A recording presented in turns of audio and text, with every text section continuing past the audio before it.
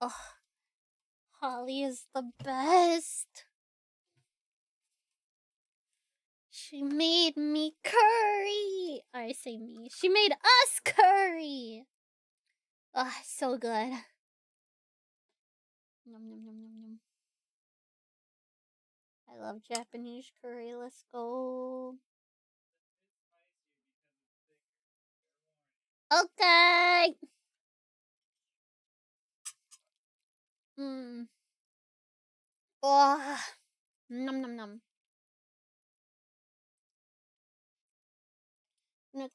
Who would like to think of themselves as more in tune with their logic over their emotions? Damn. There's plenty of people like that. But I find they tend to be a bit emotionally immature, which comes off as just regular immature in the long run. Which this person, yikes. Yeah, I see them as pretty immature. There was at one point where they said, like, they were kind of describing people, like, it was like, okay, how would you, like, when someone's arguing with you, like, how would you, like, accept them or what have you? And he would be like, oh well, or how would you argue with someone who's like coming at you, right? He goes, oh, I'd show them proof, and I would, talk with them, what have you. And hold on, he wrote it down. This guy was writing it down. I'm at 209. This is at 102. Proof. Sane conversation. Yeah, sane conversation. And then he was also saying that, oh, but usually you can't have good conversations with people who are young. And I thought that was so funny coming from someone who, in my perspective, acts like a child. It's like, I'm sure some of these young people, but it's like also another thing to demean and dismiss people because obviously, right? What is he saying? He's saying that if you are younger, that means you aren't as experienced, you aren't as wise as he is. I'm sure he loves to tell people, and like when he described himself, um when he was talking about some allegations between him and that person who was helping him make the Second Life stuff, somebody had made some fucked up allegations about that. And he said, we're almost 40. And it's like, on its own, nothing, but with like the other stuff where it's like, oh, it's usually younger people that don't understand. And it's like, okay, so you're one of those people that complete age with some sort of superiority. Which I'm fine with using that on people if they want to try to use it for me. I have the unique advantage that for some reason people always think that I'm somehow like way younger than them and they think that they can talk down to me. And I go, the adults are talking. Oh my gosh, just no. Especially when it's based on like my voice on its own as well. They get this weird superiority complex over me, which I find very annoying. It's so funny because that part of it specifically reminded me of Arcadum. Because whenever we would have conversations, and because when he was, before I knew what the fuck he was doing and how he was treating my friends, this was like way early into me getting to know this person, he would talk about how he was in this really bad situation, an abusive situation. Spoiler alert, that was a lie. That wasn't real. But at the time, uh, I thought this was someone who was coming to me for help and looking for advice from someone that had been through it and managed to get out. So I was giving it advice. He didn't want advice. He wanted to do e-sex or whatever. But like one of the things that I always found so weird about it was he would bring up his age. He would say, "Oh, I'm 30 something years old. Uh da da da." And kind of like talk over me as if I didn't know what I was talking about. And on multiple occasions, I had to remind him that I was older than him. I had been through this before, and he could take my advice or leave it, kind of thing. And that always used to get a little pissy with me. Not like mad, but like irritated and grumpy that I would have the audacity to say such a thing. But at the same time, I'm just like, you literally did that to me. Like, come on, buddy. Still old enough to know better, that's for sure.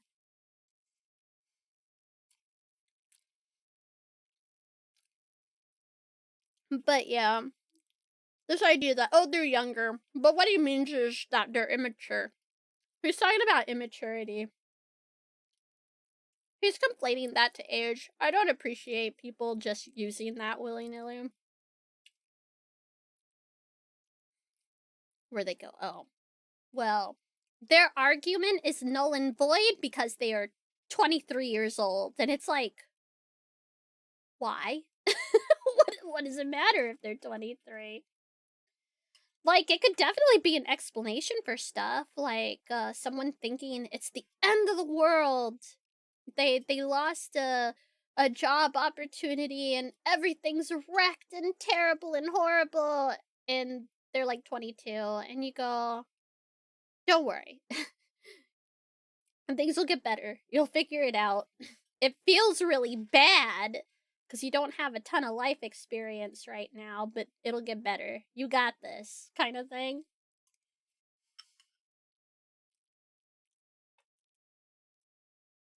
Yeah, it's probably why the e-sex thing didn't work.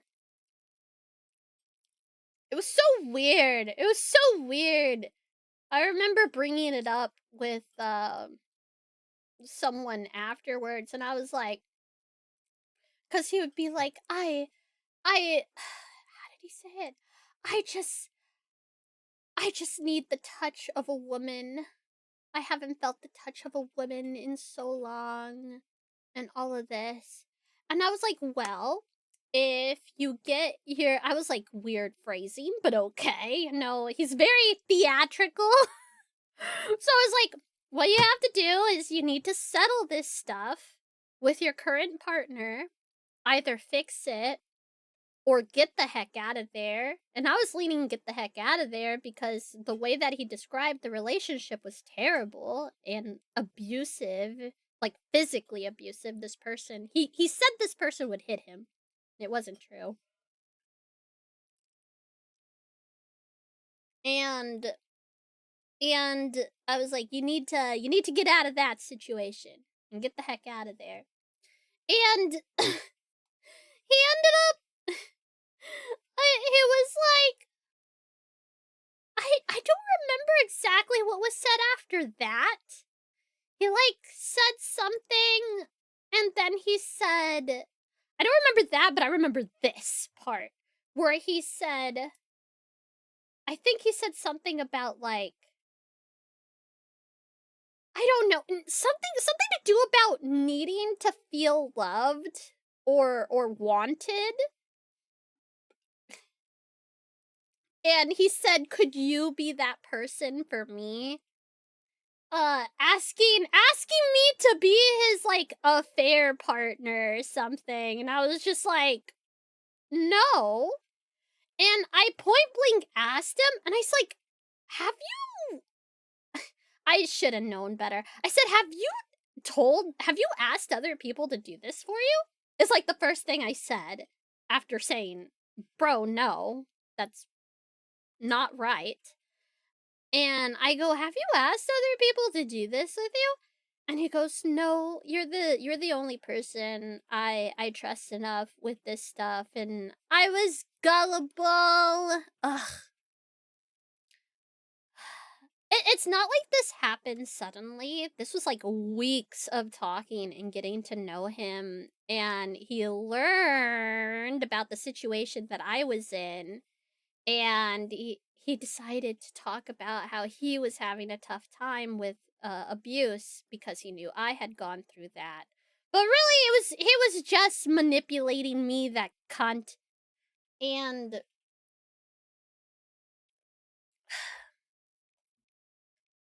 I shouldn't have believed him. I should have known better. And I had kind of brought it up. I had brought it up to someone else who was his friend. And they at the time were like, "Oh yeah, he gets weird like that. I just keep having to remind him that he needs to deal with his stuff and all this." And I didn't I should have maybe asked them specifically, "Yo, has he solicited you for like sex randomly? Like out of nowhere?" I should have asked that. Cause I think the thing that we were talking about was like he gets really mopey and sad, but doesn't seem to want to like and doesn't seem to want it. He says he wants advice, but then he doesn't want advice. It was very confusing. And I think I had talked to this person about that. And I should have asked that. That was the question I should have asked. I shouldn't have believed this dumbass. God damn it! But it's whatever.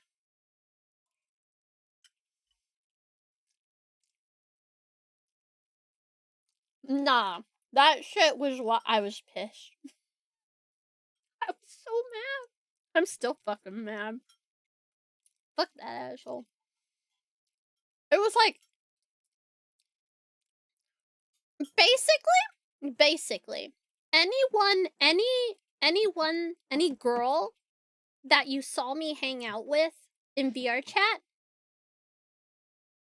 yes, he approached them.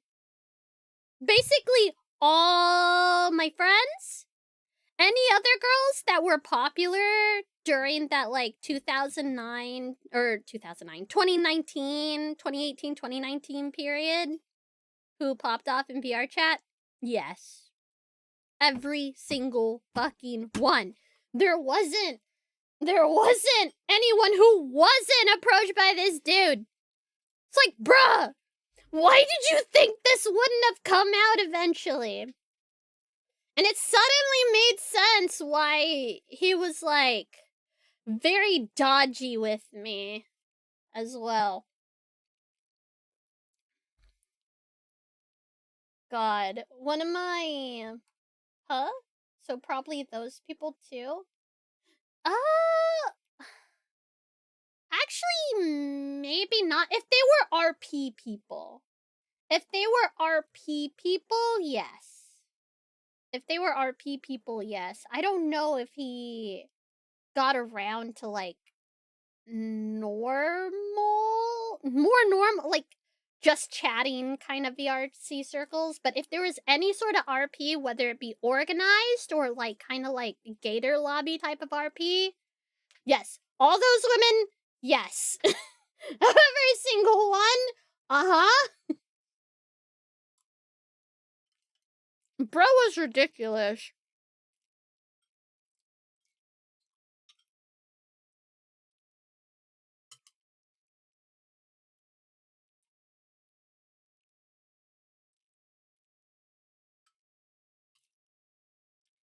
I didn't know them in their VR days, so I'm just guessing.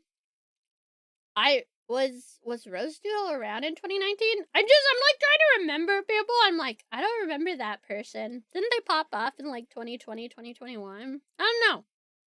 Were they in any of the RP groups? I have no clue.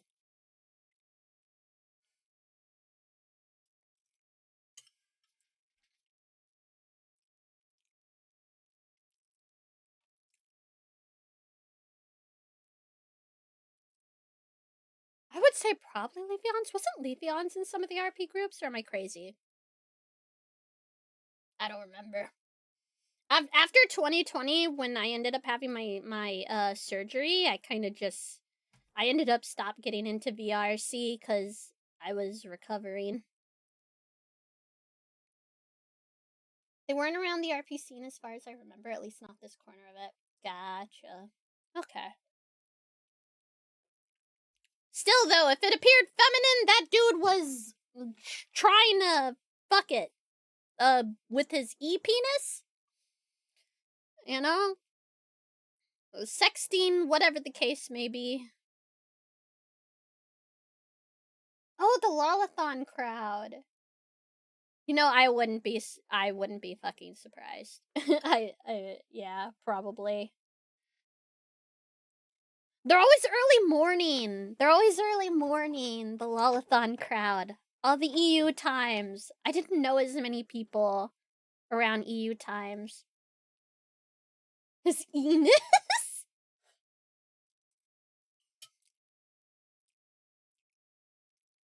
Yes, Epin.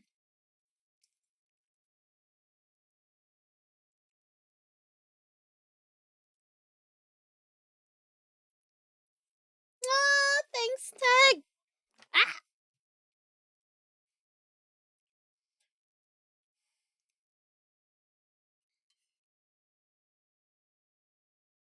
Yeah, maybe if it was just like a really sexy bench, you know?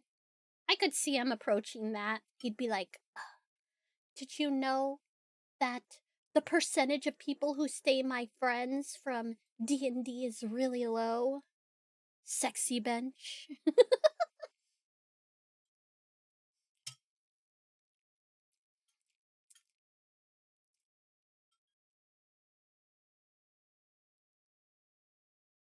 It's like a woman because people can use that to like harass trans people. So it's like, eh? And I go, no, it's not being used to harass people. And it goes, okay. Mm-hmm. I love curry. But yeah, that dude's still on his shit though. I think he's still trying to sue people. He's like trying to figure out where they live so he can serve them. And I'm just like, leave them the fuck alone.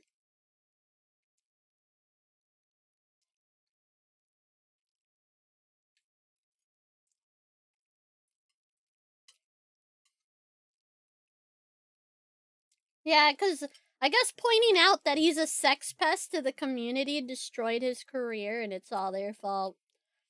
Not his fucking horniness, you know?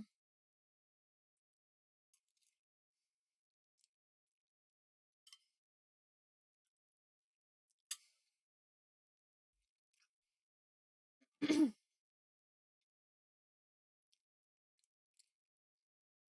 know, just owning up to things by not owning up to anything.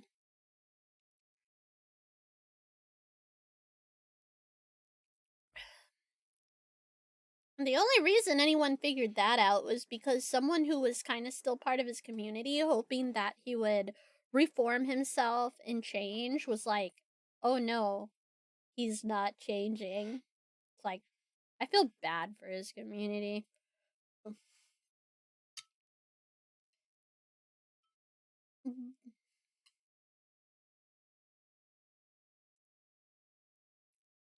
No idea.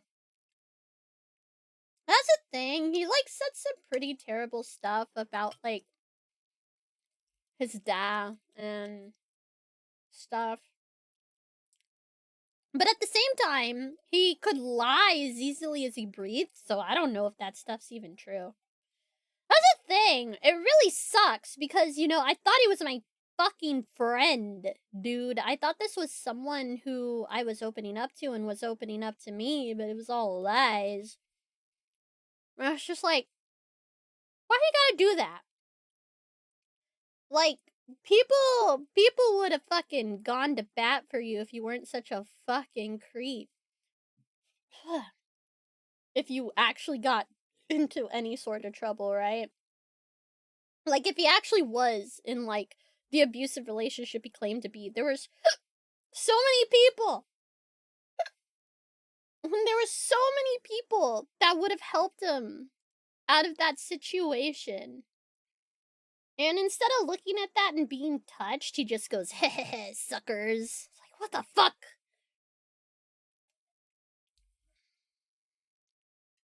Like, bruh. Bruh, please.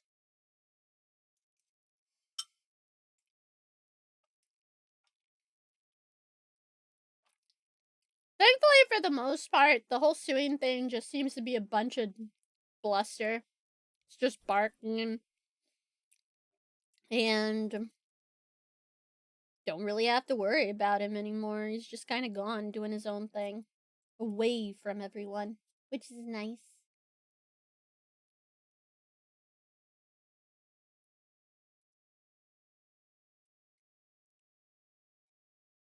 Yeah, I think the other thing was how he would treat women and more femme presenting non-binary folks and stuff like that, and femme presenting folks, was with horniness, and then with anyone who appeared masculine, he would just kind of be a dick to them and put them down and kind of be, I guess, low-key threatening to some people, and very strange. And he would be all sunshine and rainbows with them, and then turn around and tell, like, girls, like, oh, those guys are dangerous. Don't go near them. They're bad, and stuff like that. Like, this piece of shit.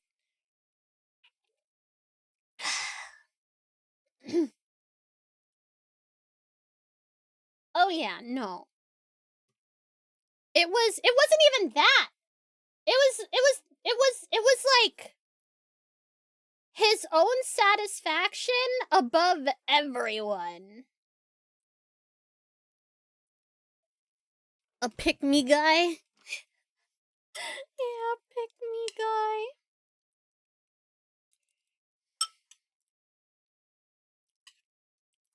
But yeah, just freaking wild.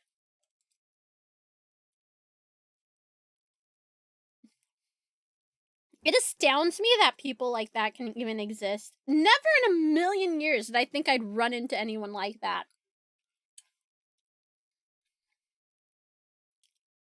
But there he was! What the fuck? Bizarre.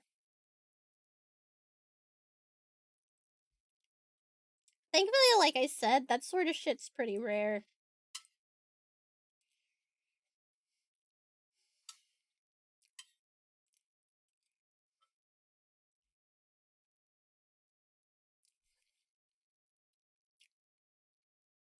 So it's like, I've run into like a handful of folks like that, like within like the streaming community and stuff.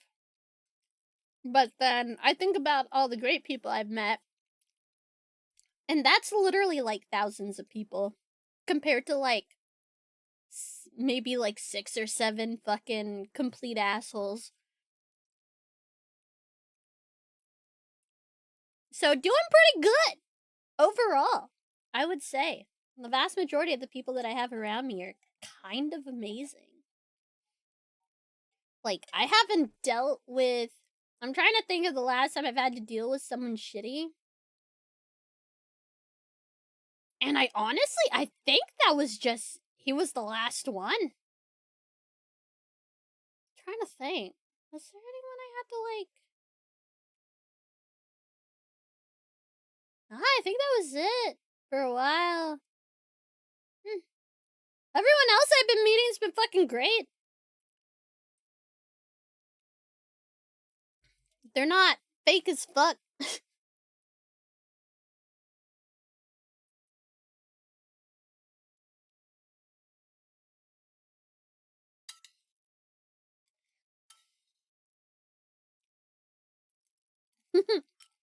I wish. The universe doesn't work on what's fair or not. But I think, especially after that, not necessarily. I've not become an untrusting person. I just tend to be a little more careful than I was, and I would say it's paid off. Everyone that I've met has been pretty much on the level. Like, I sort of just slowly get to know people over like months. And then I go, you know what? They're pretty rad. I like them. They haven't given me any icky feelings. And now if anyone, I learned my lesson. And if something seems off, I'm just gonna be like, oi! Oi! Instead of being like, you know, he's sad, it's a thing. I was being too understanding was my problem. I was being a little too understanding of that person's situation, but oh god, like I said, they were being very manipulative. Cuz they knew my situation cuz I had talked about it, and they had basically tailored their abuse story to almost sort of match mine. So I would be more malleable, I guess, in a way. Because his story would change depending on who he would talk to. Does feel like one would find that kind of people in the public person demographic, in this case, streamers, I guess. Yeah, the.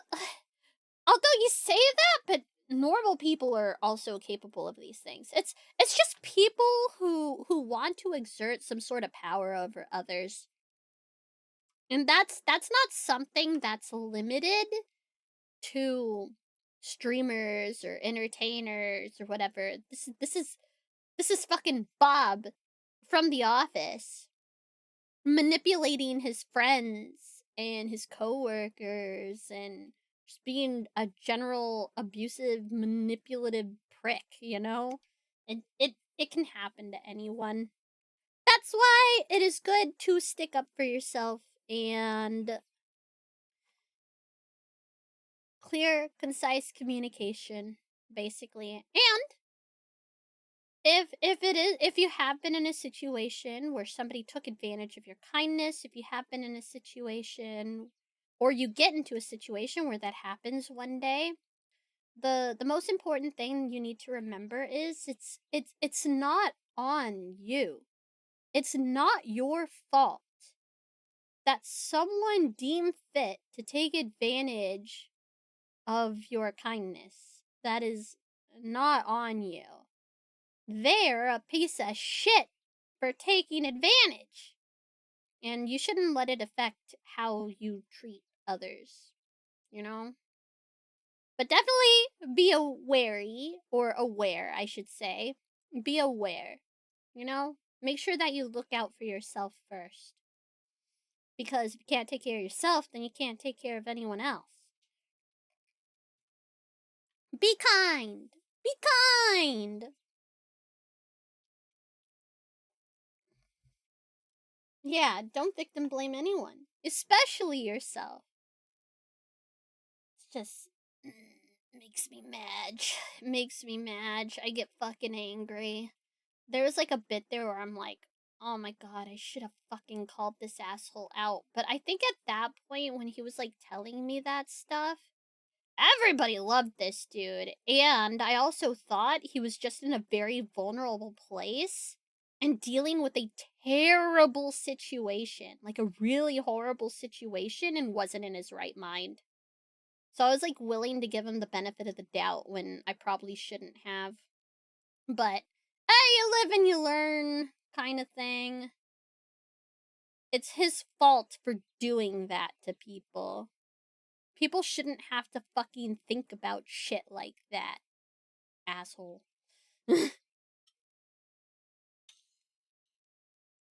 Yeah. As long as you got there, as long as you realize it's not your fault.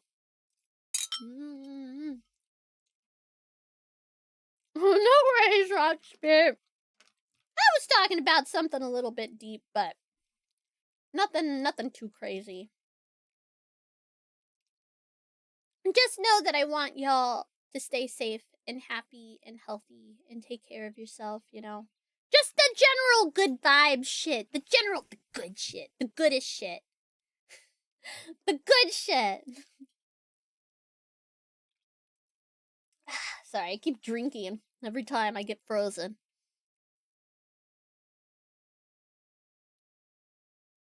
Power imbalance is hell of a thing. Even if the power is just one side, knowing what's true and what's not true. Bleh, bleh. Still gonna, you know, be nice to people though. I'm not gonna go, ugh, I can't trust anyone now. No, that's the wrong mentality to take. That's just gonna lead you to isolate yourself, and that's no good. Meeting new people is great. Making new connections is awesome. It's pretty pog, if I do say so myself.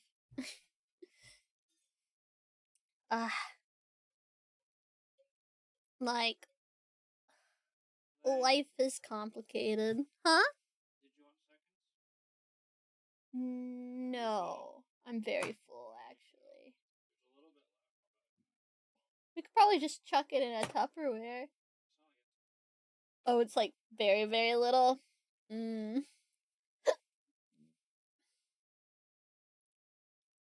I have any of that good shit? Okay, let me whip it up.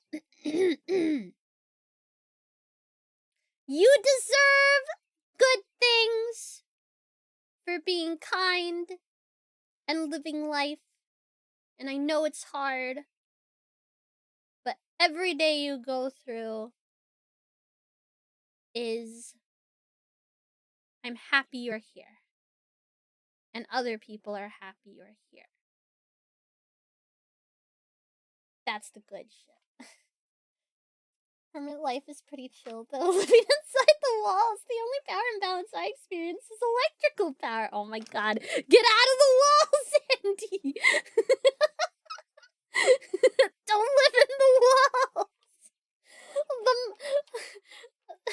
Unless, are you at least making friends with the mice that live in the walls? Resilience is more powerful still, knowing that even if things get really bad, you can power through, recover, and overcome better than ever. Everyone has that power. Everyone does. And it's hard to see that when you're going through it because you think this is it. Things are gonna stay like this forever. But that's usually not always the case. This too shall pass, kind of thing.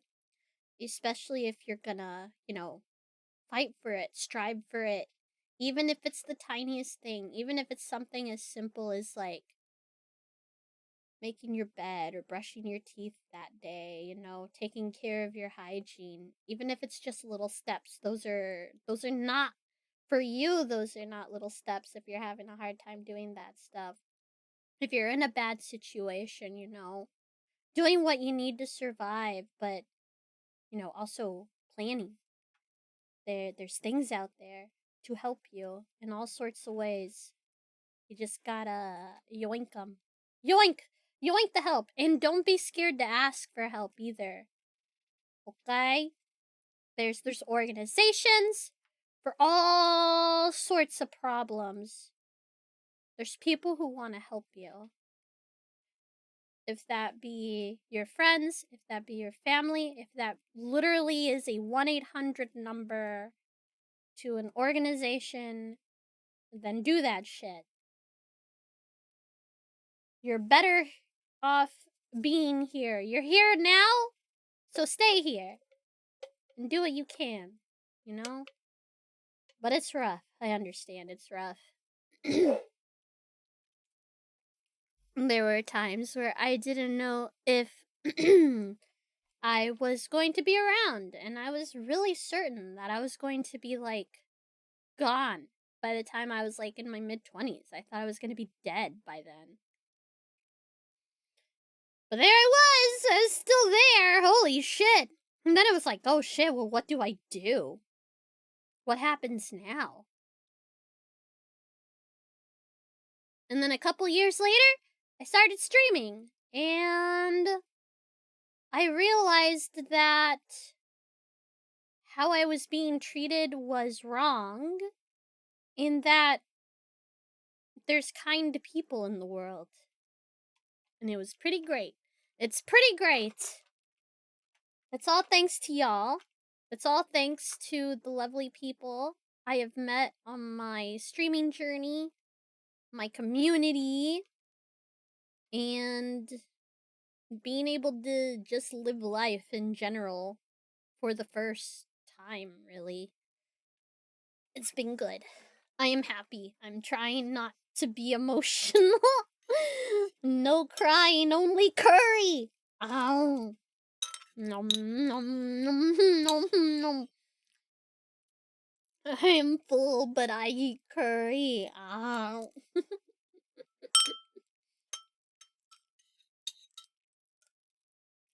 Nom nom nom.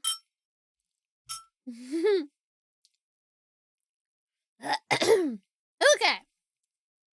Intermission done. I'm going back to talking about that crazy guy.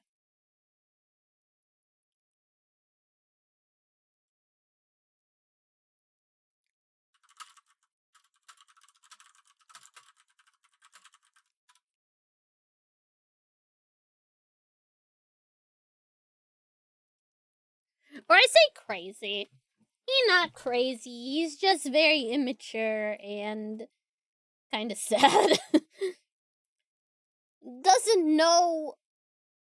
Doesn't understand why he makes people mad. Mister needs to get a clue. Wizard guy.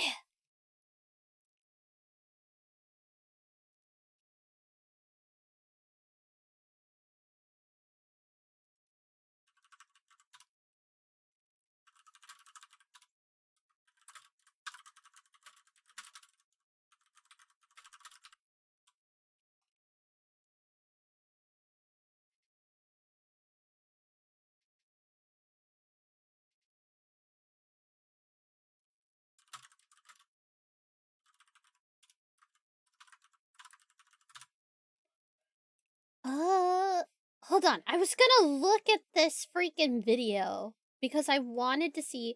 So, before I went on my curry break, hold on. Let me hide my curry. There we go. Okay. Before I went on my curry break, I was talking about how there was a moment where Dr. K told him, what if you just summarize or shorten what you're saying instead of making these long posts where it's just cut and dry, that's it, nobody can argue or have any way to like vent, basically, or have any sort of outlet to interact with you, because yeah, the way that he makes things sound is like, I'm right, you're wrong, goodbye. Like that sort of thing. And so he's like, why don't you shorten it down? Why don't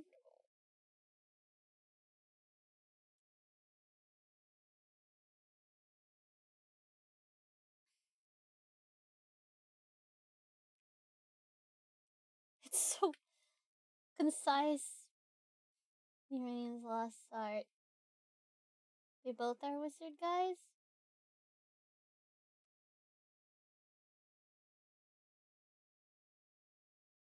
Are they?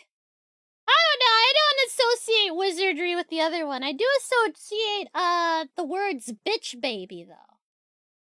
Like bitch baby. But that's because what I view what he was doing was completely morally bankrupt and, yes, actually a bit evil.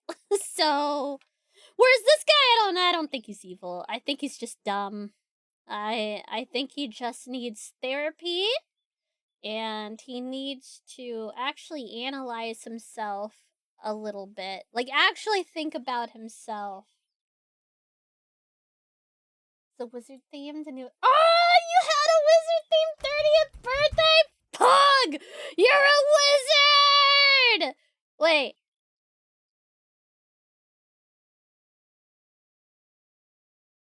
Were you a wizard? You know what I mean? Were you a wizard? You don't have to answer that. That is highly personal and is a joke, okay? It's a joke. I just realized you do not need to answer that. No! No! Fuck. Although there's nothing wrong with that. It doesn't mean anything. Like literally, like that act means nothing at all. People have put some weird value to it when it's literally nothing. I don't know if that makes things better or worse, but that's just how I feel about it. I'm multi-classed? Oh, multi-classed! Oh no, no longer a wizard. Fuck. It's fine. That's fine. You become a wizard because the wand remains pristine. Oh my god. I loved it. Was always cute. It's like, oh, if you become 30, you're a wizard. And if you're a lady, you become a necromancer. That's wizard time, motherfucker! Fireball!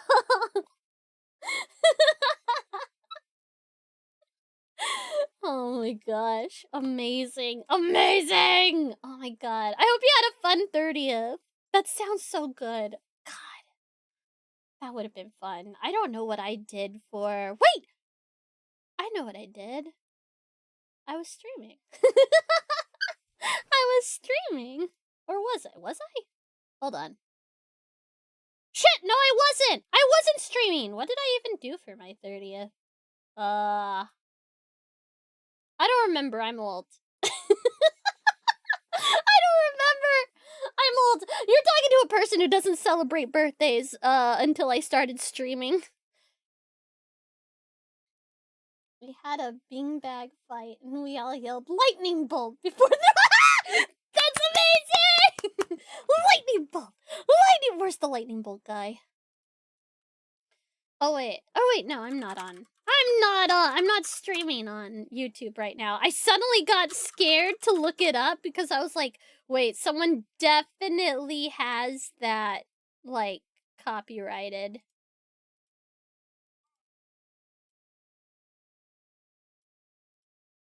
Hold on, I gotta play the audio because it's perfect.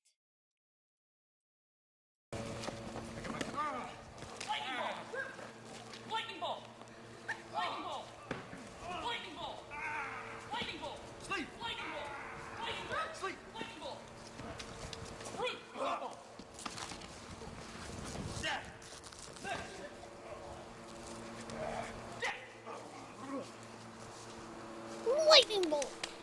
Woo! Go LARPers! I love how instead of wearing like a little robe, though, the wizard guy, he's got a kilt on. He's like, well, I need to be a sporty wizard, so kilt it is. It was so peak. Don't get early dementia. I mean, no promises. You can also interpret it as at 30, start shooting fire out your wand. Make sure to stay hydrated to prevent stone peeps. Oh, yes! Drink water! Drink water! There was someone from HoloLive who was talking about their pee-pee stones. Their pee stones.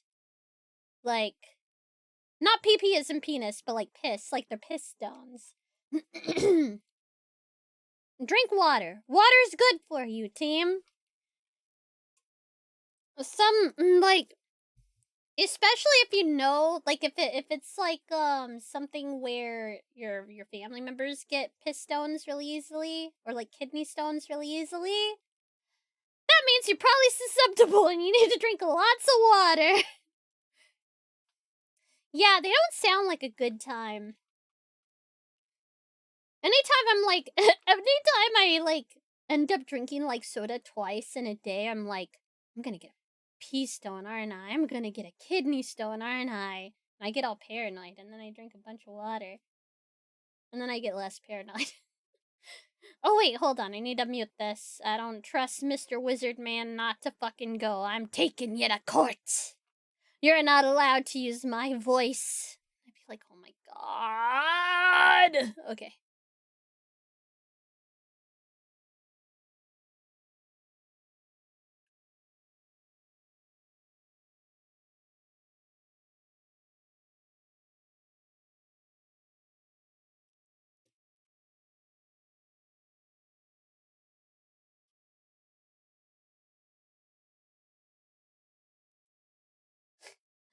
I love the example he uses with him here. It hasn't gotten to the part where he gets angry, but I'm just like letting it play through.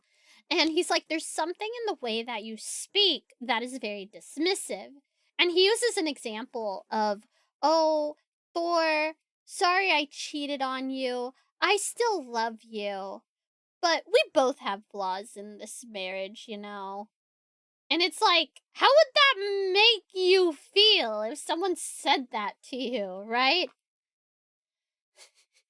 Like, oh, I cheated on you, but honestly, we both have flaws, right? Like, wait a minute, like, what are you implying there? What's the implication there? That the only reason you messed up is because of something I did? Kind of rubs people the wrong way when people don't want to take accountability for the wrong they did, you know? Ugh.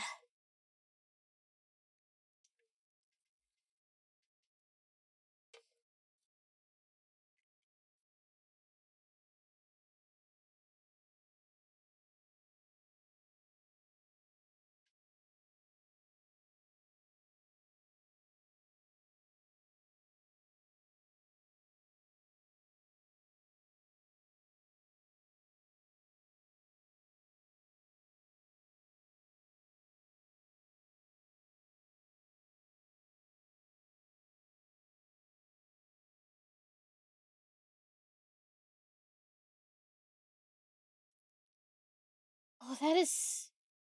God dang. He says that shortening something would be an appeasement to help people not be mad for something that, and it would be not real. He views that it wouldn't be a real apology and it'd just be appeasement to help people stop being mad for something that he doesn't even understand.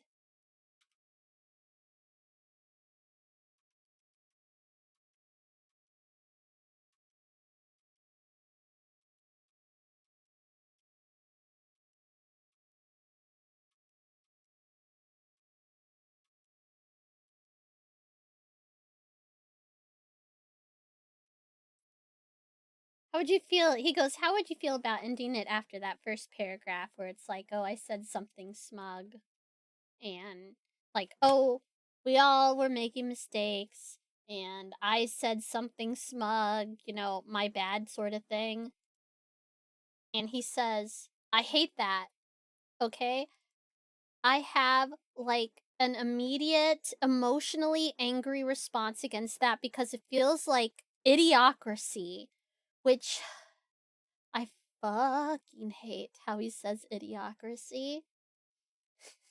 It feels like idiocracy. The movie? It feels like the movie Idiocracy. Or are you trying to are you like actually literally trying to say it feels like the movie Idiocracy or like a society that is dictated by quote unquote idiocy, or is it just idiocy? What word are you trying to use here? I have no fucking idea. I fucking hate this. You want to talk something that I hate, sir? It's how you fucking use words. You say shit, and it makes me question whether you actually understand what word it is. If you actually know what it means, it's like nails on a chalkboard to me. I'm so sorry. Like that bothers me, and it's such bitch eating crackers. I am so fine with most people using a word wrong. Usually, as long as I can understand them, I go, cool, super. Maybe, like, sometimes I'll be like, oh, or I'll be confused and I'll ask them what they mean. And then I can go, oh, that word doesn't mean that, or something like that, right? If I can understand them, cool. If I don't understand them, I just go, oh, what do you mean by that? And we figure it out. But, but for some reason, coming from this know-it-all fucking attitude, it just rubs me the wrong way completely. He really is a wizard. He's like an irritation wizard. I don't know how he fucking does that. I can usually be pretty patient with people, especially when it comes to things like vocabulary. But this just drives me up a goddamn wall. Oh, you mean correct word. I see. Yeah, something like that. Something like that. Right? It happens. It happens. English is big. I'm totally cool with people going, hey, you're not using that right as well. Because it just means I'm going to understand better. And it's like, oh, I don't want to use the word incorrectly either. I would like to be corrected as well. Yeah. Hold on. I got into a whole thing because he says idiocracy instead of saying idiocy. And I'm guessing he means the movie Idiocracy. Okay, because I love that movie. It's hilarious. It's so funny. Dual commentary, whatever. I'm 14 and this is deep. Who cares? It's a great movie. It's very thought-provoking in a lot of ways, and it's just hilarious. But I think when people make like these references to it where they go, oh, well, that would just be like idiocracy. And it's like stuff that doesn't apply to that at all. I get annoyed as well. It's like double. It's like, are you just using the word wrong or are you referring to the movie? And you're saying that people being curt and concise, or maybe not curt, but concise in what they're saying is, oh, it's like the movie Idiocracy. I don't know. I don't know. Fuck off. Fuck off. English is 3 languages in a trench coat, and I'm so sorry for the world that it's become the global lingua franca. Yeah, it's a little nuts. It's whatever. Hold on.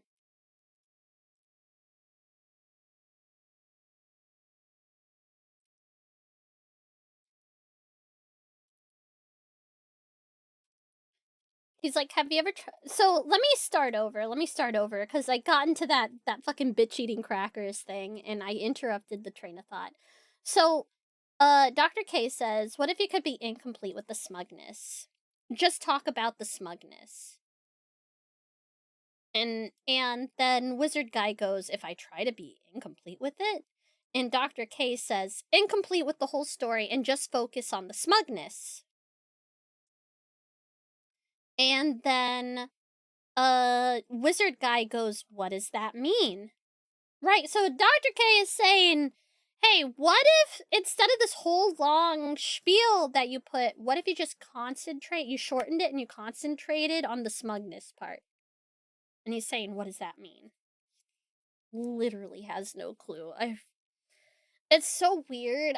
I ping pong between just like kind of irritation to pity, which I don't want to pity someone. That feels gross. Like, or not gross. I'm just like, I don't want to feel sad. Like, I feel bad for you. Okay, so he says, what does that mean? Right? Like being incomplete. And Dr. K answers. Dr. K like blinks a bit. He kind of like he's and then Wizard Guy says like mean like not giving any context whatsoever. And so Dr. K is fixing something really quick. Something went weird on the stream. And Dr. K goes, yeah, let's say that. Yes to that. He goes, I think that's a bit of a hyperbole, but and Wizard Guy goes, just an emotional response? And Dr. K goes, no, just say, hey guys. So basically, you know, when you tell the narrative, you start with like, I made a mistake, everyone made mistakes, I was smug. And then there's a lot that comes after that. how would you feel about just ending it after that first paragraph? Right? So that's what Dr. K is saying. Hey, I made mistakes. Everyone made mistakes. I was smug. And then just kind of ending it there is what he's saying. And then Wizard Guy has his weird thing where he starts getting flushed and angry. And he says, I hate that. I have like an immediate emotionally angry response against that because it feels like idiocracy. It feels like that's too long, didn't read, I don't need all those words when few words do gooder. I hate that shit. Like, I super hate that kind of communication of like, there's a lot of people that are just say like, oh, you should just say my bad, guys. No, that does not in any way explain a situation. That doesn't tell you any information that is real. It is hand waving for the masses in a way that is disingenuous to what happened and disingenuous to the people that are involved. I feel like to do that would be just me lying for the sake of lying so that people would fuck off. I really hate that. Okay, and there's a pause because I think Dr. K is trying to think of how he wants to word the next thing. But then Wizard Guy continues. That absolutely feels like idiocracy to me. 100%. Poor Dr. K is just like, God. But yeah, but it's so funny because he feels that being concise is hand waving and dismissing and all of this and just being like, oh, it's not genuine and all of this. But it's like, so an apology on its own by itself is disingenuous? Like, that's not necessarily the case. That's not necessarily the case, not to mention his big long paragraphs where he says, oh, well, they did this, and it caused me to do this, and it wasn't so bad, kind of thing. I mean, he doesn't say that, but the way that he words it makes it seem like the things that he did was little minuscule. Why, the other stuff that happens, I feel like it definitely meant idiocy. Contextually, idiocracy doesn't fit at all. Yeah. That whole thing. He's like getting mad, and I feel like in that moment we come through to like understanding a little bit more about him. And it's like, oh, okay, this is how he views stuff, right? He feels like he needs to set the record straight. He can't leave anything to chance. If he just explains himself well enough, everyone will be able to align to his reality and get along, and it'll be fine. But then he says idiocracy, and I go, why the fuck are you saying idiocracy? Idiocy! Idiocy! Idiocy! Idiocy is a word. It's not the first time he said words in like a weird wrong way, but that one is just so funny. Or very, very apparent, because idiocracy isn't like a real word. I mean, it kind of is now because the movie has made it into a word. But I'm just like, idiocy. It's idiocy, sir. The word you're looking for is idiocy. It's just that in context to what's going on, it's like, it doesn't make sense to be bringing up the movie. Is he saying that if we are concise and he's saying that if we are concise and we don't expand everything into multiple paragraphs, that somehow society is going to break down and we're gonna be ruled over by monster trucks and WWE fighters and shit. Like, I don't know. That's a bit of a stretch, sir. I do wonder if he's talking about the movie. Anyone else here say Wizard Guy and immediately think it's the Wizard Time Fireball? It's wizard time! Fireball! Well, in the context of the oversimplification of being a sort of kowtowing to the people he views as idiots in power for not instantly taking his view, it is an almost correct usage.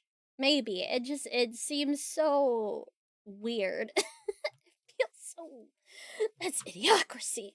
Why should he have to give in to the morons? He just needs to teach the morons. He must educate the morons. If they just listen to what he has to say, they would all agree with him. Except we read his fucking tweets. They're written terribly. They're bad. If I was a meaner person, I would go through and grade them like an English teacher. I'm not gonna do that. It would be hilarious, though. It feels like he's more so saying that it would be idiocy for him to apologize about a thing he doesn't believe he should to appease people. See, I can see that too. Because I think at one point, like a little bit later, he says that he views this as lying.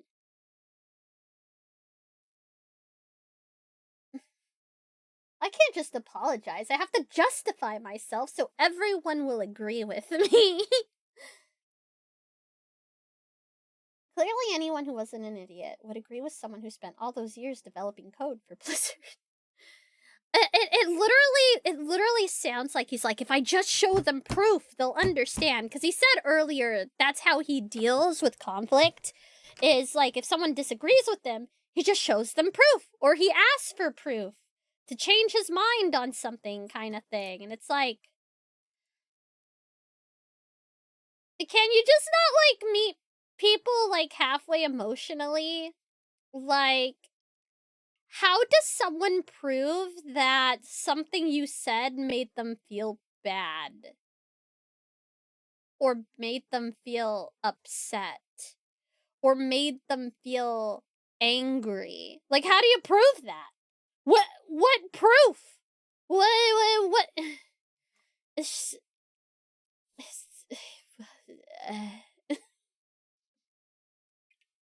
oh. Oh, no. I think he's ignoring those kind of things, though. He's not thinking about how people are reacting to him emotionally. He just says, oh, they're mad that I ran away in WoW. But I had to. Because the shot caller said run, so I had to. So it's his fault. And he's like, there's your proof. And it's like, that's not the issue, brother. That's not the problem. It would have been forgotten if that was the problem. It would have been forgotten in a week. And he's talking about 100 days later, and it's still an issue. It's like, no, people are mad. Why are people mad? Think about that. Yeah, he very much hasn't been around streaming long enough to realize that never works. It really doesn't. My god. Not even just streaming. YouTube! He hasn't seen YouTubers go through this shit. It's like, well, is this the WoW guy? I thought we were on about another guy. No, this is the WoW guy. While I was eating curry, I was talking about someone else. I was talking about Bitch Beatty, but this is the WoW guy. It's like that Eric Andrew meme of shooting someone on the couch. Or Andre, that's right. Eric Andre. God. Hold on. If you guys don't know what I'm talking about, or what Andy's talking about,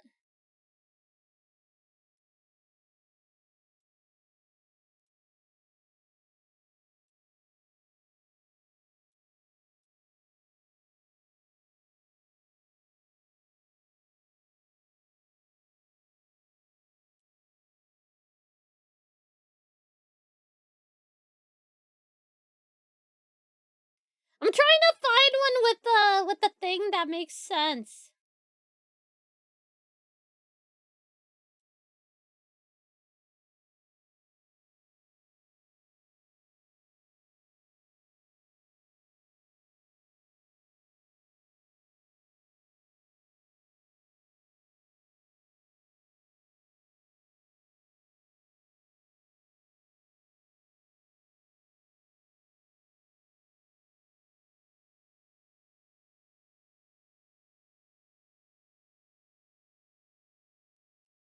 Oh my god. People have made so many of these memes that don't fit the format.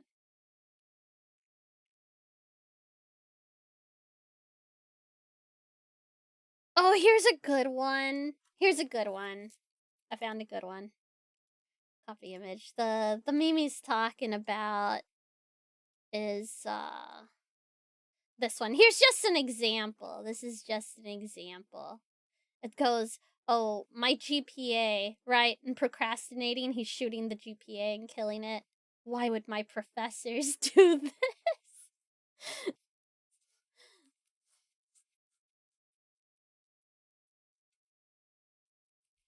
Like, I'm just trying to get an example that I feel like everyone can probably get.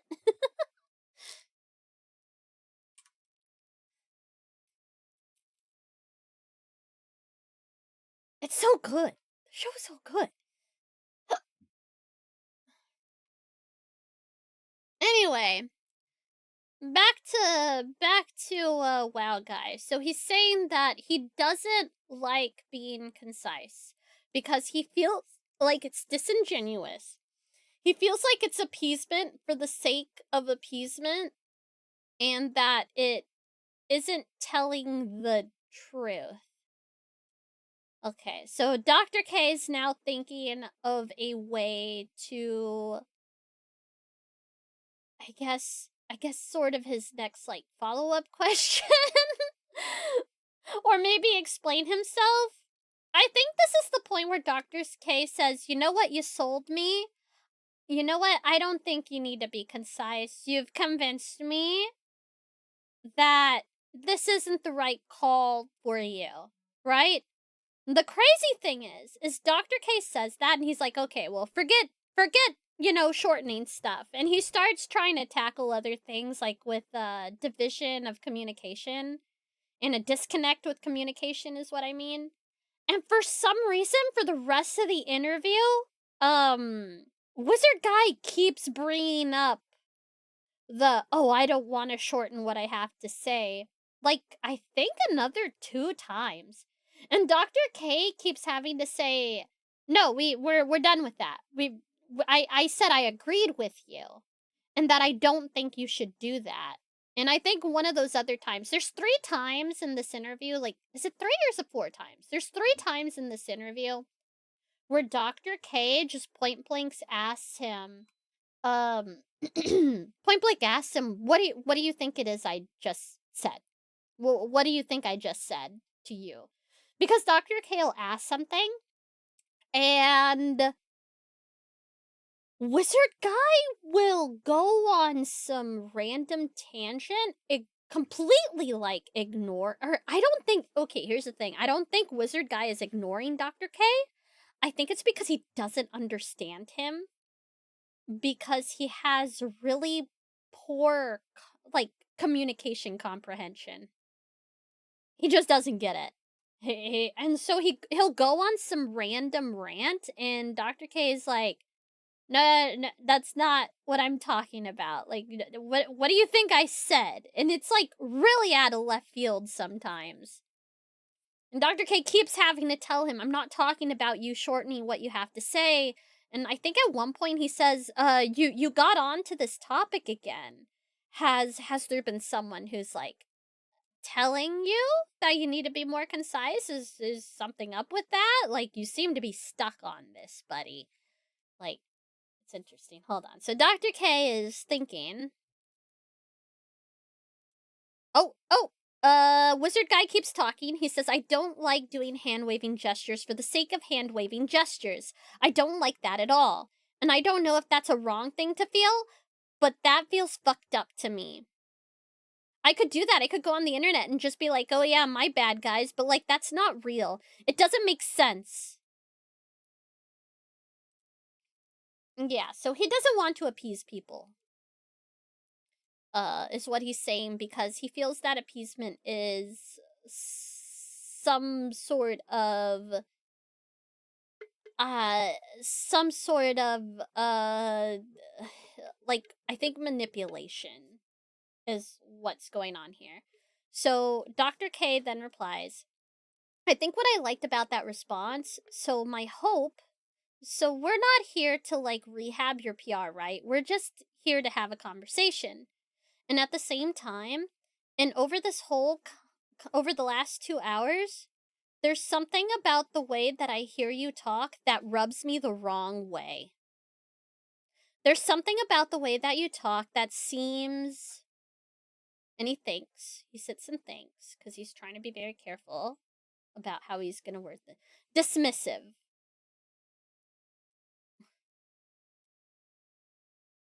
And he goes, I'll tell you where I'm getting that. And Wizard Guy goes, no, I agree with that. And Dr. K goes, so it's like I made a mistake. We all made mistakes.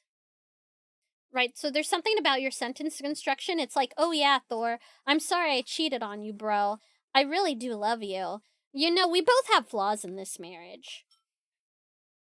Do you see what that... We're not married.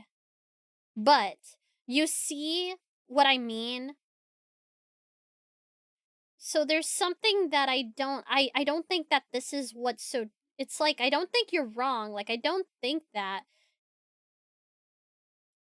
And then, Wizard Guy asks, you, do you want to know how I feel about it? And he continues, I don't know if the word, if it doesn't, it feels like it doesn't feel like a lie. It feels like appeasement. It feels like appeasement for the sake of appeasement. Yeah, it feels like they're asking for something that they know is not real, and I'd be giving them something that we both know is not real for the sake of giving something that's not real, so that they stop being mad about something that doesn't make sense to me. Dr. Says, Dr. K says, I think the key thing there is I'm trying to figure out what won me over when you said that. And I'd be super curious if, like, how chat reacts to that as well. I'm not looking. I don't think you should.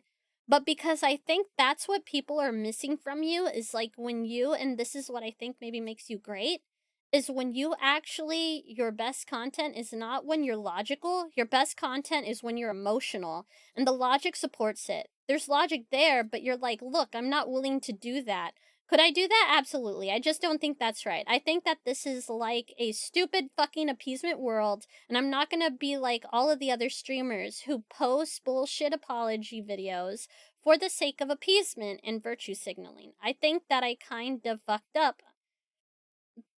This is fucking hardcore WoW. People die in hardcore WoW. Like, I think you've been accused of making fun of another mage or something like that too. Like, I saw some post about that. I don't know if that's true or not true, but look, it's Twitch. And so his Dr. K is saying, look at your reaction now, and this is more real. Your reaction to having to like do this and not having to appease people and stuff like that, that's more real. Like if he said, I don't want to like like legitimately, I feel that if it was a thing where it could have been probably a double-edged sword, but I feel like people would have gotten over it too. Like if bro had said, "Look, I don't want to say some empty words to just appease people to get the mob off me because I don't believe in that and I don't want to be hand wavy and I don't want to, you know, I respect y'all more than just to be like, "Oh, I'm sorry," and you know, not be genuine about this. It's hardcore WoW. People die. It's gonna happen. You know, we made mistakes. Right? That's it. Right? If he wants to explain it in that way, that's like the real reason as to why he doesn't want to just put out a short apology. He could explain why he feels like that isn't good enough. And that would be more real. That would be better. And it's not appeasement, it's just the truth of how he sees things and how he respects people enough not to just be like, oh, I'm sorry, teehee, my bad, kind of thing. Yeah, yeah, and he could have just said, I was smug. I shouldn't have fucking done that. I was upset about them pulling stuff. We cracked under pressure. You know, it's hardcore WoW. People are gonna die. It's gonna fucking happen. You know. That would have seemed more real. I think that's what Dr. K's kind of tapping into, because he's like, look, when you were emotional, this felt like you. For once, it feels like you. The trying to tap down your emotions to pretend that they're not gonna interact with your quote unquote logical stuff, it just makes it makes it messy. It makes it messy, it makes it confusing, and it feels dismissive as hell. People resonate more with the emotional reaction. Also, you probably wouldn't have to apologize to the Hive Mind mod if he apologized to the other people he was being smug to in the first place. Yeah, if he had just apologized to them and been like, look, y'all confused the heck out of me. I thought we needed to run. I should have gone back to help, but I thought you guys were getting out of there, and I don't know, because that's the thing. He was claiming to be like some like not like a god tier gamer, but he was claiming to be like a good gamer, and it's just that his skills did not match up to how he's portrayed himself. So he would have to be actually honest and say, I don't know what impression I gave you guys, but I'm also like, I'm not like some god gamer at this game. You know, I wouldn't have been able to save you, basically. Right? Yeah, he doesn't see them as different. He like merges everyone together. That content guild, they're just part of them. They're part of them. The collective. So it's bizarre.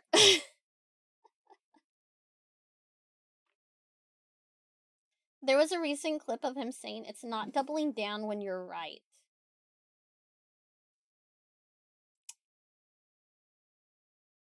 I wish he had listened to Dr. K. I wish he had listened to Dr. K. Oh my god. Okay. Bets on if he becomes a right-wing grifter. Nah, just joking. Just joking. I don't think that's gonna be the case. I hope. But I just, God. Oh, I'm right. I'm right, you're wrong.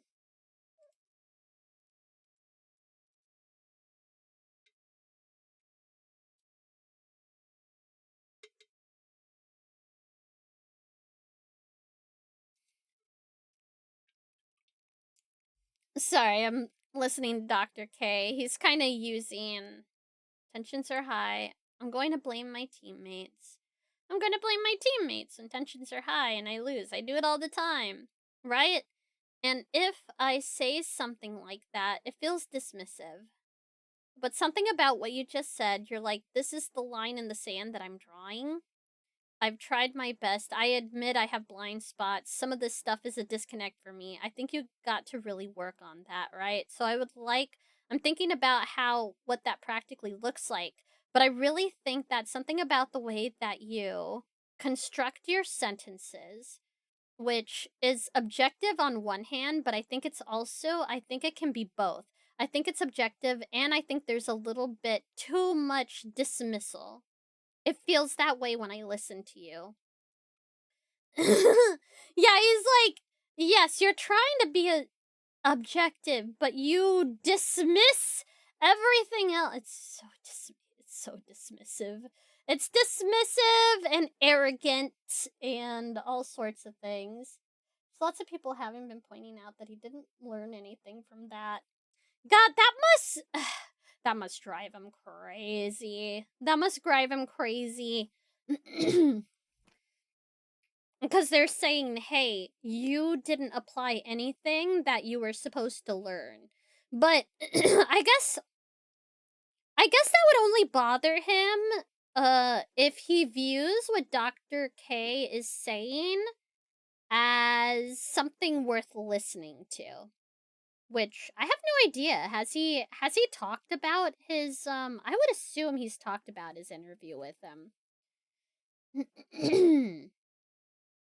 It felt like there were times where he just wanted to, like, not agree with Dr. K, but he felt like, oh, this guy is like an expert and I can't.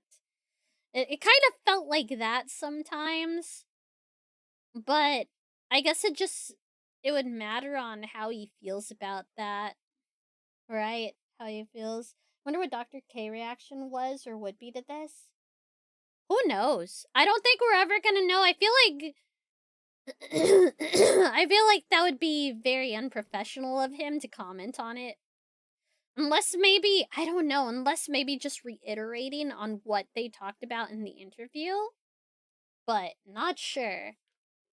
It's kind of wild. I'm all from the curry. Okay, so oh gosh. Wizard guy begins talking again. And so he goes, I'm talking about this kind of stuff. What I'm trying to get across is this seems like the most realistic scenario. This is what I saw from my side. It's not me trying to cast blame away from myself. It's going, no, we all fucked up. That's the reality of the situation. We all fucked up. And I think what people want is they want me to go, no, it's my bad, but my bad is a lie.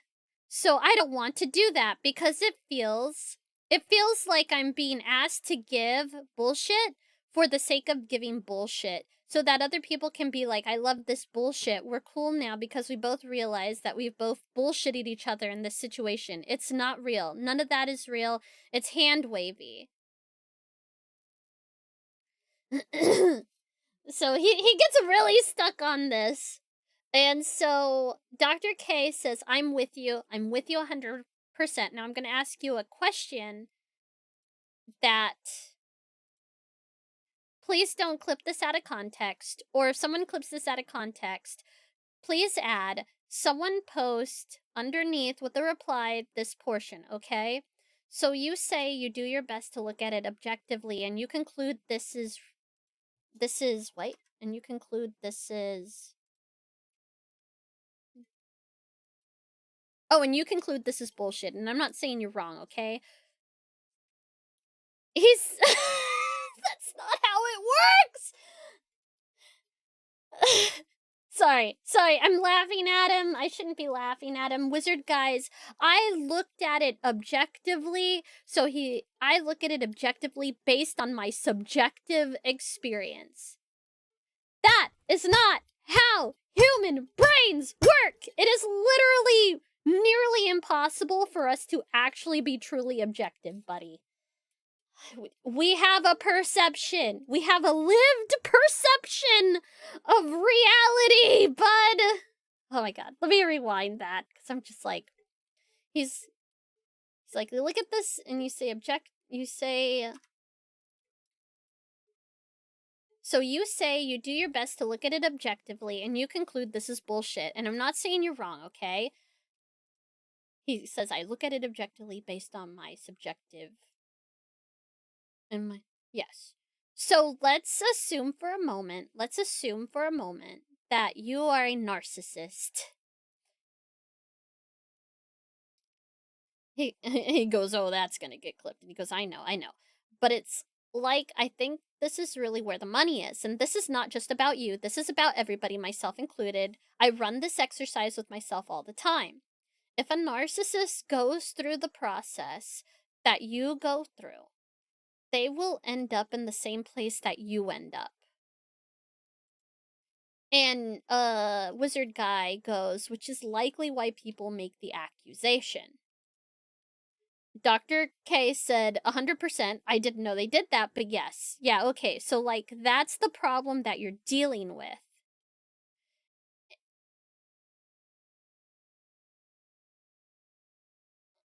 So wizard guy goes, I didn't know that. And Dr. K goes, yes. So think about that, right? Like, so that's the problem. And this is the problem. Like, I don't know if this is like, that's the problem. Is that if I listen to you, are you someone who is objective, who has done like all the like, is your representation thorough and objective, or is this the construction of a narcissistic mind that's just defending itself and things like that?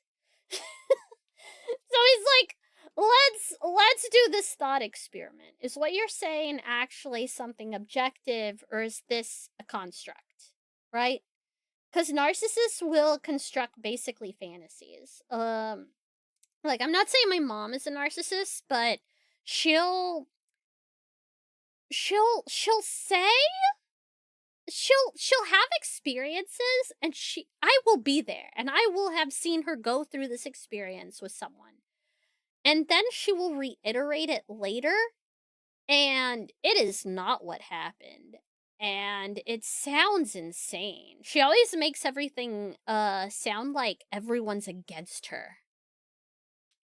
Like, oh, they were judging me because I had curly hair. Like, crazy shit like that. And I'm just like, the fuck are you on? Like, yeah, in my point of view, the Jedi are evil. Yeah, dismissive, right, it's all bullshit, buddy. Yeah, hold on. Let me continue.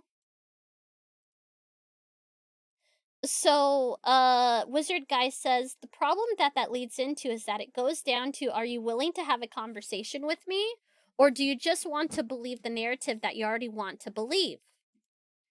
And Dr. K goes, agree 100%. That's why you're fucked, bro, because the internet is not interested in having, like, a conversation. The internet's not interested in having conversations. You will see this all the time. Take any political subreddit or any political streamer, and you'll see that people are not interested in having conversations. And I do think there's a lot of weird stuff going on with you too, but that's like parasocial and stuff like that. But that thing though. And then Wizard Guy says, legitimately, dude, is we've built up a community of specifically people that have conversations about things. That's why after all of this, we're still sitting at like 6,000 to 10,000 people on a daily basis. That doesn't happen in a situation that is like, I meticulously made sure that we had a community where we could talk about stuff on a logical basis and try to work things out outside of that. And I've been pushing that on this channel for 8 years. And I don't think I'd have a community if I built one that was based on instant emotional reaction, because they'd just be like, oh, he's a piece of shit. Oh, buddy. Yeah, that's the point where I'd realized, oh, because he kept mentioning conversations, like, throughout the interview, having conversations with people, having conversations with people, having conversations with people, and my fucking ass thought he meant with the guildies, with other content creators. No! He means conversations with his chat! And I'm like,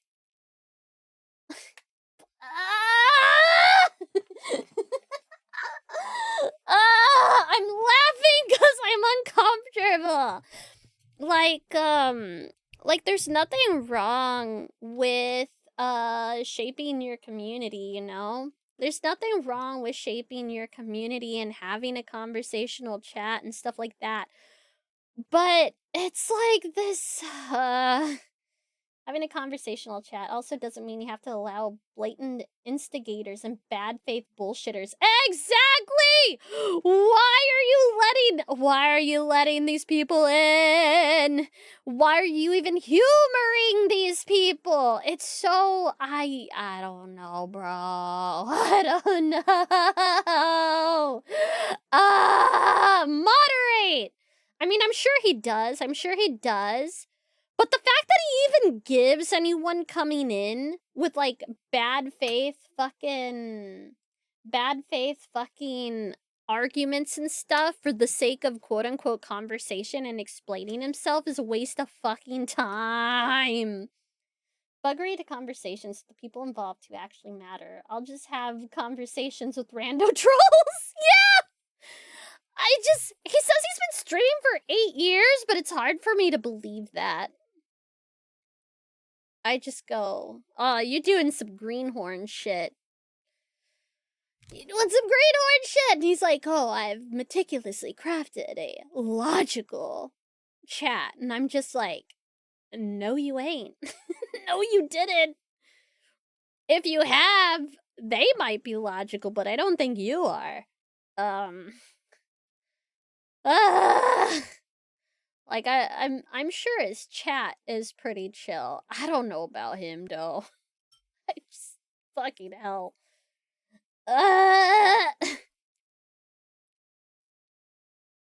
Also, I dig the humble brag. He's like, we still got 6 to 10k people watching, even with all this going on.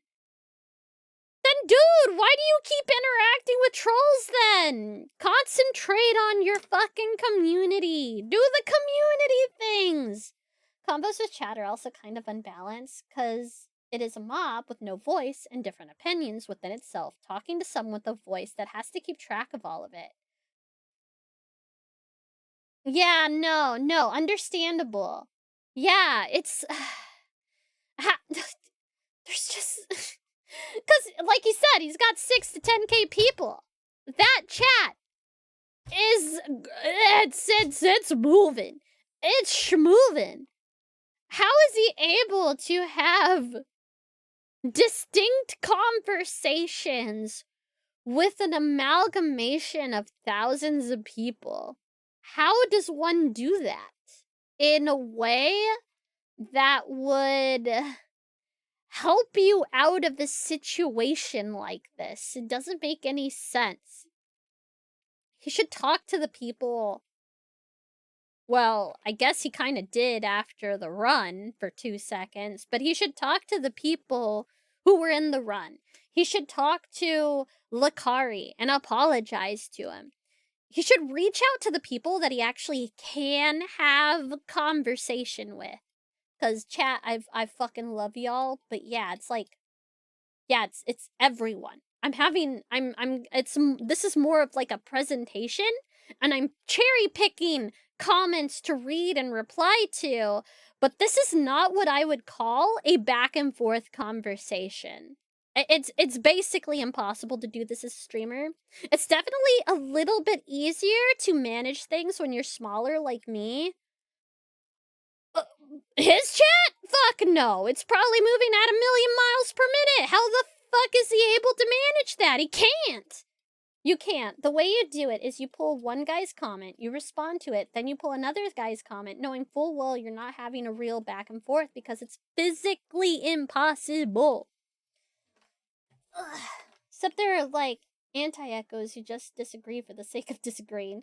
Yeah, true. Because trolls are just there to fuck with you. So it's like, there's no reason to really interact with that.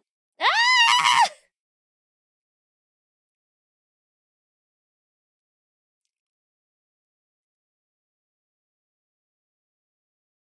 Ugh! Ow. Yeah, there's no way you can... Don't feed the trolls. Tale as old as time. It's been around as long as the internet's been around. Don't feed the trolls. Don't feed the trolls. Don't feed the trolls. Fuck. Report them. Ban them. Don't feed them. You know?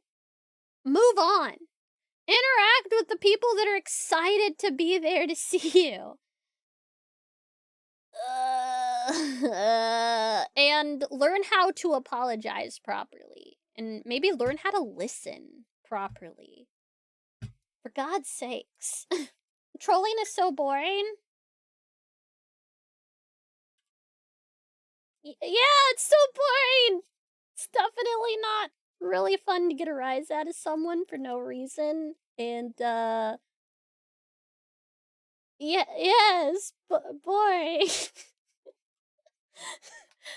Listen, you're talking to a fucking little shithead monster from back in the day, okay? I used to troll people all the time. I thought that shit was fun.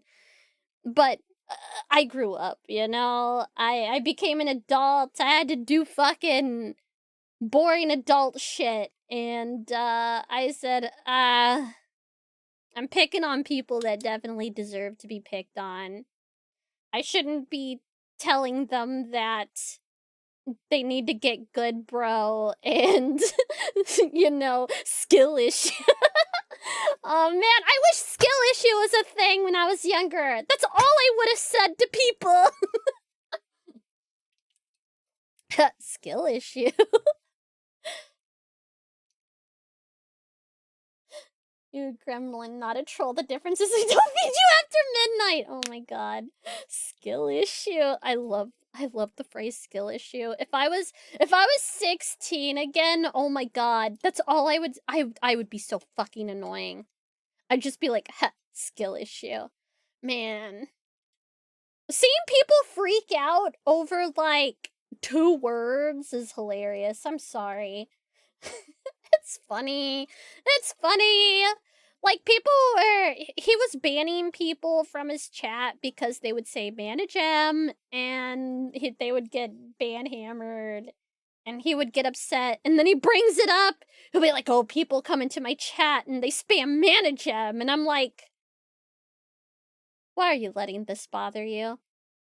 If somebody was coming in here and spamming, like, an innocuous word that maybe, yeah, was made to purposely get a rise out of me, one, I wouldn't react.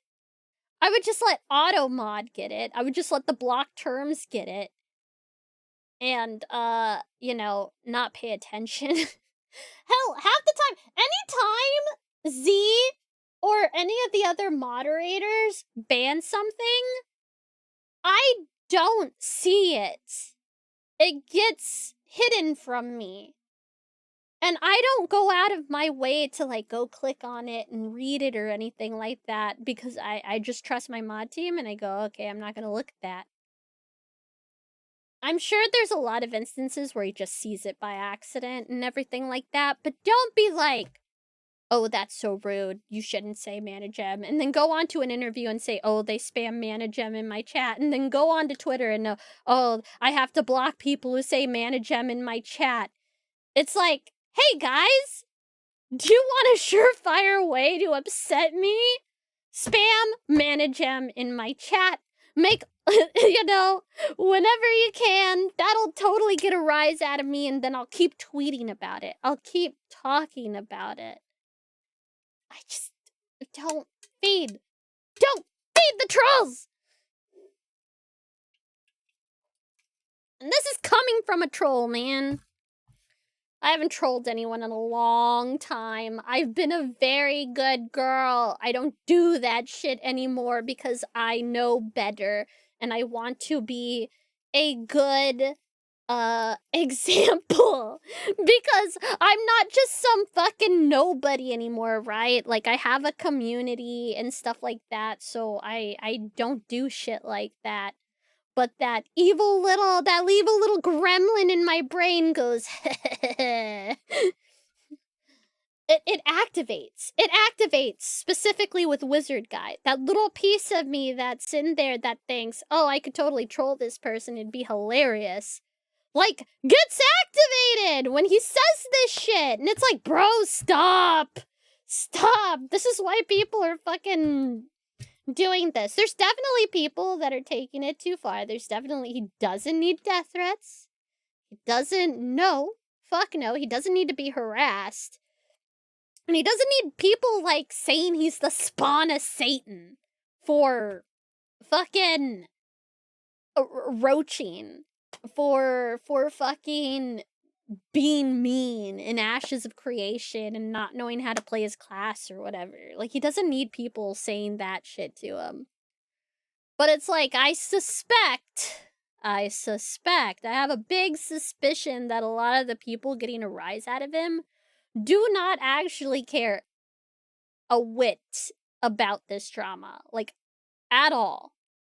And are just here to go and do a band speedrun, you know? I guess the trolling was from before I found you. No, this is from when I was like a teenager. Like, this is from when I was a teenager.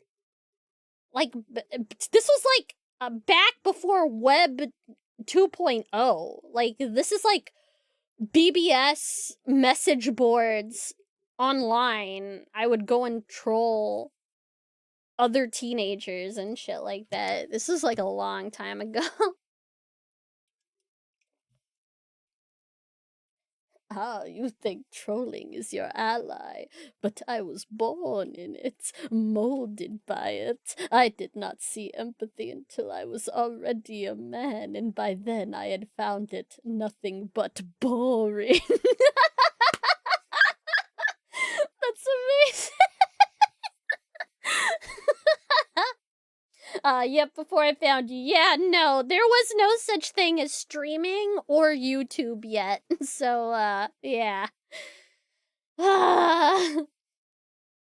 Managem, is this something new? Nah, it's the same thing. I'm just a professional yapper, and I can turn any subject into, hours of content. I don't even need to react to anything. I just talk.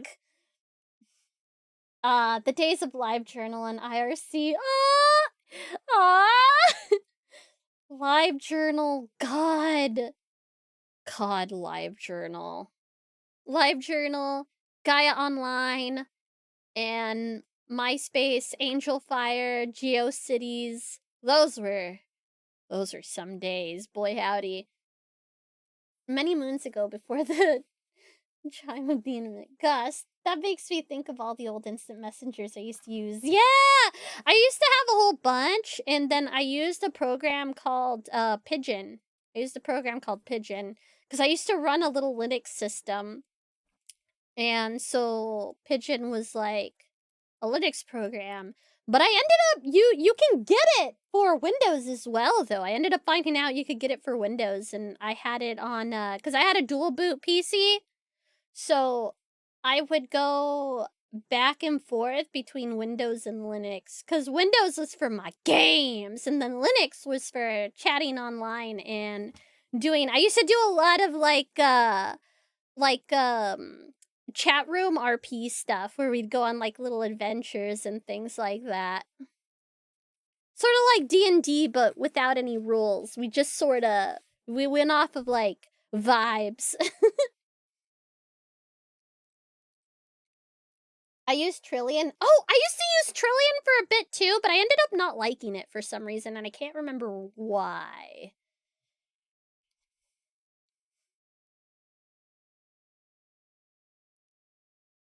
Because I was like, Pigeon's better, so I just used Pigeon. We didn't have remotes. We were the remotes. Okay, so one of my first TVs that was all mine, was a knob TV. No remote.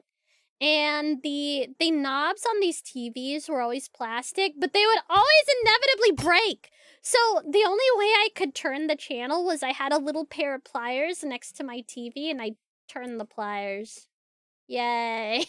I turned it with the pliers because it was just this piece of, it was like a metal rod that would come out, and so you had to use the pliers to, like, grab it and turn it. Yeah, I used to RP in the instant messenger chat rooms. There's one called Odigo, which turned any webpage you were on into a chat room with the app. That's so cool! Turn the channel. 48? That's way too many channels. I couldn't get that many channels on my TV. I'm glad I grew up in the tail end of this era. I know what most of it is without having to deal with it. Lucky. Lucky. TVs were boxes and they were invincible. Oh, shiny. Thank you. I don't know if that's good or is that bad. Is shiny bad? I like shiny personally. Like latex? Pog. But I like shiny. Shiny's good to me. Best channel? Cartoon Network. I didn't know what that was until I was 11? 12? I think 11. was after my sister was born. It was the first time we ever had cable. Before we just used antenna.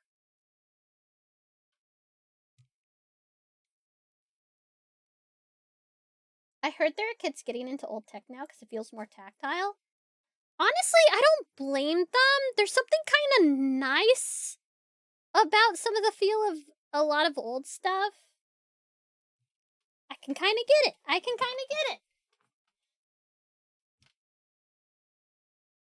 I remember having to play with the rabbit ears, but we didn't have them for that long. You don't know my pain. I fucking hated those goddamn rabbit ears. It was so annoying because you'd be watching something, right? And then it would start to get fuzzy, and then fuzzier, and then fuzzier, but like the noise would start to take over more and more, so you'd have to get your ass up and move the fucking little things around till it stopped being fuzzy again. And then you're like, okay, good. And hopefully it stayed good for a while. But then, like, maybe after a few hours or the next day, it would happen again. Every day. Every fucking day! Stupid clouds. Stupid clouds! That was when we were living out in the ranch, too. So our reception wasn't exactly the best, either, because we were out in the country at that point. What a weird time to be alive. Did I mention I'm old? Did I mention I'm old and I also grew up very poor? And now I'm an anime girl online! Wowee! I have an OLED TV with those antennas right now. The signal is digital now, but still the same shit.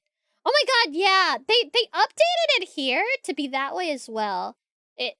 I don't know how that works though, because I guess they made cable pretty accessible here in the US. Not a ton of people have the antennas anymore. They can still technically work. It's just like a different type of signal.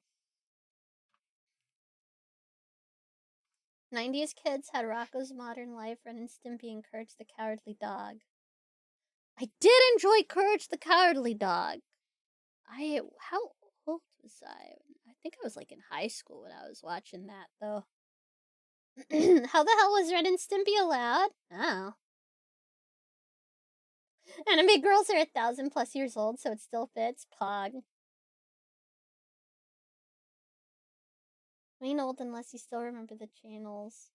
32 for Nickelodeon and 56 for Discovery? I mean, that's just dependent on where you live. That's dependent on where you live. Also, I didn't really grow up with cable till I was older.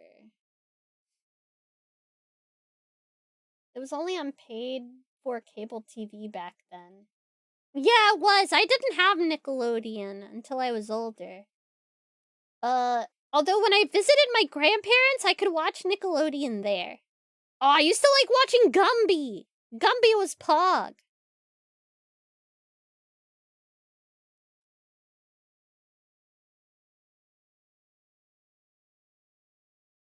Wait, I'm getting distracted. I was talking about Wizard Guy. You've distracted me with Tales of Being Ancient.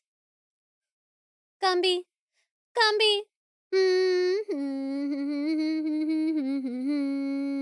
Gumby. Doodle-doodle-doo.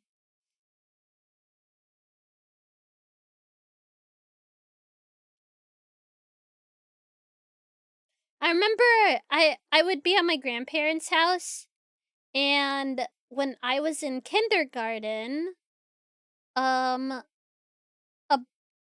have like a half day when you're in kindergarten. You don't stay the whole day, so they have like they have like kindergarten for like half a day, and then they have another class for the other half a day.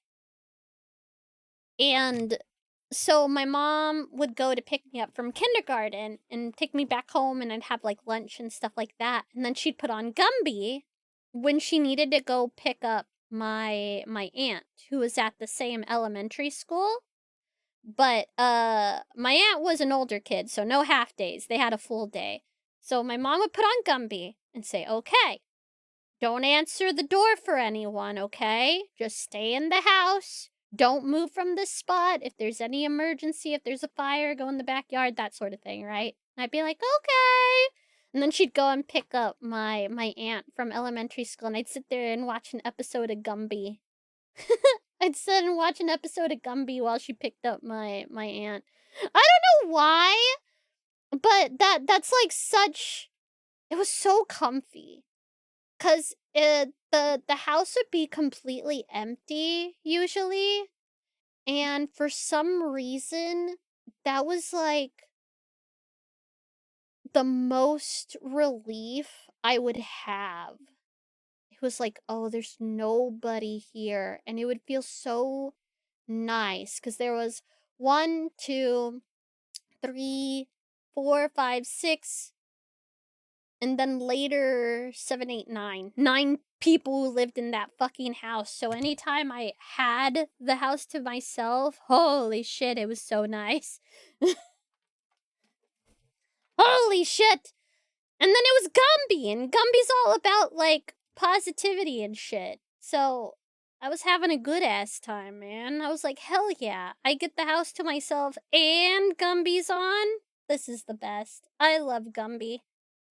But my grandparents only had Nickelodeon. They didn't have Cartoon Network. That wasn't part of the basic cable package plan back in the day. But Nickelodeon was, I think. Or they got Nickelodeon. I think my aunt might ask, like, wanted Nickelodeon or something.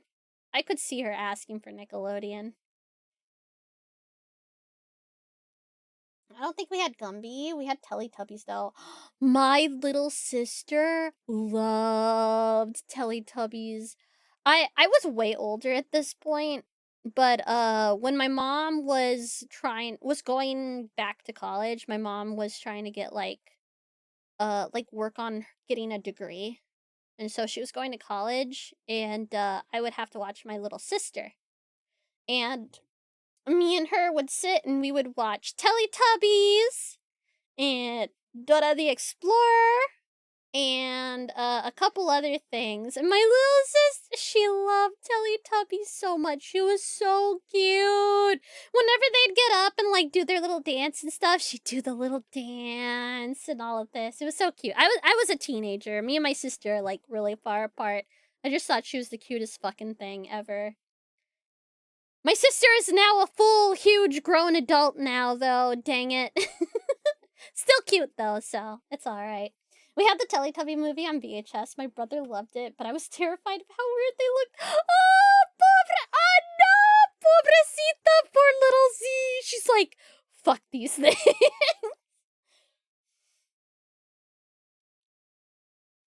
Do you remember Rad Dog? No, I do not. I didn't have Gumby either. I had a show called Mr. Go and a really angry claymation red guy with a dog. What? Red guy with a dog? Huh.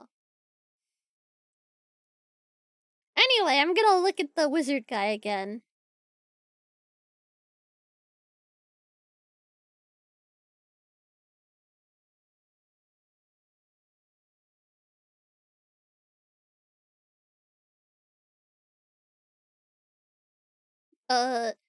Dr. K says the thing that I would encourage you to do, and this is for everyone, I do this on a daily basis, is assume for a moment that you're a narcissist.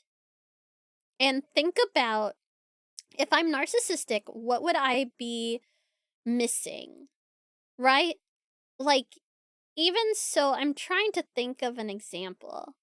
So I recently had an interpersonal conflict where I felt hurt by someone I'm close to.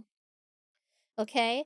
And as I was thinking through all the things that this person has done wrong to me, I stopped for a second and I was like, am I just being a little bitch? Am I like, is this genuine? Is this fair? Like, what are all of the counterexamples?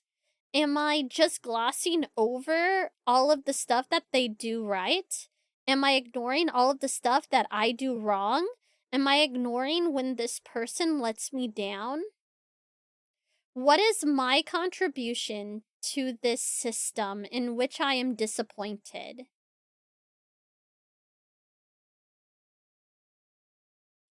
Yeah. Postman Pat. We didn't have Postman Pat, but I did watch a fuck ton of Thomas the Tank Engine. Let's go. Sorry. But yeah, it's like yeah, trying to stop, and even though you're angry, you still try to like piece together what's going on there, right? Not ignoring your feelings, just trying to view things from different angles, you know? Are you just being inexplicably mad for no reason? Really think about why you're upset. Oh. Hello! Welcome!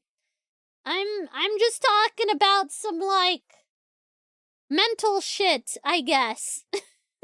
Hello! The intellectual courage required to assume you're wrong pays enormous dividends. It really does. Dude, no game. No game? Just unlisted, or is that a game? I have no idea. Good evening. No worries. I hope you had a great stream. I hope you had a great stream. I love no game. Huh. G'day! Hello! No game, no life. Onyo. Onyo. I hope you had a great stream today. And if you... Proxy and GD would certainly verify. I do indeed love No Game. It's a personal favorite. Oh my god. Also, if you're needing to go take care of yourself, if you're needing to go get a drink, go stretch, go wash up, rest up, whatever the case may be, go take a big dump or anything like that, don't let me keep you. But of course, if you want to hang around, hang around. I'm just talking about, I'm talking about a wizard guy from WoW who has everyone mad at him for a multitude of reasons. I'm just sort of going over an interview he had with this lovely gentleman, Dr. K, who runs a channel called Healthy Gamer GG. And kind of like what we can, I guess, learn from that, and kind of maybe understand people that are like this, and just kind of going through my thing of, I didn't know anything about this person, and the only stuff I had seen was the WoW interaction thing, and then I saw a creator that I like talk about them because he had, Ross Scott has made this, Stop Killing Games initiative, and he talked about how this person kind of had a big impact on it, but in a negative way.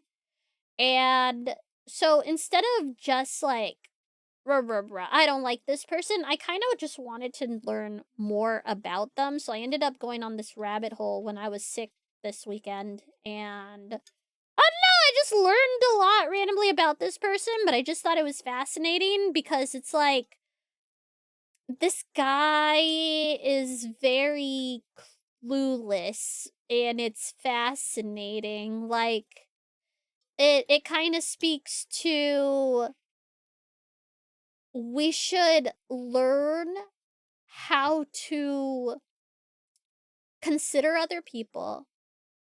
We should be willing to communicate, and that means also listening to others and considering their point of view. We shouldn't be scared to apologize and to take responsibility or accountability for things we might do, even if other people also contributed to that. We shouldn't dismiss them or dismiss others saying that we also did wrong there. And how do I mentalize? Visiting the enormous rabbit hole streamer in Dope Town while they were out, yeah. And also just, you know, being emotionally aware and connected to that stuff, so we don't end up in an emotional reality, and we can, you know, actually get some objectivity with the help of others, you know? Instead of living in an emotional reality where we think our subjective reality is somehow the true one and everyone else is wrong and I'm right and yeah, no, it's not healthy. It's not healthy. But this poor guy, he just doesn't get it. And he seems to have a lot of trouble understanding this. A lot of situations like this have a lot to teach about what to observe in ourselves, even if it's not related. At least it's not a blind spot. Yeah, no, I think it's good to think about stuff like this. There's a point here. I'm trying to find the point where I actually had like a little bit of like, I guess, a crisis. Because I was like, wait. Apparently if you're estranged from your parents, a lot of this will be very familiar. Kind of the missing reasons argument is kind of familiar because he'll be like, well, they did all this and they mispulled and then they said to run and they were trying to call me back, and I said a smug comment. The end. And it's like, wait. What was the smug comment? He never says what the smug comment is, by the way, team. In the whole interview, he never gets into what he actually said. He never goes into the specifics of what he said. He just says, I was smug, and leaves it at that, and never elaborates.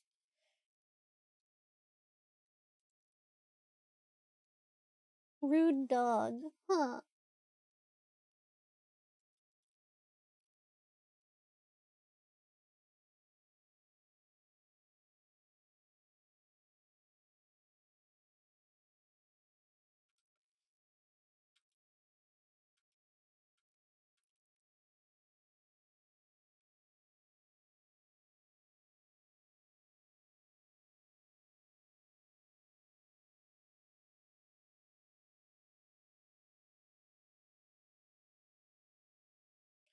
Okay.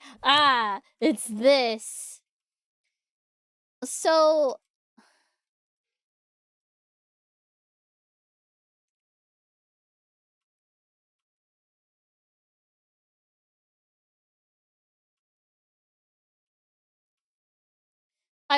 so Dr.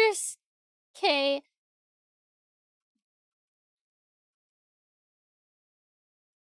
So Dr. K says, I think the main thing then that I would encourage you to really think about is like this disconnect and what's the variable in there.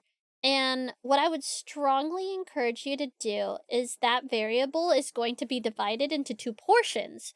One is the amplification, the disconnect, the question mark of the situation. You understand what I'm saying or not really? And then Wizard Guy goes, I'm kind of understanding. But I think it's hard for me to understand how I'm supposed to respond to that if the requirement for the response is you need to make it incomplete and dumb it down and hand wave it. That makes me feel like I'm just lying to people. And Dr. K says, no, I think your response, when I said, what do you think about that? Your response to that kind of won me over. I don't think you should do that. So now what we're talking about is for anyone who is in a situation where I behave in a certain way, the world responds to me in this way, and there's a gap between these two things. This is the scenario that I'm talking about. So in that scenario, what's the question mark and what's the amplifier? So there are certain things that we can attribute to things outside of you. So people have a parasocial relationships, people are projecting, people don't like me, whatever. Like people are upset. There's all the stuff that they do, and then there's all the stuff that you do. And this is where I think it's hard, but I think a really good example of what came out of today, which hopefully feels okay to you, is when I'm direct, other people think I'm evasive. I think those are the kinds of nuggets that I have seen transform lives and literally save marriages. Yeah, because, Wizard Guy had said earlier, when I'm direct, people think I'm evasive. And it's like, yeah, you should really, really think about that. You should think about that really hard. Like, where is the disconnect there? Because it's like, yeah, it's again, so there's like two pieces of that puzzle for that disconnect, and it's the people projecting stuff, people being parasocial about streamers they like, things like that, right? There's all of that, all of those expectations, and then there's the amplifier.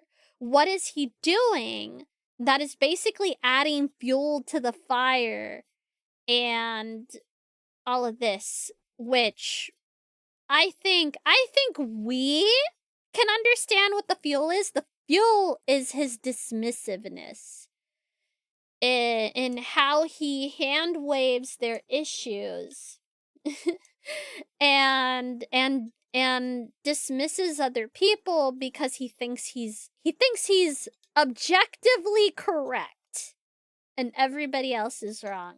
So it's like that's the disconnect. But he doesn't ever get it though. He doesn't ever figure that out, even when Dr. K kind of spells that out for him and says, "Yeah, it's kind of this."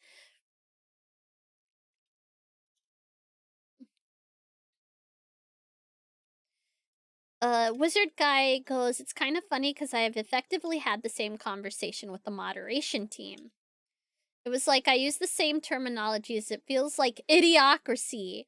I don't feel like dumbing down my language and just being dishonest about it to hand wave it makes sense. And I feel greasy doing that. I don't know how else to describe that." And then Dr. K says, "Are you hearing me talk about dumbing things down? Because remember, he's already said, I'm not talking about that. I'm not asking you to do that anymore. I agree with you. I don't think you should dumb things down. I think you should be, as verbose as you want to be. You've convinced me." He said that not a couple minutes ago.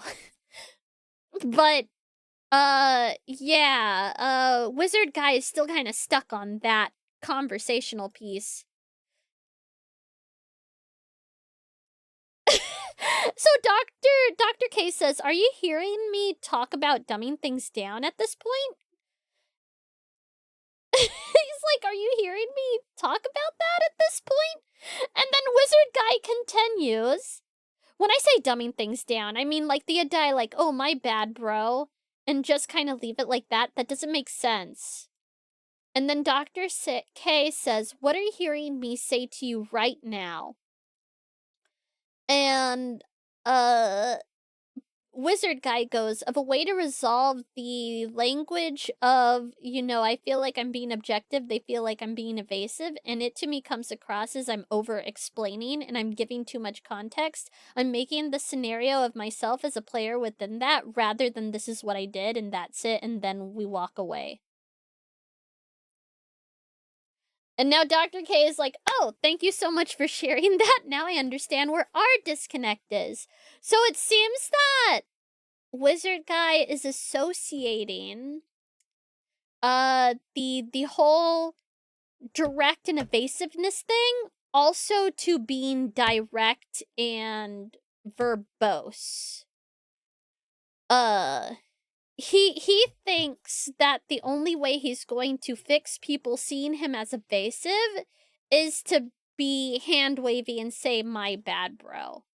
Because that's probably what people have told him he needs to do, but of course he doesn't agree with that because he views it as being disingenuous and untruthful.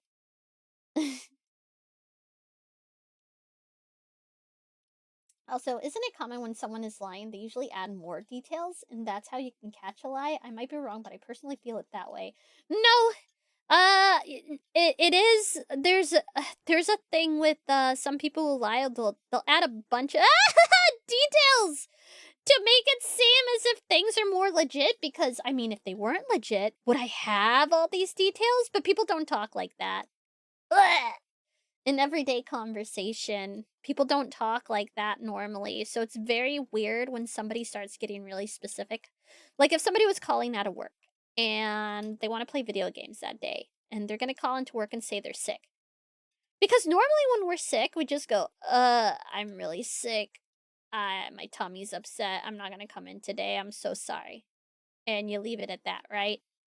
But somebody who's maybe lying about that is like, "Oh my gosh, I'm so sick. I ate this I ate some bad pudding last night, and then I went to bed bright and early, but then I ended up waking up in the middle of the night and I had to use the restroom, and I've been using the restroom all day, and I've also been throwing up a bunch, and I just feel so sick, and I was thinking about going to the doctor, but I don't know because I know it's from like a food thing, and da da da da da da da da, right?"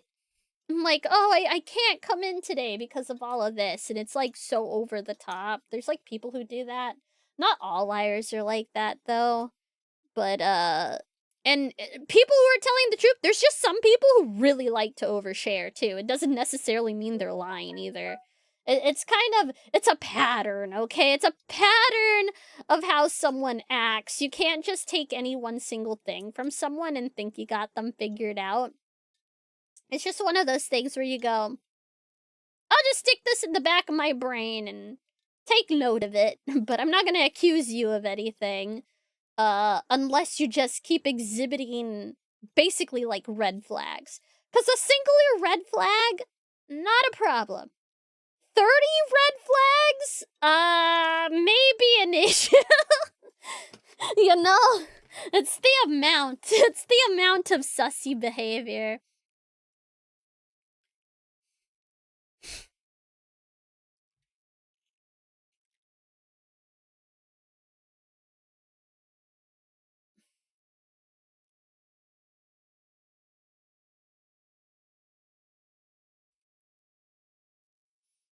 Ah,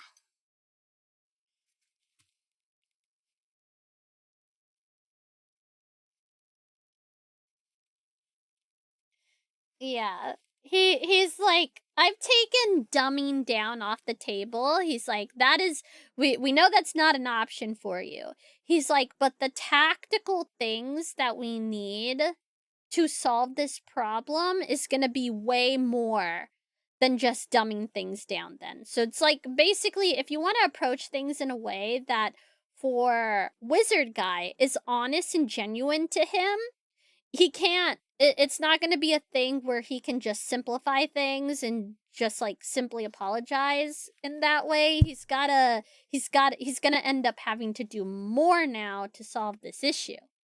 Which I think the thing that Dr. K was tapping into earlier with like, hey, being like open and emotionally honest about why you feel like you don't want to give like a simple "my bad, bro" apology is good. You should tap into that, but I don't think he really gets it. I don't think he gets it. When someone starts to look like a ski course, oversharing yields too many false negatives and false positives to make a determination unless you know the person well enough to say whether oversharing is unusual. Yeah.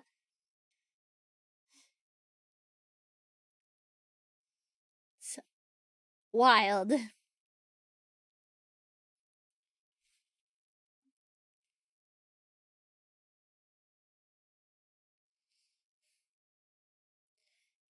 He said, "Don't dumb things down. Be authentic, but there's also a way because, like, right? So fundamentally, this is an issue of communication. It's an issue of understanding, and it's an issue of getting your point across. Arguably, listening to other people, and so that is a skill, and it is an art form.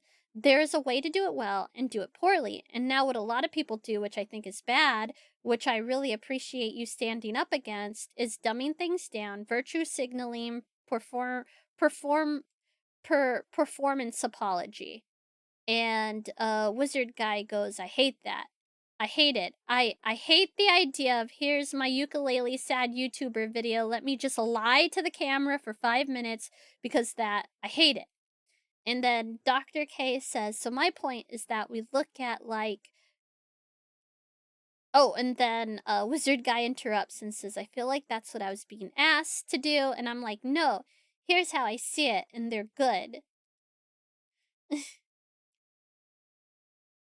I'm trying to find the part that, like, I was like, "Oh, I didn't like this." It made me, like, nervous.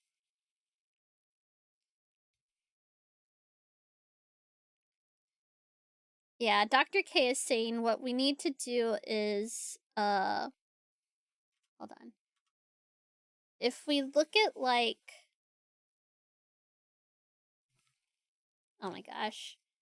It's so hard to, like, he goes, yeah. Or Dr. K says, my point is that somewhere between the pro forma apology and the what comes out of your mouth, there's going to be something in the middle there, which is an adaptation of what you do, which feels authentic, feels truthful, feels complete, and there's literally something about the way that you talk where if I code your responses, that's the best way I know how to put it. It's kind of like there's a theme of what feels like a lack of accountability from a listener's perspective. I don't think you're not taking accountability objectively, but what I'm saying is that the limbic circuits of my brain, the emotional circuits of my brain, when I hear you talk, it feels like you're leaving something out. It feels somehow incomplete or unbalanced, and I know that's a very difficult problem for you to solve. Yeah, that's the problem. So, like, he says, like, oh, I don't want to. God, because it's so weird. It's so weird. Because there was a guy who, like, roached in WoW in that hardcore guild a while back and got some people killed, and then, people were kind of unhappy with his reaction because he refused to, like, apologize or take accountability, and he said, everybody else is wrong, and I did nothing wrong. Well, at first he did nothing wrong, but then everyone did something wrong, was how he thought he could acquiesce to that. And then was boohoo about the harassment he was getting, which is fine. That's his. If he wants to talk about that, I wouldn't talk about that. It just feels like it's opening up people to harass you some more. But it felt like he was being dismissive of folks. And people were kind of upset at him about that.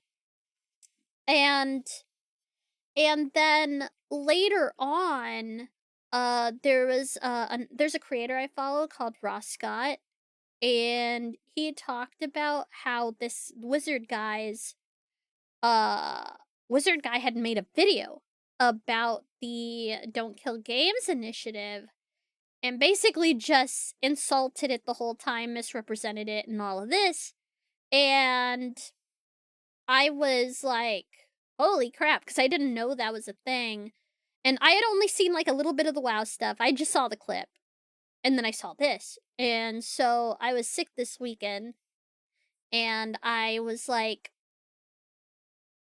recommended an Ashes of Creation video that involved Wizard Guy. And I just sort of went down a rabbit hole. I had nothing else to do. So I went down a rabbit hole, but I found this whole thing very fascinating. I'm just reading out. I don't want to play his voice because I know that he's DMCA'd people, or at least a game dev for using his voice in a Reddit like post. So I don't want this person uh getting at me, so I'm just reading it out loud as they talk. So I'm just talking about it. I didn't know anything about this person until I did this like deep dive. I was looking at people talking about certain situations. I watched a bunch of clips. I looked at a bunch of like Reddit posts. I was on the Eve Reddit. I was on the Eve forums. I don't know anything about Eve. I so much. I was learning about a puzzle game. I went through the history about a puzzle game, and I watched a 3-hour long interview with this wonderful guy called Dr. K, who runs a YouTube channel called Healthy Gamer GG. Actually fucking great. I really like this guy. Very Very interesting. I learned a lot from this interview. I was kind of pog. I learned about mentalization and stuff like that from this.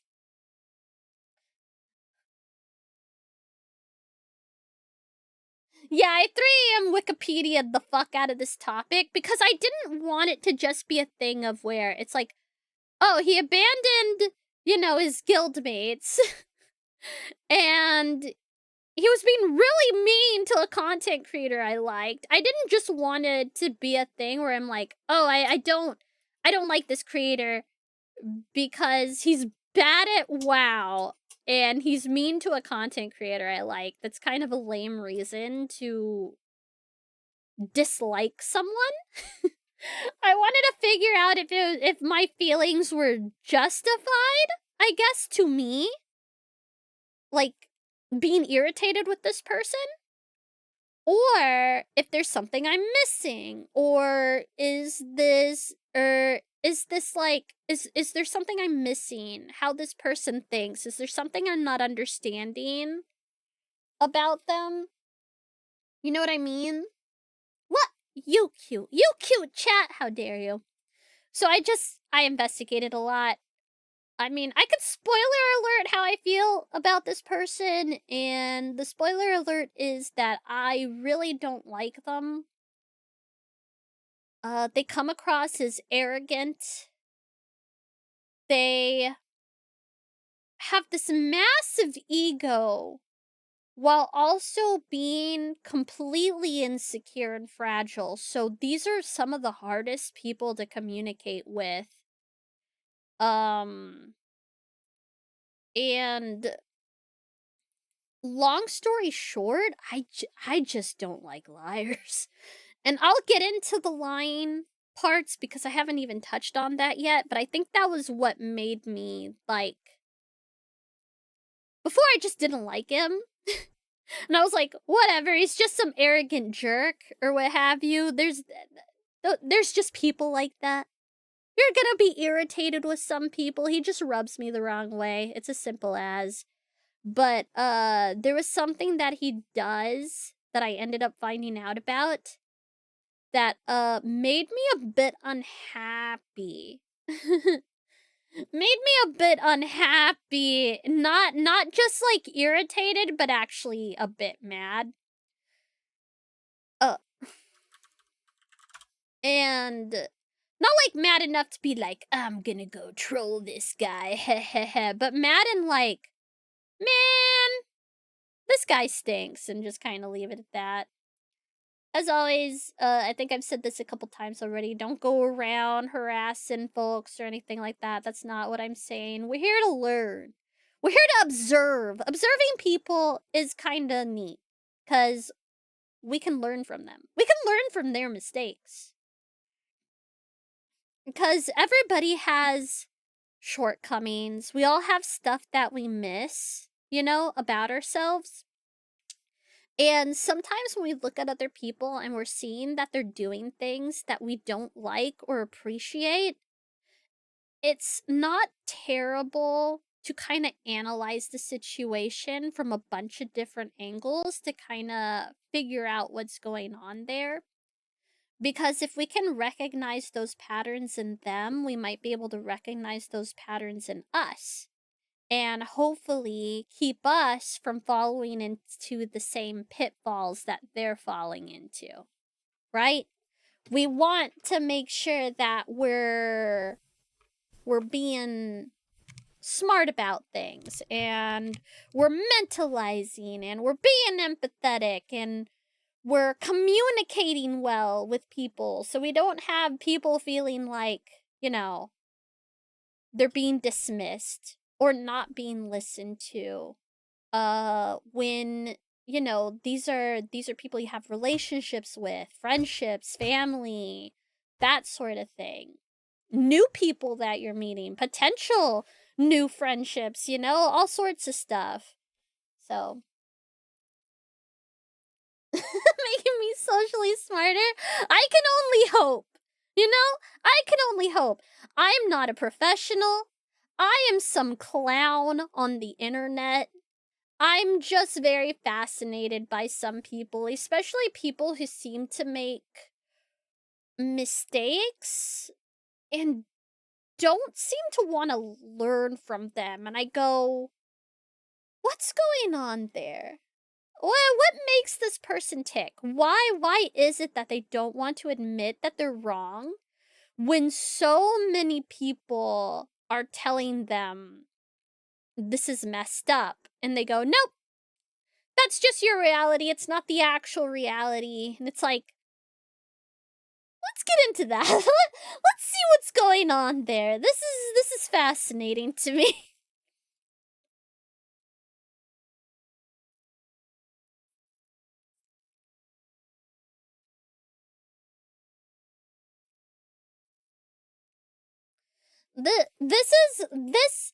This sort of thing isn't something that just comes naturally. It's something that has to be practiced.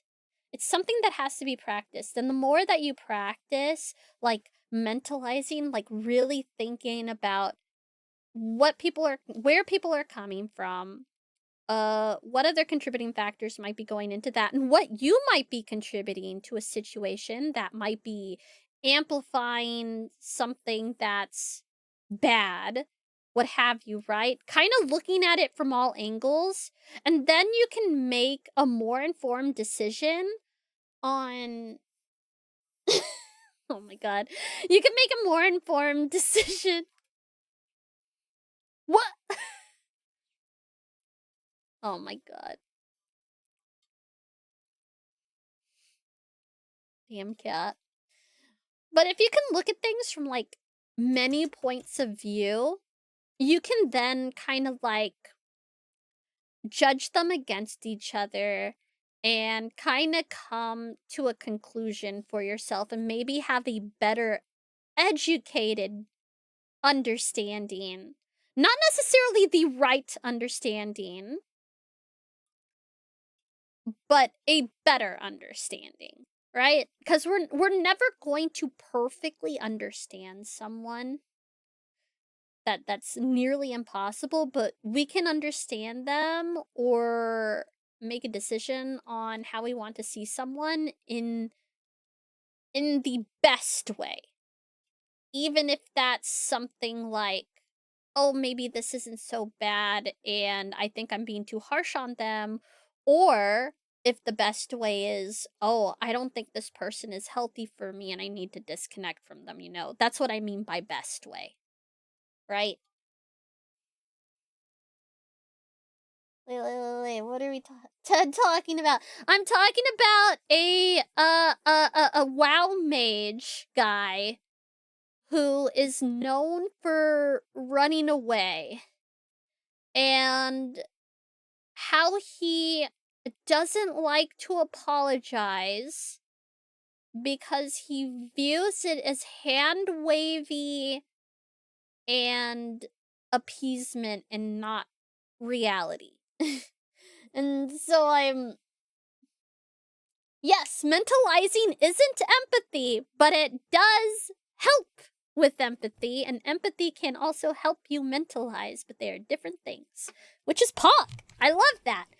Because there's a lot of people that think that you just like you're just innately born with empathy or you're not born with empathy or something like that. But no. Thinking about other people, thinking about yourself, doing different exercises in that sort of way of where you're like trying to see things from all different angles, including different angles for you in your position, right?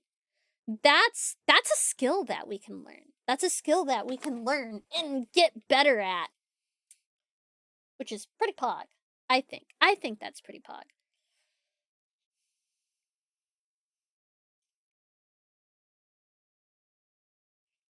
And therapy, always, I would say, a good starter if it's a thing where like you want some professional help.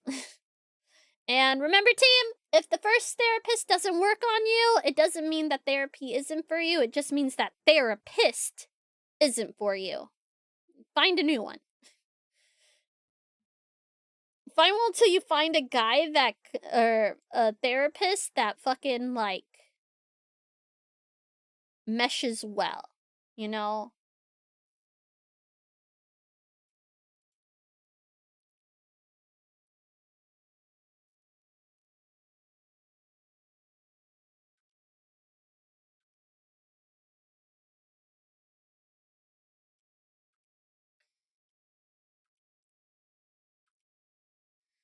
Thinking about the way that you make statements that rubs people the wrong way. And then the other interesting thing that I really have to like encourage you to think about is it hard for you to see a different way to use your words because in your mind you're only able to see things one way.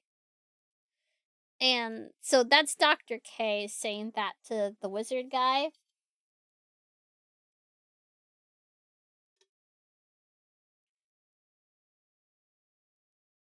I'm just glad I'm not popular.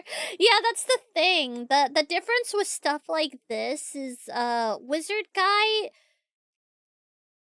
doesn't seem to get that he is a public figure, and also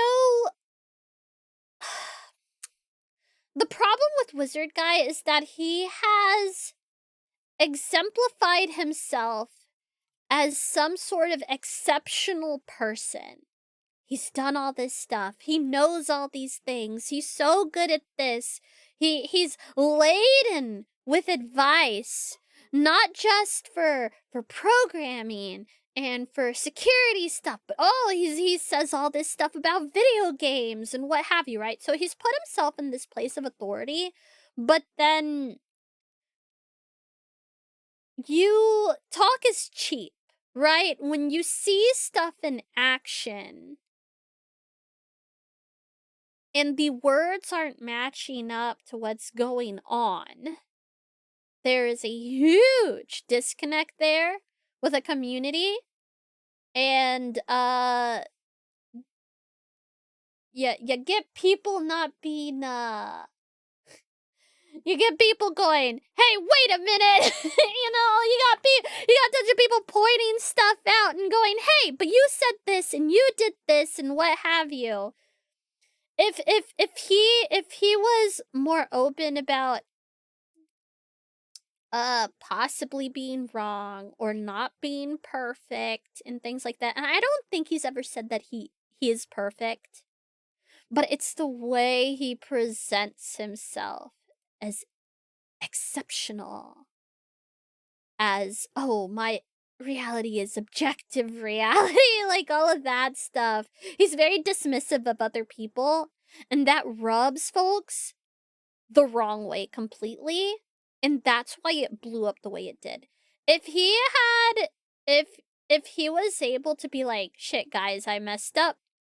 I thought I got confused. I thought we were running and I forgot I had a mana gem. I thought I was out of mana. Sorry, bros, right? If it was something like that, if he had the capacity to do that sort of thing, it would have blown over in a couple days. Nobody would have given a shit. And that would have been an apology, not to his chat, not to his fans, not to the community, but to the people he was running with. I think that's the other problem is he keeps thinking of, oh, I have to convince the community. I have to apologize to the community. And it's like, no. It's not the community that you need to apologize to. It's these other people you were running with, who you helped contribute to the deaths of for their hardcore characters. And it definitely would have been a thing where he could apologize, the tank could apologize, for not paying attention, for pulling too many things, what the heck have you, right? Like that, it would have blown over. The other people in the guild would have been happy and would have been like, you know what, yeah, we made mistakes. We should have been more organized. Da-da-da. Whatever. Perfect world scenario. It's whatever. Who knows if that's how it would have been, but I believe it would have blown over faster. But just phew. He decided to just go, no, I'm right. everybody else is wrong. This is how I see it, and take it or leave it. And it's like I said, it's just dismissive and hand wavy. People don't want that. People don't want that. They don't want to be dismissed or told they're dumb. That if they don't get what your paragraph, if they don't understand, or if they poke holes in your paragraph, his knee-jerk reaction is to say they're unhinged, they're not sane. And it's like, no, it's because you haven't addressed anything. You're dismissive. It makes people upset. It's wild. It's hard to talk to people like this. There was a video that Moist Critical made talking about it. He said he talked to him in DMs and said that the conversation just went in circles and circles and circles and circles because it's hard to deal with someone who believes that, no, I'm right. Everybody else is wrong. I just need to convince them. I need to persuade them. I need to use the right words to convince them that I'm correct because I know I'm correct. And anyone who dismisses that is objectively wrong, or they're crazy. Like, it's like, bro, listen to yourself.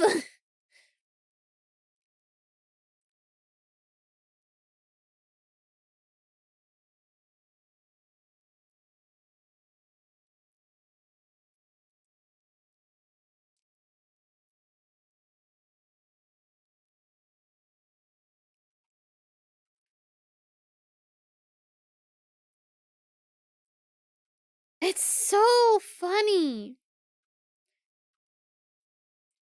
There's a thing that Wizard Guy is saying here. And he says the way that I put that up, the way that I put out messaging like that, like publicly, is what he's saying. Especially public messaging, the internet will find any chink in the armor to try to unravel it into saying that you're a liar in some way. We've both seen this. So what I try to do is I go, okay, so instead of putting the ego first on this and being like, I did the best thing or I did the worst thing, or being an emotional platitudes or that kind of shit or virtue signaling for it, I just go, here's everything that happened from my perspective. And that's my story. Ugh. Except I don't think he says I don't put the ego first. He does. He definitely does. The ego is always there, and it's usually the first thing addressed in all of these like tweets and stuff that have ever addressed any sort of these like drama things and stuff like that. Uh, and then uh emotional platitudes, he does it all the time as well. He goes, woe is me, I've been getting death threats, people are doxing me, I've had to ban, block 40,000 people, da-da-da. That's an appeal to our emotion. To say, look at all these people hurting me, trying to hurt me. Feel bad. You should feel bad. If you're angry, then you shouldn't be angry because bad things are happening to me. It's wild to me how disconnected. It's not even just like Dr. K talks about this disconnection between him and how people see him, but there's a third disconnect, which is he himself. He's like disconnected from his own being. It's like it's it's so hard. It's so wild because that's what I mean about, like, I think he doesn't have very good comprehension, which leads to really poor writing skills. But it's also like, it feels like he's like, oh, I don't do emotional platitudes. And that seems to me where he was saying that he tries not to be emotional, so he's disassociating from his emotions. But again, the problem with disassociating emotions, it just means you're not aware of them. But they're still there, and they are doing things to how you're reacting. It's, ugh. It sounds like he's blind. He doesn't see it. He doesn't see it, and it's so... It's mind-boggling. It's like it's so hard to, like, understand why he would do that.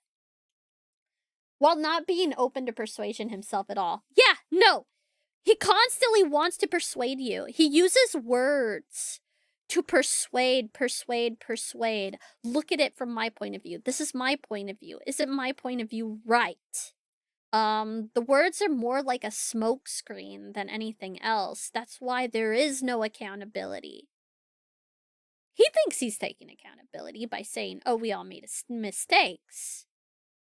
But it's everything else. Even if it was just we all make mistakes. It's everything else that's added afterwards that makes it seem like evasive.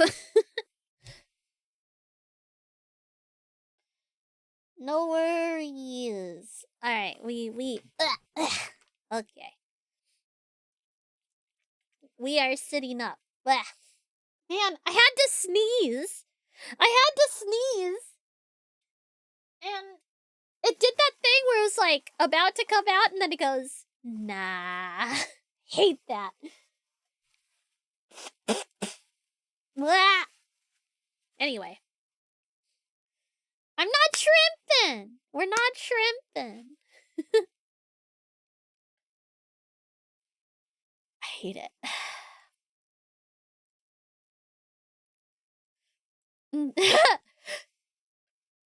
So after he says that, Dr. K goes, okay, so are you ready for the mindfuck? And Wizard Guy says, sure. Dr. K said that, you said that what you say people try to find the chink in the armor, right? And Wizard Guy says, yeah, they're gonna do it anyway. And Dr. K says, no, they're not going to do it anyway. The way that you put things out makes them want to find the chink in your armor. And he goes, that doesn't make sense. Ah! He could say, what do you mean? How? How? And why? Why would that make them want to find an imperfection and point that out? Why would they want to find flaws, right? How long has this guy been on the internet? Honestly, it feels like he's only been on the internet a couple years. Like, that's what it feels like. This is a person who's, like, older than me. And I'm pretty fucking old. He's such a greenhorn when it comes to, I guess, being a more public person on the internet. If he was just some random dude, nobody would give a shit, and he could just go about his merry way. But it's like, oh, buddy, you're a community leader. Yeah, you gotta be careful. In a sense, the way he says things is the armor. Yeah, I think it's like a mask he uses to kind of protect himself because he is so emotionally fragile. Anytime anyone says anything to question his validity or what he's doing, he gets a very, like, like, it affects him deeply. It's not great, 'cause it's not actually protecting him very well, and in fact, it's probably opening himself up to more targeted, harassment than he should be getting. Like, people should not know exactly what to tell him to rile him up. That's not good. You shouldn't be going on the internet and telling people exactly how to troll you. That is not a good thing. Nobody should be doing that. You don't go, oh man, this is the exact thing you need to say and do to make me really upset. Ugh. Now, though, he's a newer streamer and doesn't quite fully understand influencer politics so much. I'd be willing to bet all online influencers. Oh, yeah, no, this is such a normal thing. Typically, though,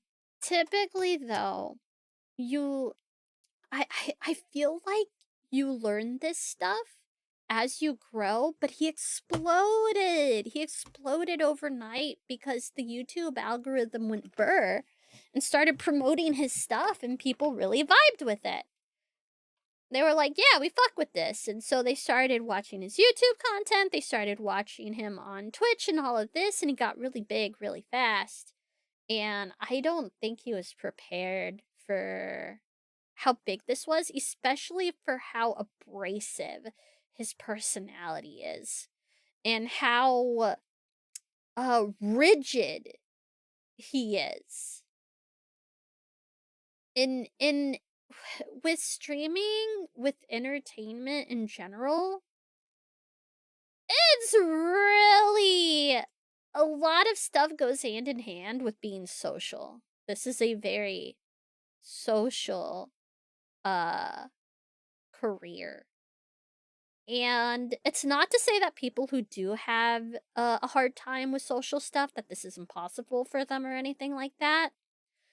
But some social tics are gonna be really hard to work through. They're gonna be so hard. And that's not necessarily terrible. But if you he could just be like a hermit streamer. He doesn't really interact with anyone, but that's not the case for him. It does seem like he enjoys interacting with people and working together with people. He wouldn't have been in that guild, right? That content creation guild. He wouldn't have made a community guild on Ashes of Creation. It seems like he likes being social. He just lacks he's not good at communicating. He's really, really bad at communicating, and he's really, really bad at reading comprehension. I would say he's rather terrible, personally. Just from a perspective of some fuckhead who's written a bunch of stuff and enjoys grammar and vocabulary. It feels like some of the stuff he says and how he says it doesn't quite sync up to what those words mean. Or sometimes it's just completely opposite to what he's actually doing. And I'm just like, this doesn't make any sense because the reality is so different. How people perceive what you're doing is completely the opposite. It's kind of wild. It's so opposite. That's the thing. It's so opposite. How he thinks he's being and what he's conveying are the complete opposite. Like, he's saying, oh, I'm being not emotional and I'm setting everything down, but he's being very emotional and he's not being direct. He's being incredibly evasive. It's wild. There's definitely folks like this, but I feel like they're few and far between. And when it's someone who's this public being like this, it's something. It's interesting. Oh shit, hermit streamer? I'll look into that. Needs to double down the chaos to pass over the bell curve and be super popular. Oh my god, he was really popular through YouTube Shorts with really sound advice about creativity, game dev, and other things in general. His stream version is very much different. Yeah, I've been recommended like some of his shorts and stuff by other folks. I've seen a lot of his ones that talk about like YouTube algo stuff and all of that, and it's sound advice, you know, it's nothing terrible. But yeah, I wasn't familiar with anything really. I've not really seen much of his content. I think I've seen his ferrets, like, more than I had ever seen him. Like, the little ferret webcams. Um,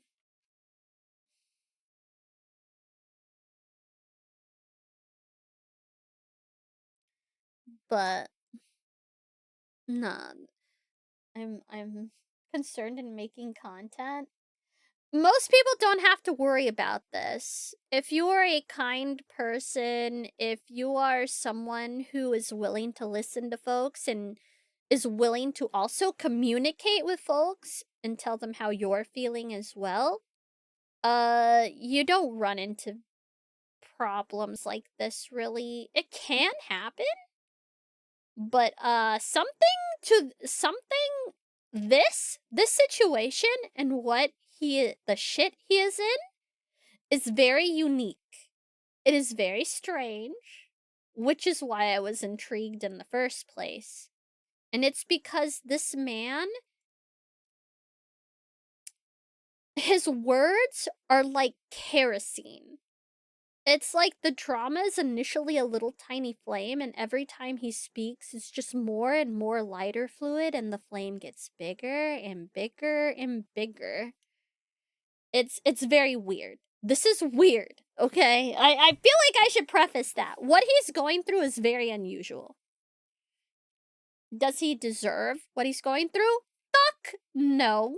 This is horrid. People should not be harassing this man as much as they are, and they should be fucking ashamed of themselves. We can definitely be unhappy with them. But yeah, nobody should be harassing him, though. But, just wild. This is wild.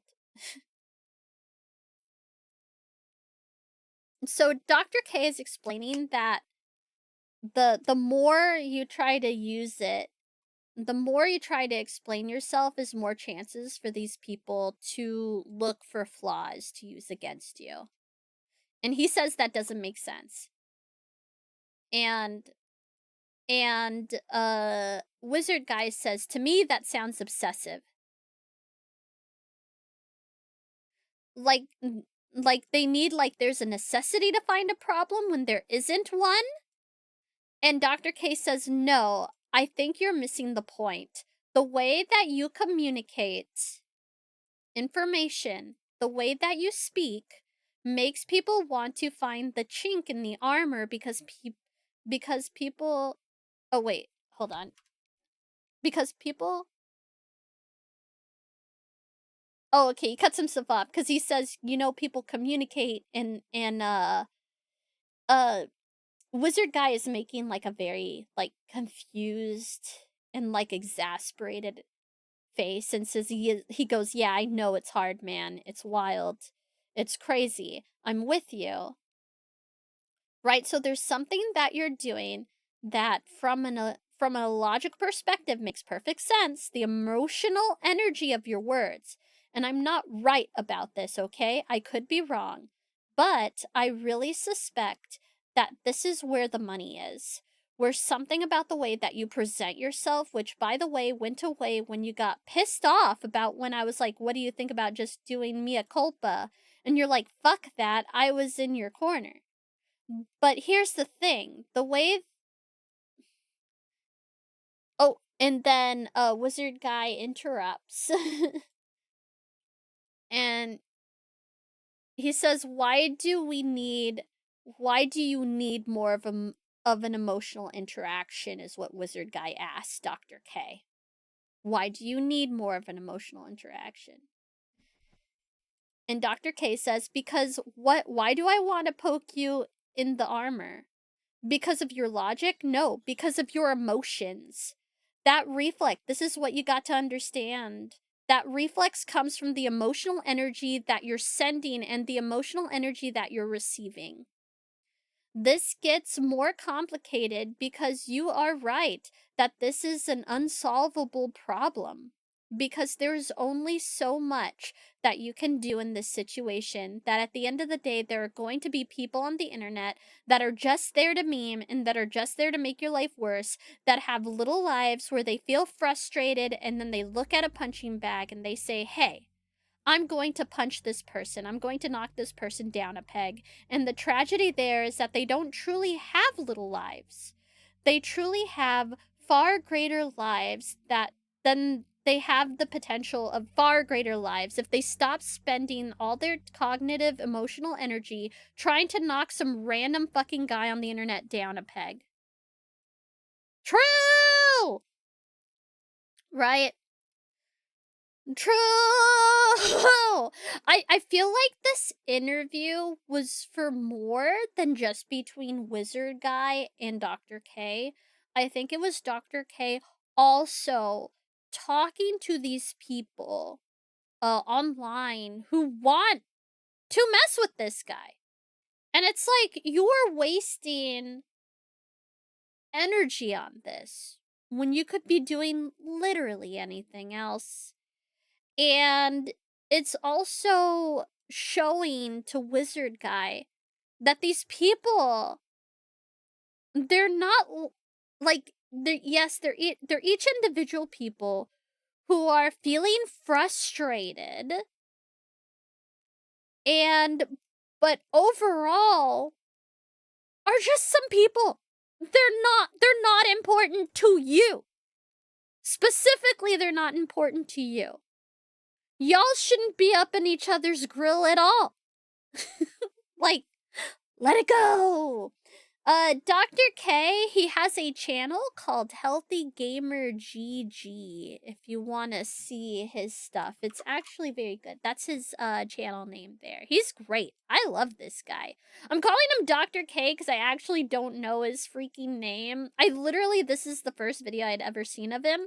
And he has a little, like, label, and it just says Dr. K at the bottom. So I just keep calling him Dr. K. Literally, what benefit do you have to gain? Nothing! There's no benefit to trolling anyone. It's literally just a fleeting moment of haha, and then that's it. You could have done anything else. And then trying to respond to these trolls is futile. There's no reason to. You're not gonna get anywhere with them. There's no discussion with them. There's no conversation with them. They're purely here just to meme and mess with you. Oh, is it a long ass Indian name? Dr. K it is!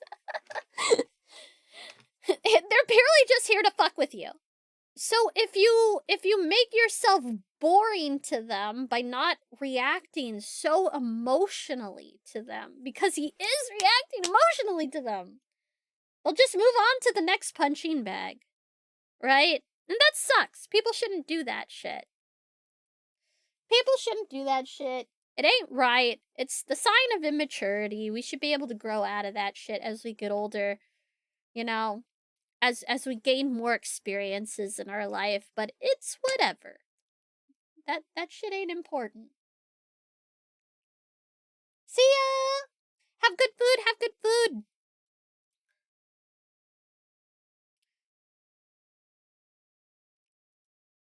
Okay, so Wizard Guy starts talking, and he says, that's really the basis of all the things I try to do on the internet. That's why I do all that. He's like, that aspiration that you put there, that's why I do stuff that I'm doing. I think that's why that's why I run game jams and all that, and it's because this is a waste of fucking time. It is the same reason that I have a short out that's like, stop looking at shorts, go the fuck outside. And I know that sounds like self-inflationary of like self or, grandizing for that, but fuck, like, dude, the internet's a fucking mistake. I think he missed the part where he's also talking to him. He thinks, oh, he's getting after these trolls and telling them they got better shit to do. But that's also directed at you, buddy. You have better shit to be doing than interacting with these folks and riling them up. Anyway, so Kay goes, so here, now we get to it. You said, I know it sounds that way. And Dr. K says, it doesn't sound that way. If I read your words, And Wizard Guy interrupts and says, when I say it that way, it sounds that way to me. And then Dr. K, but it doesn't sound that way to me. And then Wizard Guy says, that's ridiculous to me. And Dr. K says, yes, I know it's ridiculous. So yeah, I know it's hard. So here's the point. The words, if I were to write them down and we said, hey, is this person arrogant? Maybe would be the answer that you would get. The emotional energy that you add to that doesn't make it come across as arrogant at all. It makes it come across as, for me, I get inspired by that. I believe that. That's, so he's saying that with the emotional energy added to the statements, that a wizard guy can more properly convey himself in a genuine way. Instead of trying to take things in a more clinical, cut and dry, quote unquote, non emotional way. He's saying that when you add the emotion to the statements, it sounds better and more honest.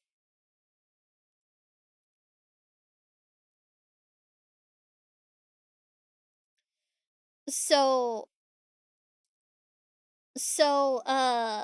Wizard Guy goes, so the perception disconnect is when I talk about a situation while removing the emotion from it to me, when it sounds like the most logical way to communicate and the most objective way to communicate, which seems like it would be the best way for people to understand the scenario fully.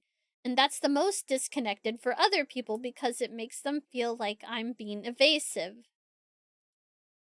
And yeah, we're humans connect with each other in an emotional way, not a logical way. It's not a thing. It's not saying that we don't use logic, but we use our emotions. It's just the human condition. And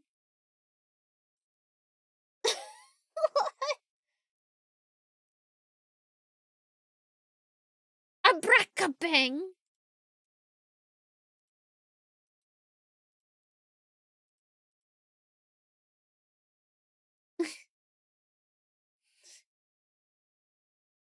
Love you, ball, you dummy.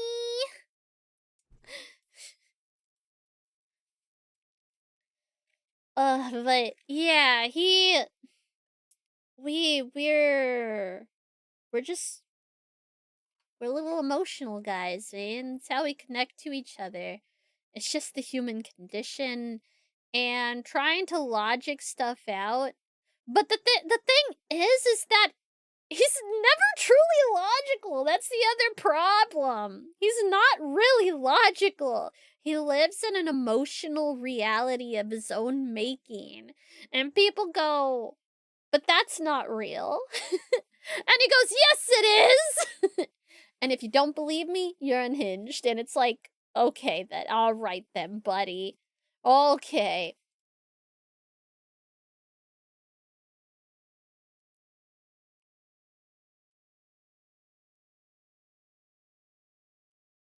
Human beings are not logical communicators. We're emotional communicators, right? So I think that the energy that you add to the equation, like, matters a lot. And what you're trying to remove, you have a strategy. You're like got a particular strategic approach, and that's what got you to where you are. And I know you've tried a lot, but I think this fundamental thing, I don't think this has changed over the whole course of this. And I think the really hard thing is that I don't know what it needs to I don't know that it needs to change, but because part of makes you who you are and part of what makes you valuable, part of what attracts the community, because there are a lot of people out there who think like you, who are tired of emotional communication, who have people in their lives where you're like, look, this is the reality of the situation. I cook dinner 4 nights a week. You cook dinner 1 night a week, and you order takeout the other 2 nights of the week. That is the objective scenario. this needs to change. And they're like, nah. And so I think that the way that you communicate is like an oasis in a desert for a lot of people. Yeah, there's definitely merit to that, because there's a lot of people where speaking from, because there's people who speak with like heightened emotions, and there's people who speak with like way lowered emotions, because dealing with heightened emotions can be really exhausting for some folks. So when you see someone who's like uh who doesn't really put a lot of stock in the emotional stuff of it, or it seems more downplayed, you go, oh, thank goodness, I don't have to worry about that. Maturing as a logic only involves realizing you have to think about your emotional reactions and their impacts too. Yeah, and well, and logic is always gonna be impacted by your emotions, and your emotions are always going to be impacted by logic. They can't. They're separate things, but they're always gonna be connected, and they're always gonna influence one another. You know, they're not without each other. We can't. That's just being a person. That's all there is to it. You can be as logical as you can, but if you have this disconnect with your emotions, your logic is going to be tainted by not dealing with your anger or your sadness or what have you. And vice versa, your emotions are going to be affected by the logic of a situation. How angry you are is gonna be determined by, you know, the intricacies of what this person maybe did to you and why they did that thing. Like figuring out why they did the thing to you. Do they have a good excuse? Or is it, BS and you should be really mad? There's a lot of stuff like that, but I find when there's the disconnect, when you don't allow either of those things to interact with each other, stuff starts going haywire. People who think they're being logical are in some fantasy realm where their reality is completely warped. And then people who are saying they're being emotional, their logic is flawed, like really bad. And they're thinking, oh, because you sneezed at the wedding, it means you hate us and stuff like that. And it's like, whoa, no, think about that statement, right? Don't just react emotionally to that problem. It's a balancing act. Most people aren't going to be in these extremes. Unfortunately for Wizard Guy, I think he's in an extreme, though. He thinks he's hyper logical and can put it all down, and if he can just explain it properly, people understand. I'll remove the emotional equation for it, and it's like, by doing that, you have made it way more unhinged. Your reality is not real. Uh, people are telling you. It doesn't make sense. And it's not like one subjective person saying, hey, this doesn't make sense. It's a lot of them. And you're saying no. Am I wrong? No, it's the children. It's that freaking. Hold on. The children are wrong. Hold on, I gotta find the meme. Copy. It's this. Am I out of touch? No, it's the children who are wrong. Right? No! Don't think about it. Just, nope, they're wrong. It's all them. Yep. It's that. It's that meme. Uh. We're not islands. We gotta take in information from everyone around us. We gotta take in our perception, other people's perception. We have to weigh all these things against each other to create, you know, a good picture of us, of others, and the world around us. It's just life, man. It's weird. It sounds more complicated than it is. A lot of people just pick this up very intuitively. And for folks who don't pick it up intuitively, it just requires practicing skills that maybe you haven't really exercised as much. And it's gonna be hard. It's gonna be hard. And then of course you've got folks who just they don't have those skills like at all. In fact, they have a lot of trouble with them because you got folks who are neurodivergent who have certain social things that they just cannot fucking grasp. But if you know those things, you know, you can explain to people, hey, uh you know, I'm having trouble understanding this, you know, or letting people know that you're having issues and finding different coping mechanisms. Usually it's just about communication is the thing. And if people don't want to meet you, like at least halfway on that, after knowing that you're gonna have issues, then maybe it's not worth talking to those folks, right? Move on to the next people kind of thing. Skinner was always a wise man. The children are wrong. Oh my god. I'm trying to find the part in this where he talks about lies.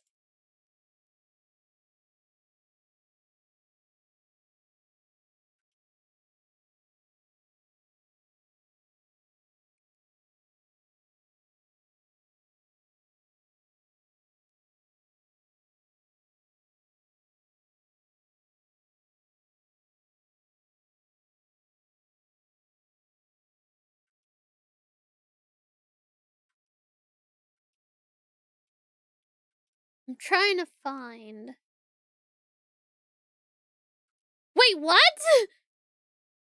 Whether you went to the bathroom and looked something up, or you have a butt plug that is vibrating in Morse code to give you the solution. Sorry,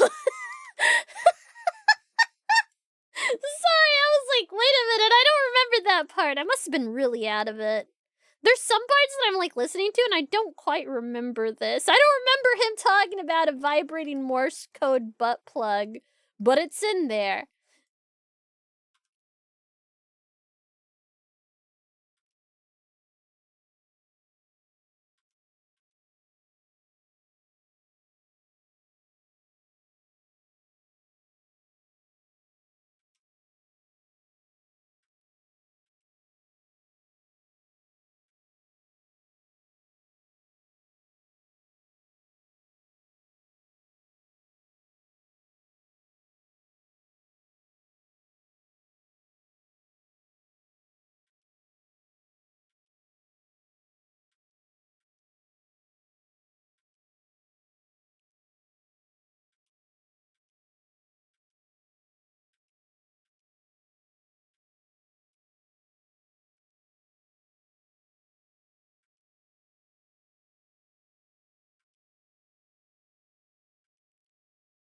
Trying to find it.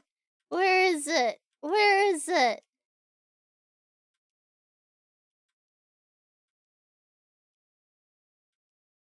He's talking about LSF. Bro, you should not be browsing LSF. If someone who's a big streamer should blatantly ignore LSF. They should avoid it like the plague. It will do nothing for them. At all. There is no reason to be going to LSF as a big creator.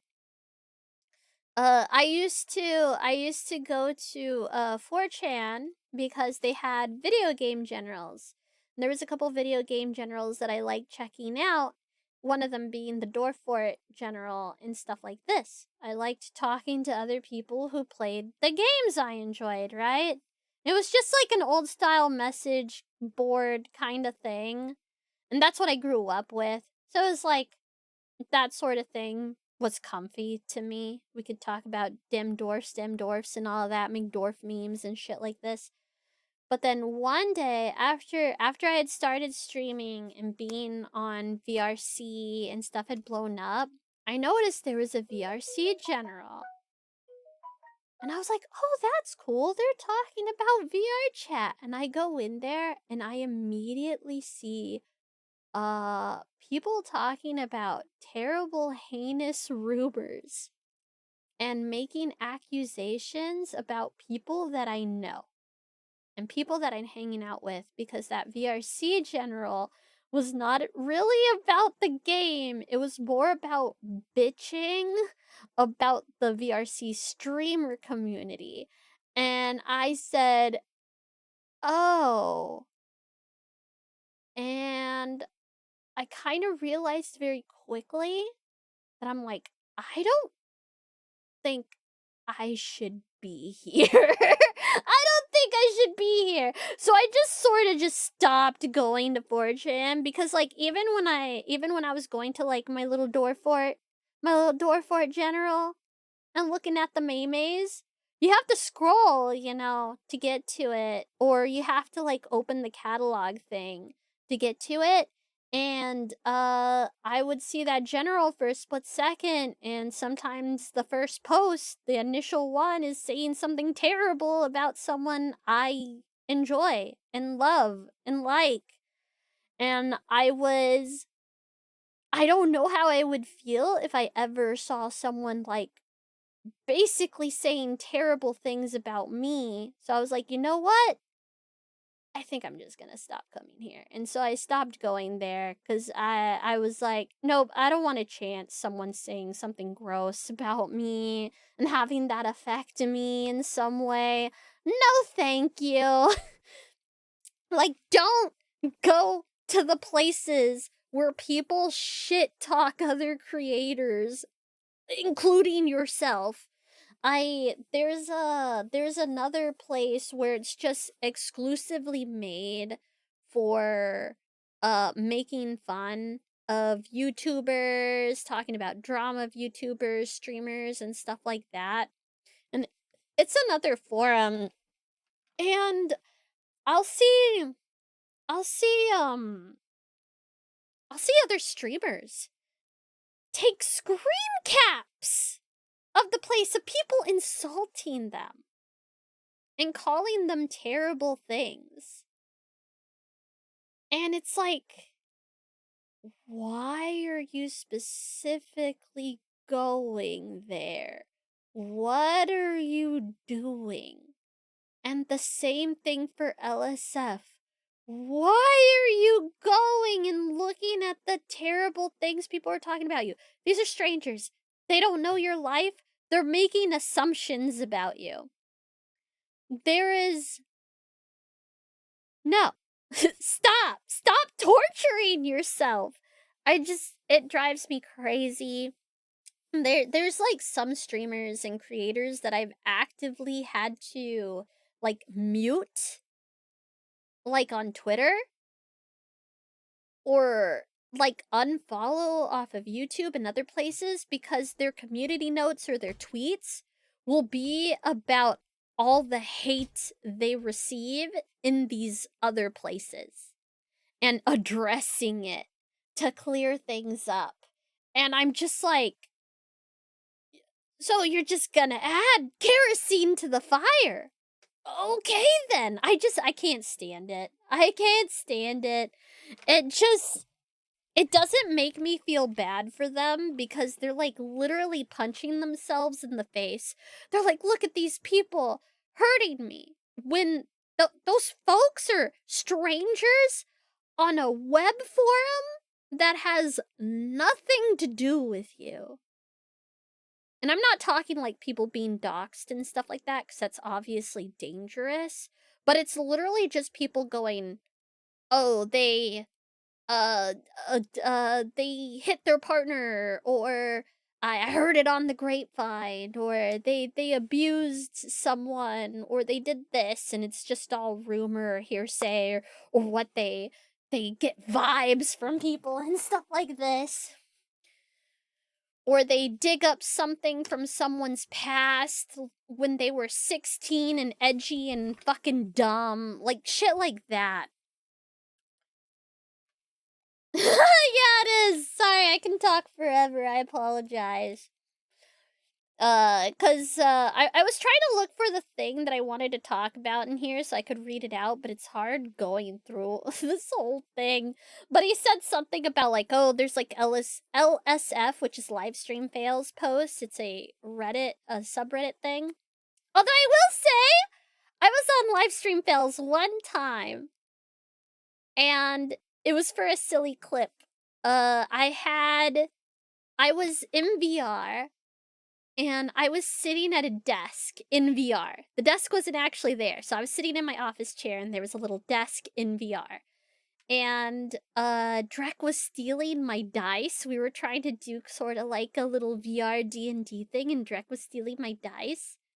And I went to go lean to grab the dice, and my brain was like, a table is here, so I can lean on the table. The table's not really there, so I just fell out of my chair. And that ended up on livestream fails, because livestream fails, it's definitely for drama mongery people, but it's also just for silly clips. So that was my one time on livestream fails, was me falling out of my fucking chair like a dingus. Perfection. I don't mind. I don't mind being remembered for being a fucking dummy. I thought that was great. I was tickled. It's so lame, because I really like that memory. I find that so funny. But afterwards, oh my god, my ex, I was still living with my ex at that point, and he got mad at me. He yelled at me for falling over. He got really upset for some reason. So yeah, it's like a good memory, but also a bad memory. It really sucked living with that dude. Anything good was tainted. Like, it's a good memory for sure, but then it's like, I can't not think of what happened afterwards, like the stuff that's connected to it. It's so shitty.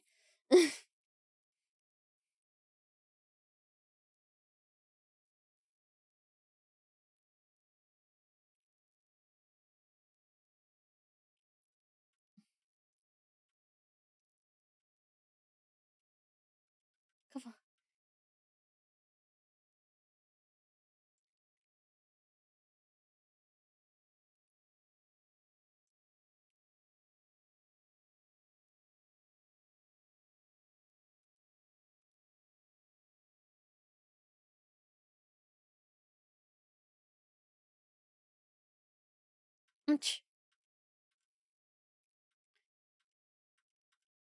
I'm trying to find.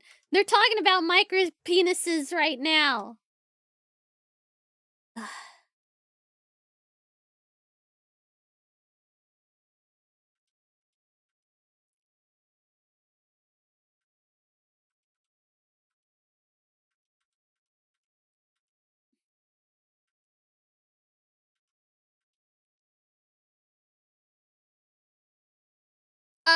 Yeah, okay. So he says if he okay, so Wizard Guy says, if I have a big emotional response, I feel like I'm being manipulative to another person. Because I could do that. I could just sit down and be like, I'm going to have a big emotional response now. But that's not how I am. That's not the person I am. Dr. K said, so I think it's an issue of, so you mentioned at some point that this has been a challenge that you've had before. I don't even remember what we were talking about. So I think it's really about, this is for anyone else too, like, we all just have to decide. when you say, this is the person that I am, we all just have to decide whether we want to. I am just saying, this is who I am and I don't want to change this. And then I'm and Wizard Guy says, "No, I don't think that's the case." And Dr. K says, "Well, I'm giving options." So I'm sort of speaking rhetorically, right? So we all have to make decisions for ourselves about, if this is the way that I am, do I want to continue to be this way? Do I not want to continue to be this way? And then there's going to be a line in the sand of like what a level of compromise feels authentic and okay and what doesn't. What feels like growth and what feels like giving a piece of yourself away.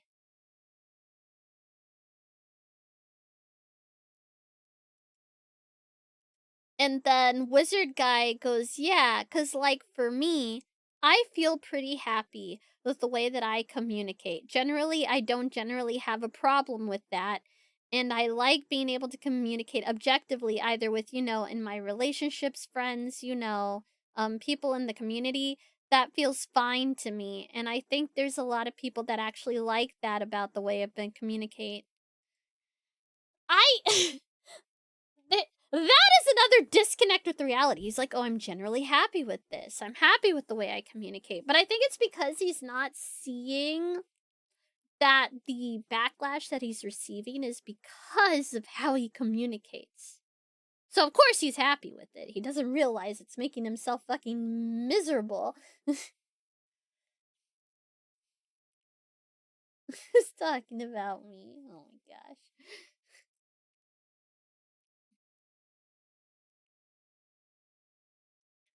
How emotionally unavailable do you have to be to consider seeing other points of view as disingenuous? Well, he's not saying that's disingenuous. He's saying having an emotional reaction to something, or having uh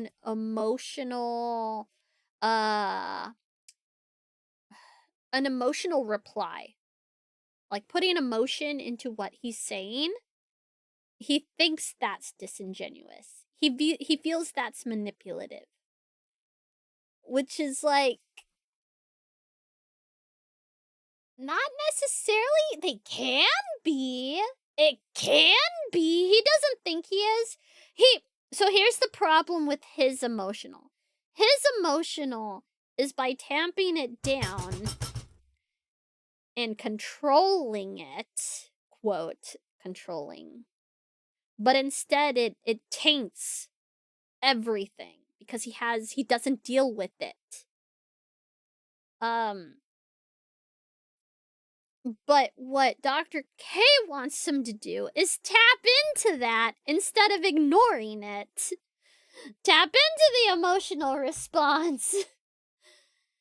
Because it's there. It's there regardless. It's going to be there. It's always going to be there. You can't just pretend it's not there, and you can't just like, oh, I'll put this behind me while I write everything out perfectly logically. That's not how it works. Just tap into that. You need both. You need the emotional part and the logical part. You need the chocolate and the peanut butter. You need the peanut butter and jelly. Okay? That's how you make a good communication sandwich. I'm terrified of when these repressed feelings explode. Yeah. It does though. It happens constantly. That's the thing of him going, "No, I'm right." And him getting, "Oh, I hate that. I don't like this." And him going, "Rrr, rrr, rrr, rrr." But it's like, even that's not so bad, and it feels more natural. He feels more like a person when he does that stuff. He feels like a human being when he does that stuff. So it's like, yeah, bro, stop trying to. The way you're doing things ain't working. Change it up. But that didn't happen, as we know, because this is from May 2nd. And it is currently July 8th. So that he did not take what was said. Fuck.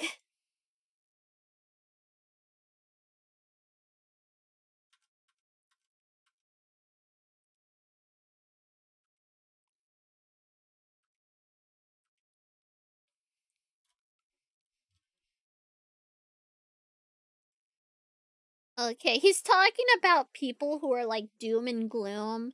Wizard guy is. He's talking about people who are doom and gloom and go, oh my gosh, the sky is falling, everything's falling apart. And he's like, no, let's look at this and analyze this.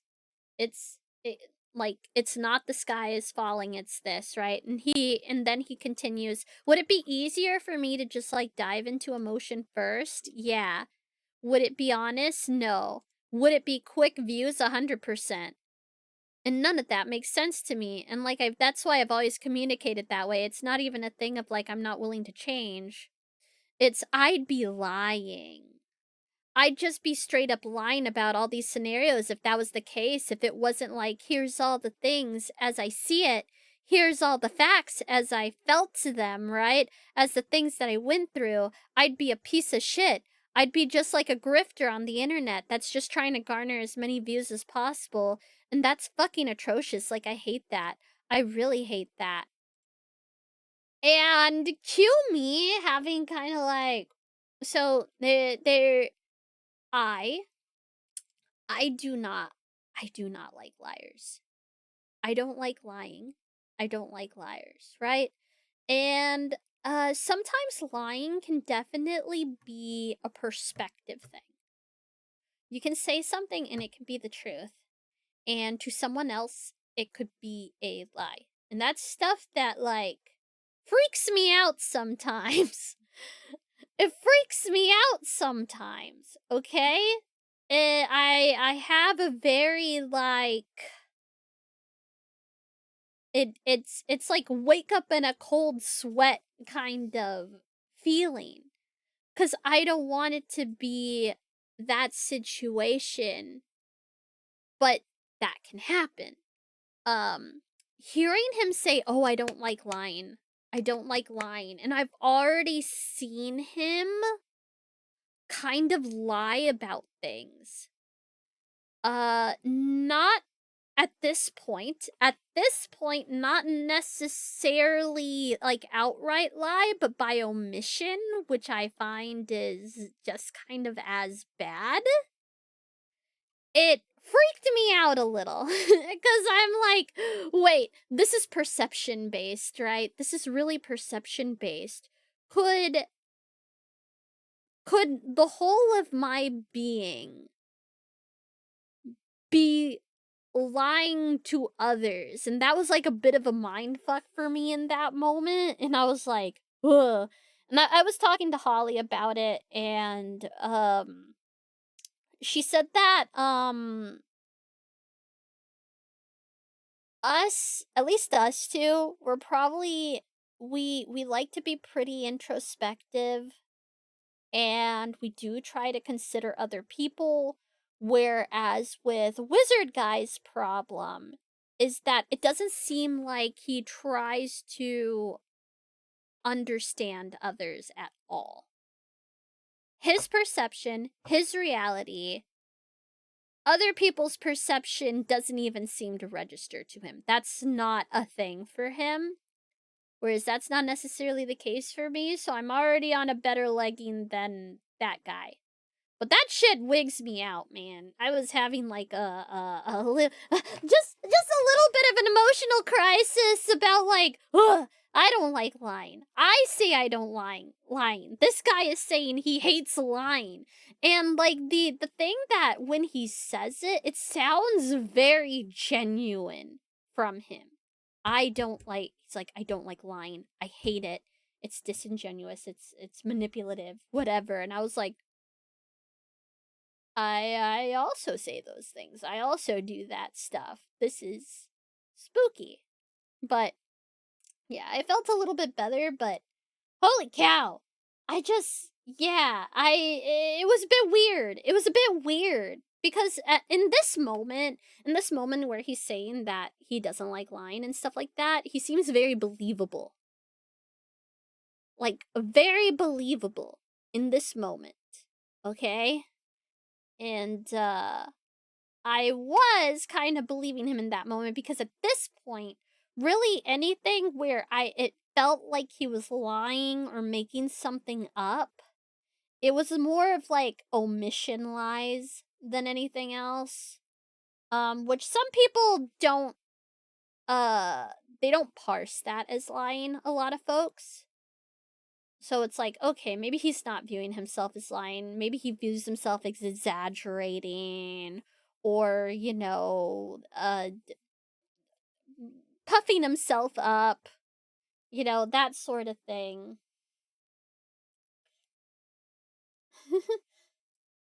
The line actually translates to things that don't align with my delusions. Not a lie if I'm convinced it's true. I think he really believes this, that he hates lying and stuff like this.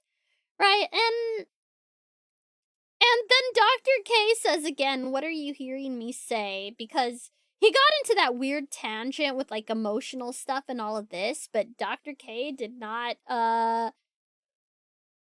he he was talking about manipulating people with emotions, and Dr. K was not talking about that. He was talking about tapping into a real piece of himself. So he's like, "What are you hearing me say?" Cuz I'm not talking that. Either way, the the interaction continues for a little bit longer, but at the end of it, it doesn't feel like Wizard Guy actually gets what Dr. K is saying about how he needs to connect with people in an emotional, like, add emotion into how he's talking to people, typing to people, whatever the case may be. uh and yeah, it kind of ends up being that it doesn't seem like he takes anything Dr. K said into account, or maybe just misunderstands it.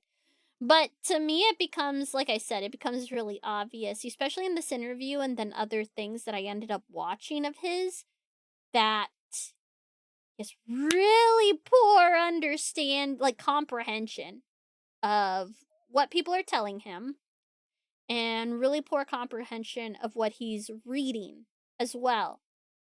He'll read something and take some great leaps. He'll also assume what people are thinking, which I think is also like, it's gonna happen for sure.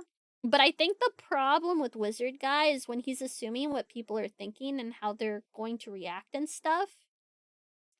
Uh, is that when they don't perfectly align with this idea of how they should react, then he labels them as crazy or unhinged or ridiculous and all sorts, all manner of adjectives, It's insane that he, as a streamer, got that big without understanding elementary basics of engagement.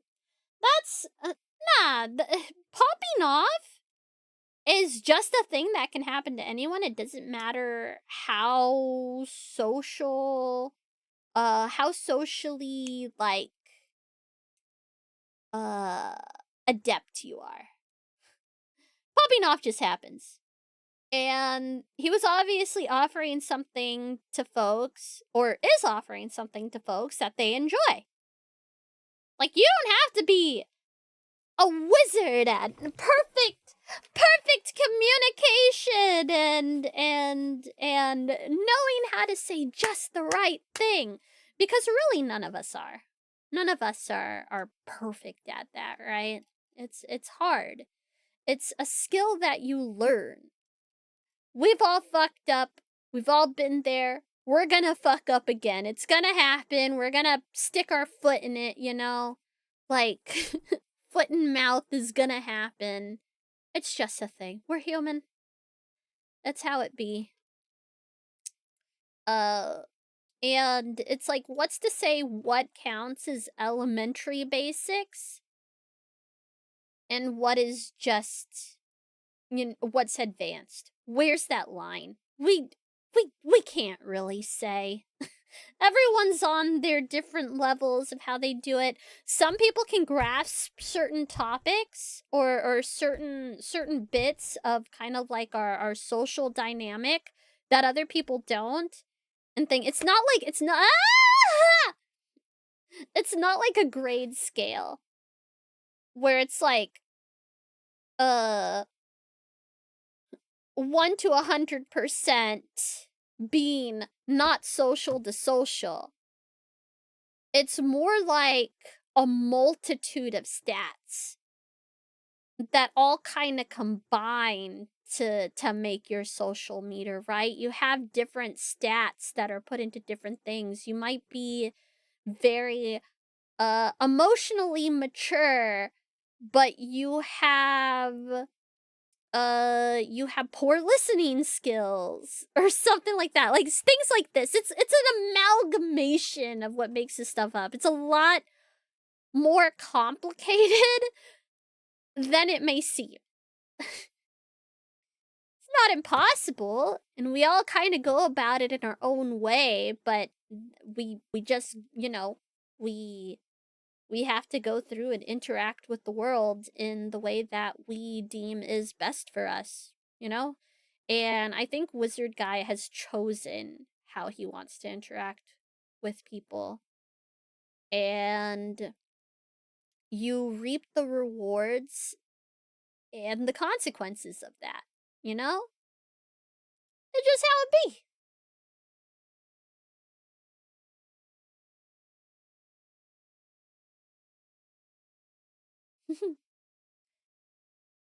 Wonder how I'll react to backlash one day. You've probably already been through it. You've probably already been through it. Backlash doesn't have to be like, oh my gosh, a bunch of people on the internet are mad at me. It can literally be, oh, my friend's mad at me. Oh, my family member's upset with me for something I said. Like that sort of stuff. A lot of us have been through this in one way or another. Sometimes it blows over really fast. Sometimes it's things that can last years. Uh, it's just life. It's just living.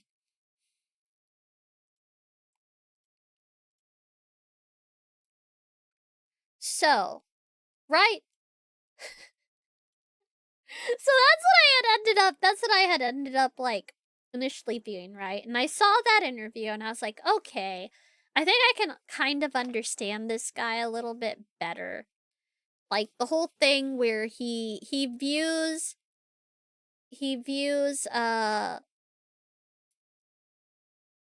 appeasement as some sort of, he views like short apologies as appeasement, says it doesn't feel genuine to him. He has a really hard disconnect with how he doesn't understand why his communication's so evasive, and he seems very blind to it. And in that moment, I felt a little bad for him because I was like, man, that sounds tough to like not get that. And it seems like it's something that he's going to have to practice, right? And it's probably going to be a thing where he's going to just have to learn him, Gotta learn him. Gotta learn him.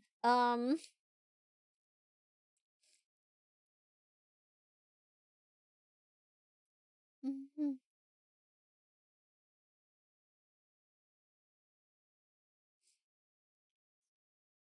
Yeah, streamer backlash is not a normal human amount of backlash. I had said earlier, the things that are happening to this guy are unusual.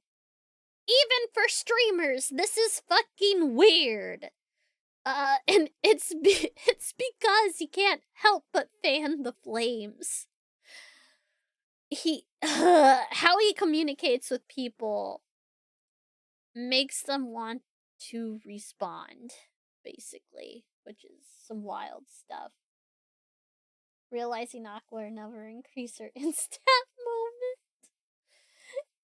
Yeah, because it's like, right, I think there was a bit at the end of the interview where someone said that was anticlimactic, and it's like, yeah, it's a conversation. It's not reality TV. Like it's not there. It's not there to have, there's no climax. It's not how this works. These are people. And this is someone trying to hopefully get a better understanding of themselves and their situation and how to help themselves. Like, there's nothing to that. It's not a oh, a big revelation. It's not how it happens. It's not going to happen from one conversation. You're talking about someone's everything, how they perceive their reality. That's not just something that can magically change in a heartbeat. It's not how it works. Um, but so I watched that and I was like, okay, this is interesting. He seems very fragile as well. That was like the other thing that I got was he's very fragile and very easy to rile up because he likes to portray himself as, you know, as this exemplary person who is I worked at Blizz for 7 years, 20 years at game dev, medals, DEF CON medals, the whatever the case may be. Video game thing. And another thing that he likes to try to exemplify is that he's smart. That he's smart and that he's clever. And I kept, as I was digging through this stuff, I kept seeing stuff pop up about cheating. And so I was like, at first, I was kind of avoiding it because it kept mentioning Outer Wilds. And I haven't played that game yet. And so I wanted to avoid spoilers. So I was like, no, I don't want to know. I didn't even know you could cheat in that game. I thought it was, I don't know anything about it. I know it involved, I say I know, I think it involves space. And I thought it was just like, I don't know, like an experience type of thing. I have no idea. Don't tell me. I have no clue. I don't need to know a synopsis. I want to stay in the dark for when I do play it, which I feel like I need to play it now because I've noticed that it keeps popping up because of this guy. Like, it pops up on Twitter. It pops up on YouTube now. Oh, he cheated at Outer Wilds. Let's talk about Outer Wilds. And I'm like, please no. I'm trying to stay spoiler free. I've been doing a really good job. But then I noticed people bring up another game called Animal Well. And so I end up, well, I don't want to know. I literally do not want to know anything about it. So you don't need to tell me anything about it. I don't want to know. I want to go into that completely blind. But so Animal Well is a puzzle game I haven't played myself, but it is a puzzle game I've watched other people play. And there was accusations of him cheating in it, which let me just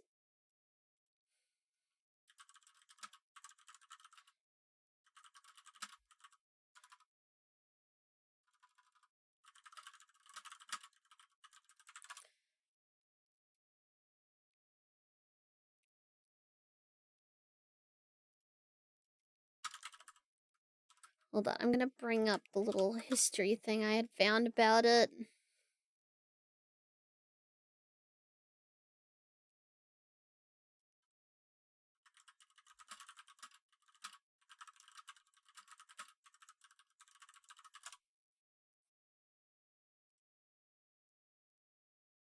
Here we go. So Animal Well was a pretty hard puzzle game. And in this game, if you don't want spoilers, maybe come back in like an hour or something, because I'm probably gonna talk at length. It's a puzzle game. And there is like a secret puzzle within the game. There is a secret puzzle in the game. And it is a puzzle that the developer himself wasn't sure people were gonna even be able to figure out. Like, that's how hard this secret puzzle is.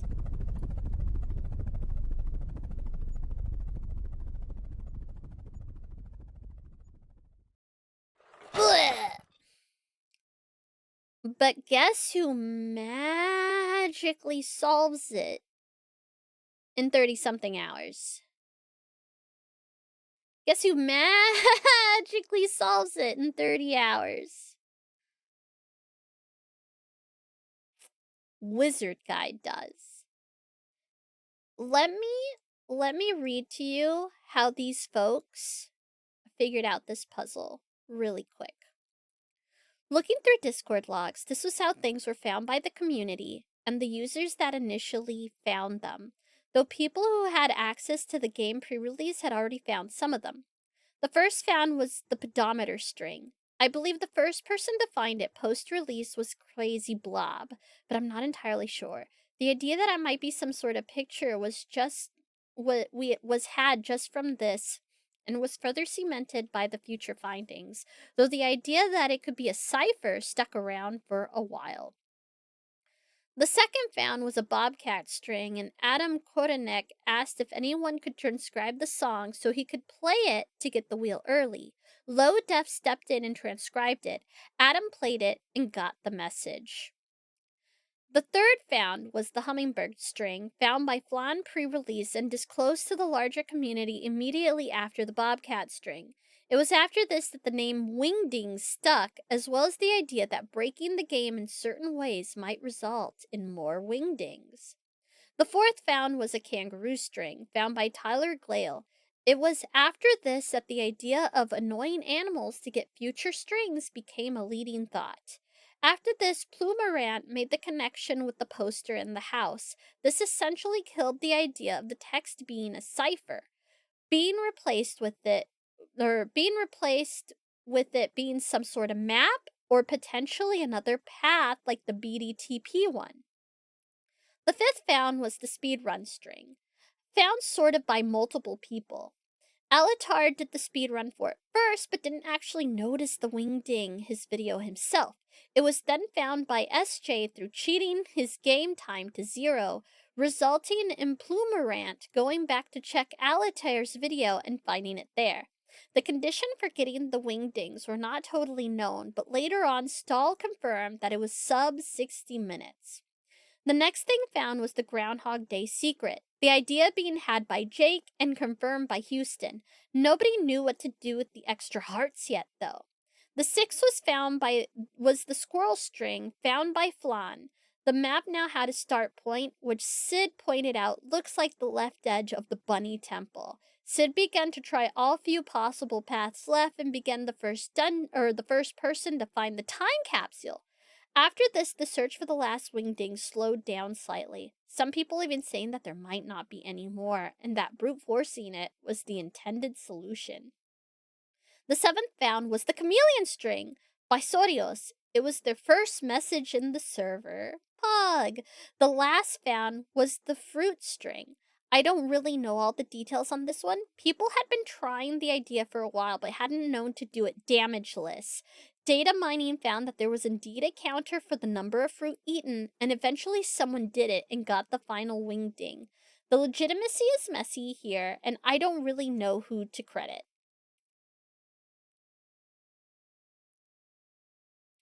Yeah, so there's a whole community of people who were working together to solve this puzzle.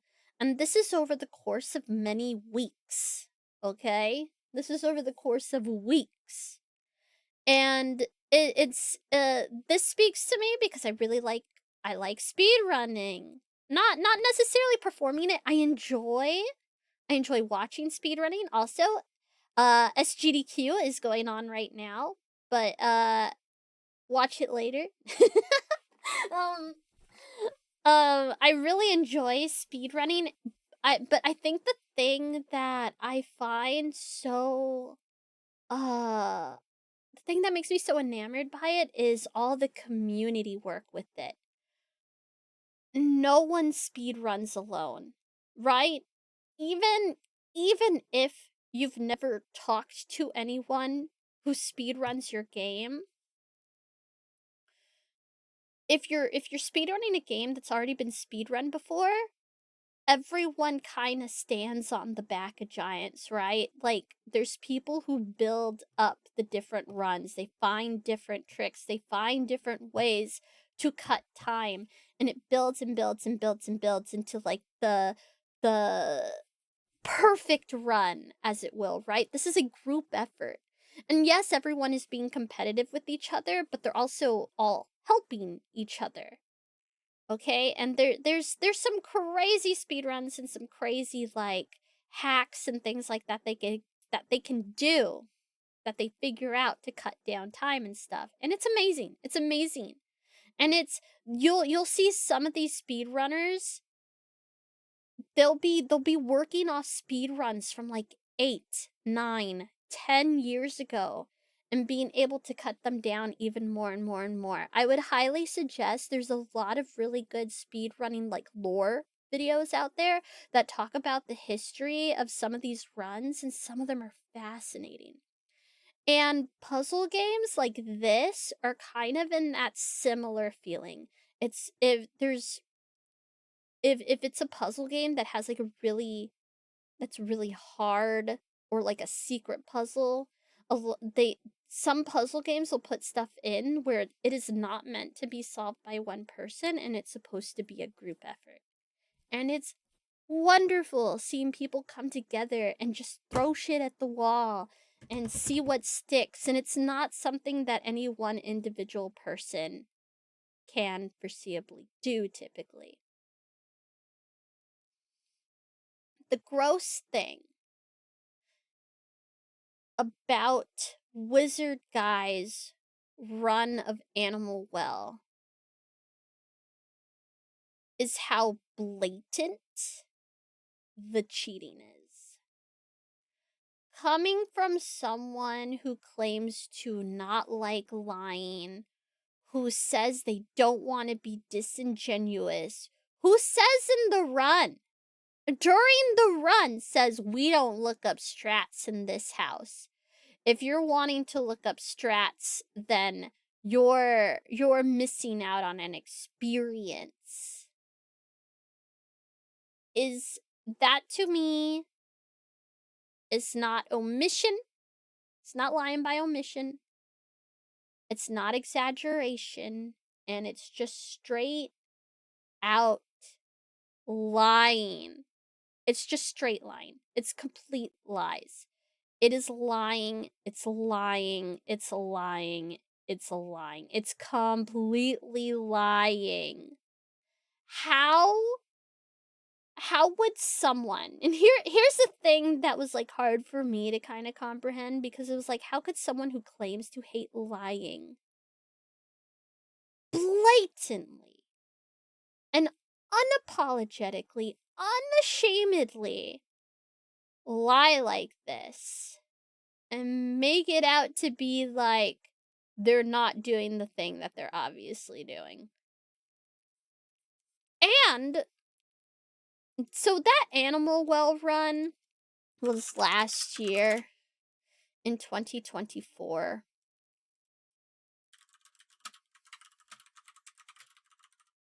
And even though that, yeah, it was 11 months ago. He has a pinned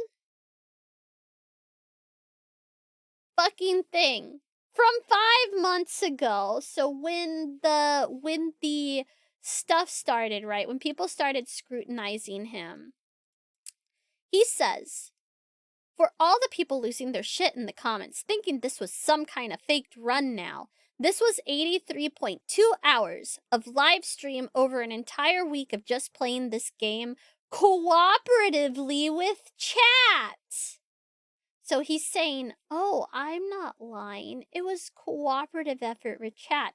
When you look at the stream and you see him, quote unquote, solve the puzzles, he's acting like he's doing it on his own. He's not acting like he's getting the answers from chat, even though he is. he's acting like, "Oh, I'm cooking. I'm cooking now, chat. I've got this figured out. You think I'm crazy, but this works." And then one of the times he says, "Oh, I can't even explain why I think it's this, but the crazy part of my brain gets it, so it's fine." Like that kind of thing. Like he can't even explain why he's doing the stuff that he's doing. Cause he'll come up to a puzzle and go, "Hmm, Eureka!" And then solves it exactly. Solves it very exactly.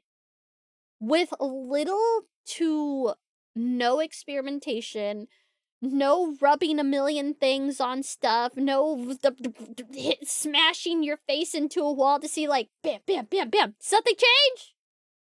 I'm gonna go hit my head on the other wall. Bam, bam. You know what I mean? Like how you usually do with puzzle games. And I'm talking as someone who's played Sierra games. They make me want to die. But he just goes, "Oh, I see it. Oh, I think we're cooking, chat. I think I got it." It's really embarrassing, actually, how egregious it is. Remember how, what was it? Was it Andy? I can't remember who said it, but somebody said how liars tend to be very, like, extra when they lie. That's what this feels like. Like, he's like, "Ho ho ho, I think I figured it out, guys. Oh, Eureka. Oh my gosh. Oh, it might just be crazy enough to work. Whoa." But without running into any roadblocks. He runs into no roadblocks. It is bizarre. It is weird.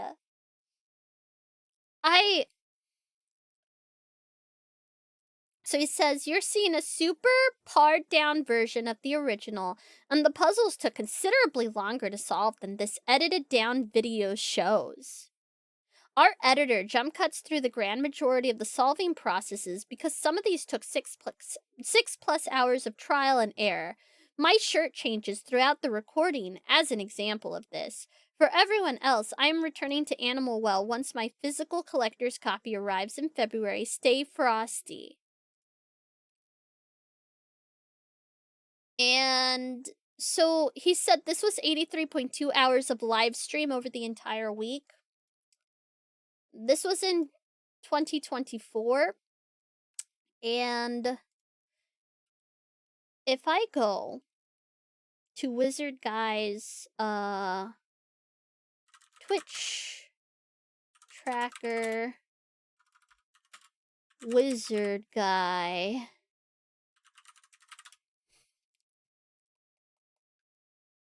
I go there, I go to games, and I go all, let me find Animal Well here. There it is. Animal Well. 6 streams. He had 6 streams. 39.4 hours of time stream. 39.4 hours.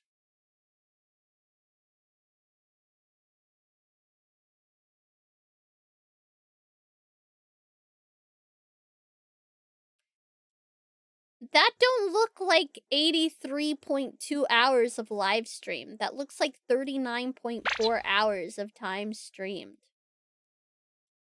What's going on there? Like, bruh.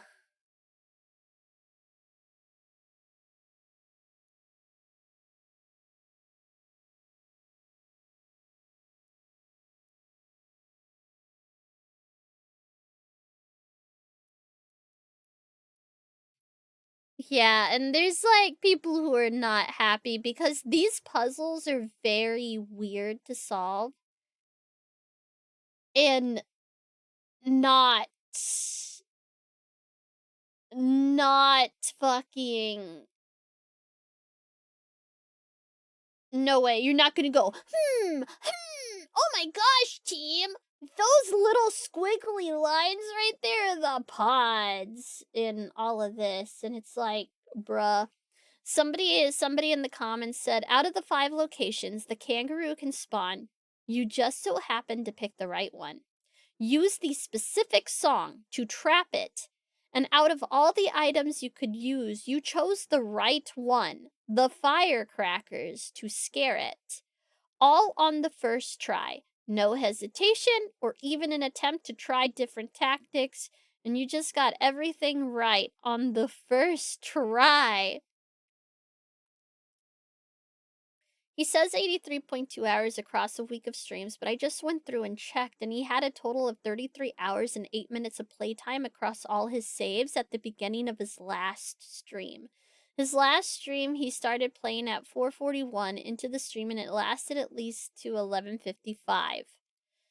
Twitch Tracker has his stream at 12.9 hours for that day, so giving him the most possible time, assuming he played till the second he ended stream, that's 8 hours and 13 minutes extra. That is a total of 41 hours and 21 minutes less than half of his claimed 83.2 hours. Yes, I know he's talking about hours of live stream, but it's bullshit to talk about how much you streamed when half of it was over other games or talking to chat while pretending to be making a game. TLDR, he actually played Animal Well for less than half of the 83.2 hours he claimed.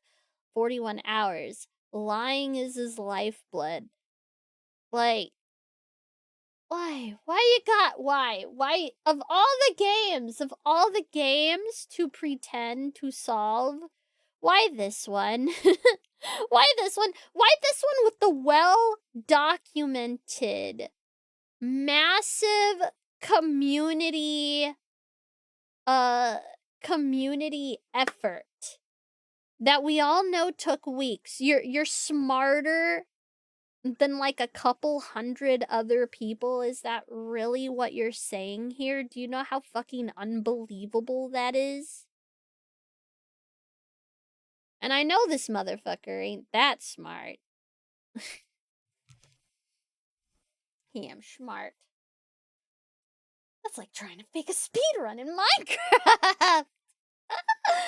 And then the other game that he's been accused of cheating in is Outer Wilds, but like I said, I didn't look into that. I've never played the game. Zip it. I don't want to hear anything about it. I'm keeping myself in the dark because I want to experience that, which I realize I probably need to play it now because it keeps popping up because of this asshole. It keeps popping up now. People keep bringing up Outer Wilds because of this dude, and now I'm like, fuck. Maybe I should play it so I can not accidentally get spoiled, because that would suck. Ugh. So, yeah. The other suspicious thing with when he played Animal Well, because he didn't play on release, he played, I think, about 2 days after there was a guide write-up made. Which is a little suspicious. That's a bit suspicious. And then it was like the outer wild stuff. People were saying that he was like, you could visibly see him he would be stuck on a puzzle, would like look down at his phone, and then suddenly he knew how to solve the puzzle immediately, which I didn't even know there were puzzles in that game, so I already got something spoiled for me in that sense. I now know there's puzzles. But, another thing is that while we were watching this and getting mad, we were getting mad, because I was also looking into Animal Well and how people had solved all these very complicated puzzles. And freaking my roomie, Holly, or Solanine, she was like, did he play Blueprints? And I was like, I don't know, maybe he did. And she was like, I wonder if he played it on release or if he played it later. And we went and looked it up, and he had played it, like, I think, like, 10 days after release or something like that, or I think it was 20 days after release, something like that. And she was like, "Monka, like maybe he was waiting for answers." Although I did have to say that a lot of people were sleeping on that game until it got some hype. There was a lot of people that didn't play till later, so that makes sense. But wouldn't it be funny if he also cheated at that game too to make himself seem smarter? That would be hilarious. God, how sad do you have to be to pretend to solve a puzzle game? And I was like, yeah, why would someone who hates lying or claims to hate lying lie like this? And I was having such a tough time with that cuz like why? Is that itself a lie as well? You don't actually hate lying, you love lying. And Holly Solanine, she said that it might be a thing where he doesn't view it as lying. So he could probably excuse what he's done in his head. So he'll be like, "Well, I don't want my chat not to have a good time. It'll be boring if they sit there and watch me smash my face on a puzzle for 80 gajillion hours. So it's fine if I look up the answers. It'll be so much more exciting. It'll be more entertaining. It'll be better for my stream." It's like, who's doing shit for content now? Right? If that's the case. I can only imagine. Although, I don't know. It could be that. It could just be that this guy fucking lies every time he takes a breath. Every time his... Someone's like... there was a comment where someone was saying, "Oh, how do you tell if Wizard Guy is lying?" It's anytime his lips are moving. And it's like, that's kind of what it feels like. But, yeah, that was the one that I was like, yeah, I don't like this person. I was just irritated with this person before, but then it, like, just kind of turned into disgust. It's so blatant. It's so blatant. It's so ridiculously blatant. And I ended up seeing some puzzle YouTubers who do like a lot of puzzle games and pride themselves on doing puzzle games talk about it, and they're just like, what the fuck? Like, what the fuck? Uh that kind of sealed the deal for me at that point, and like, okay, I think, you know what? I think me not liking this person is reasonable. I don't think I'm being unfair to this person. I think they have reaped what they sowed, and people realize now that they are just I don't know, maybe a compulsive liar. They can't help themselves. But it's like, it's so weird. Because when people are like kind of grifting like this, or lying like this, or manipulating like this, it's to gain something. But I think the only thing he's trying to do is grow his ego and get admiration. I think that's it. Which is...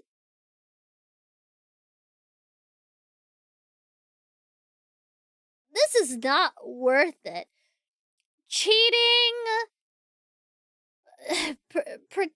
like pretending to be some god tier game developer, pretending to have been in the gaming developing scene for 20 years when a big chunk of your career was in QA and then cybersecurity. I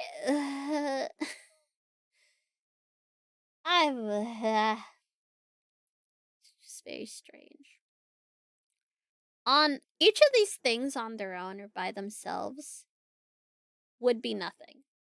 But because we've established patterns here, there's a problem. His mentality stinks. He's completely deluded. Like, I I can't even tell. So like after the animal well thing and seeing him just straight up lie about that stuff and all of this, it was like,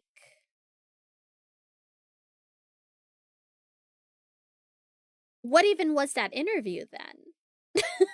Like, what even was that interview then? Like, is anything real from this person at all? I can't fucking tell. I have no idea.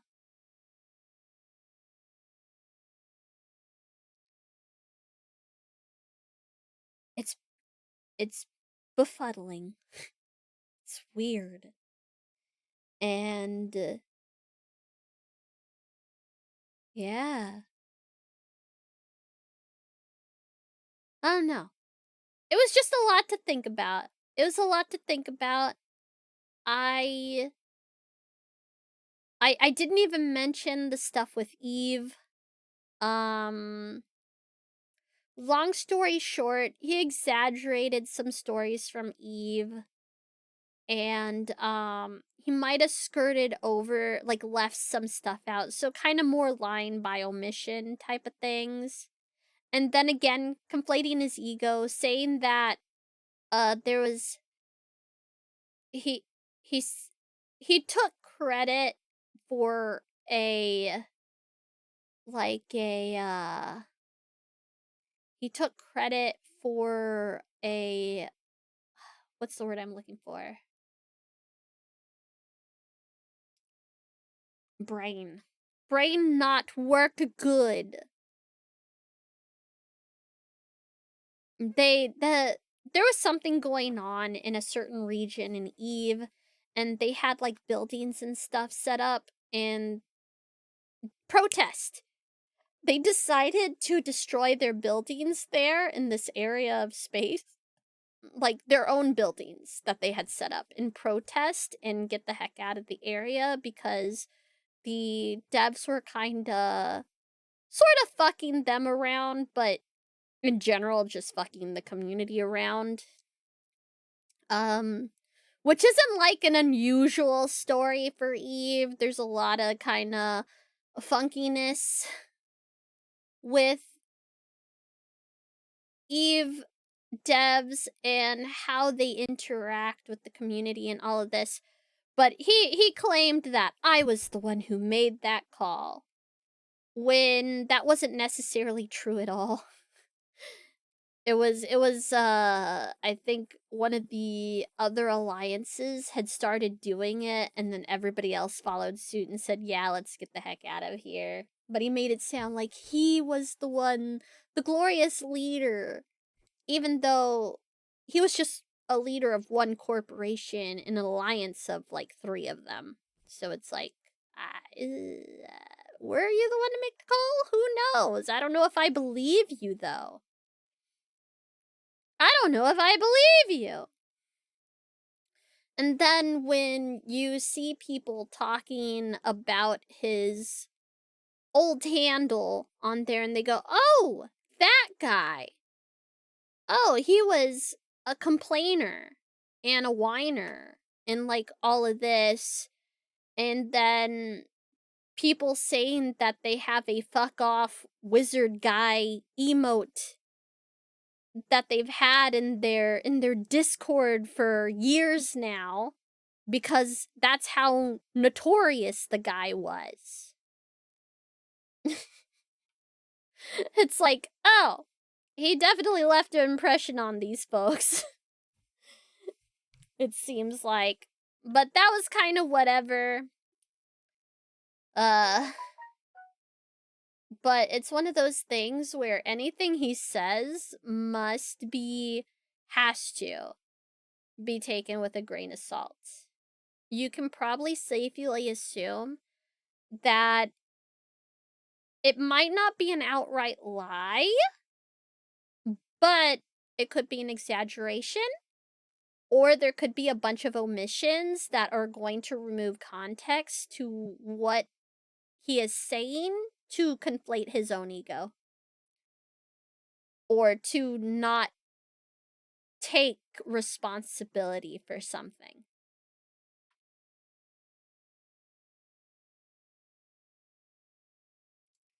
Is anything real from this person is so painfully sad.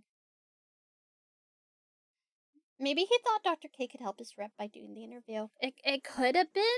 I mean, we're not really gonna know that without, somebody asking him, like, hey, why did you agree to do that interview? And then even then, like I said, is anything he says worth 100% believing? Because we're running into, like, there's a lot of things that are butting up here with this person. That's one. That he's just been caught straight up lying about, like, these puzzle games. It's pretty egregious and pretty blatant.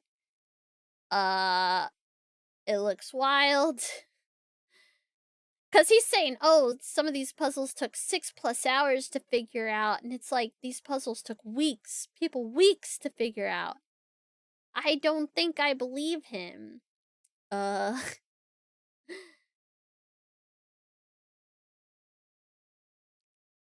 So there's that. There's the fucking puzzle game lying. Right? So that's just outright lying. The other problem that we have is that it's pretty obvious that his perception of reality is deeply flawed. What he is seeing as objective reality is not so. Like, you'll see him, someone will say something to him, and he completely misinterprets it. He will read something, and he completely misinterprets it. Or that's actually a different issue entirely. Maybe number 2 is more his comprehension of what is being presented to him.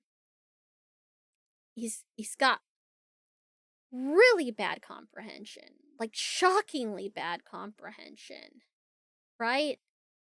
So the first thing is, we know he can lie.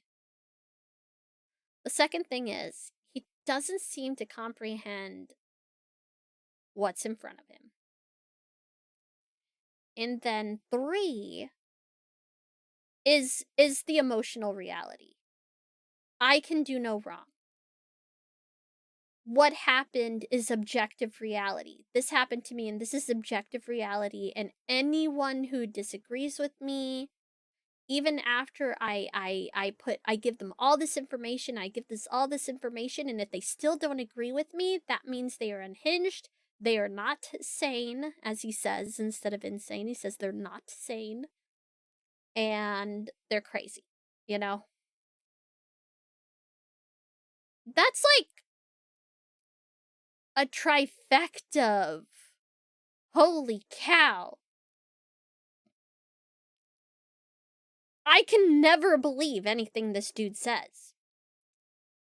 whether it's because he chooses to lie, whether it's because his reality is so warped that even if what he's saying is true to him, it could still be construed as a lie, or he's repeating something that he's read or heard but completely misinterpreting it so it becomes a lie in itself even though he's not meaning to lie. It's it's I've never quite experienced a person like this in my life. I've never seen someone like this ever. And it's like, is it any wonder that he seems to be having the troubles that he's having?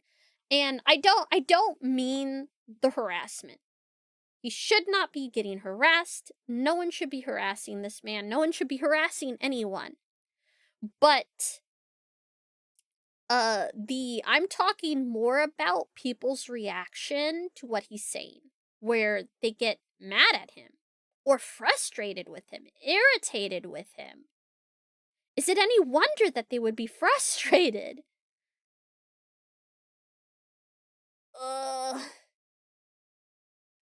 That's part of the emotional reality. When he gets called out, he cannot admit to wrongdoing because he truly, truly, truly, I think he really, really believes that he is not in the wrong.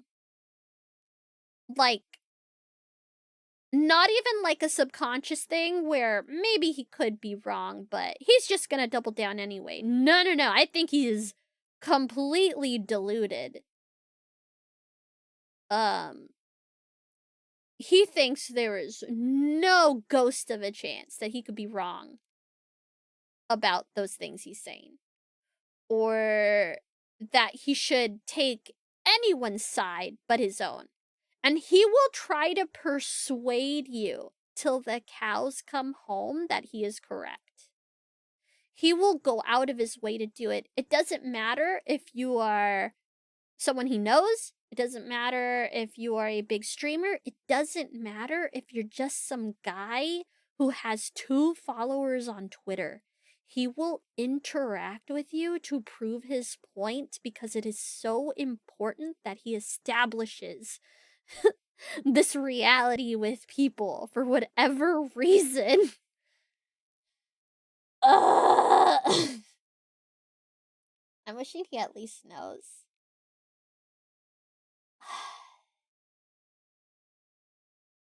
I don't know. I have no fucking idea. Cause like the problem is, even if it's just a thing where maybe he's a very emotional person and he's got this emotional reality kind of thing going on affecting his judgment and how he perceives things. And the whole like not being able to really comprehend what he's reading and hearing, or not taking it in, not listening properly. Like, all that aside, right? Those could be reasons for what's going on, but the blatant lying can really throw that off because it calls into question the other stuff. Is it that he's deluded? Or is it that he just likes lying? I don't know. Fuck if I know. Is it that he has a perceptive reality, or that he has a perspective of reality that we're just not getting and he doesn't want to budge on that? Or is he just lying? I have no clue. I have no idea. I do not know.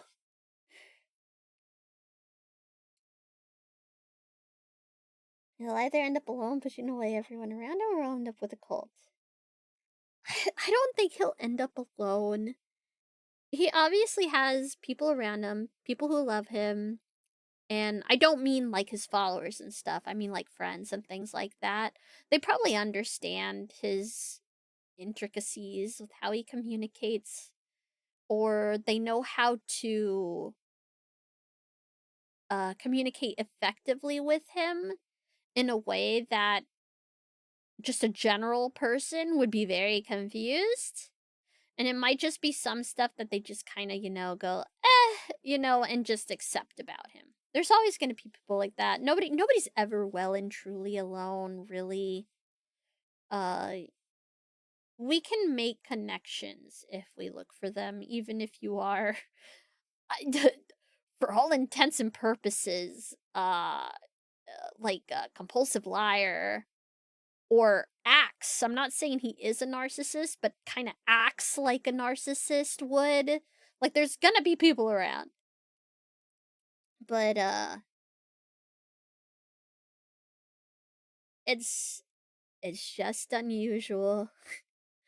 There's some strange people in the world sometimes, and it is fascinating to just take a little looky-loo and go, "Huh, that's a weird brain right there." That's an interesting and very weird brain right there.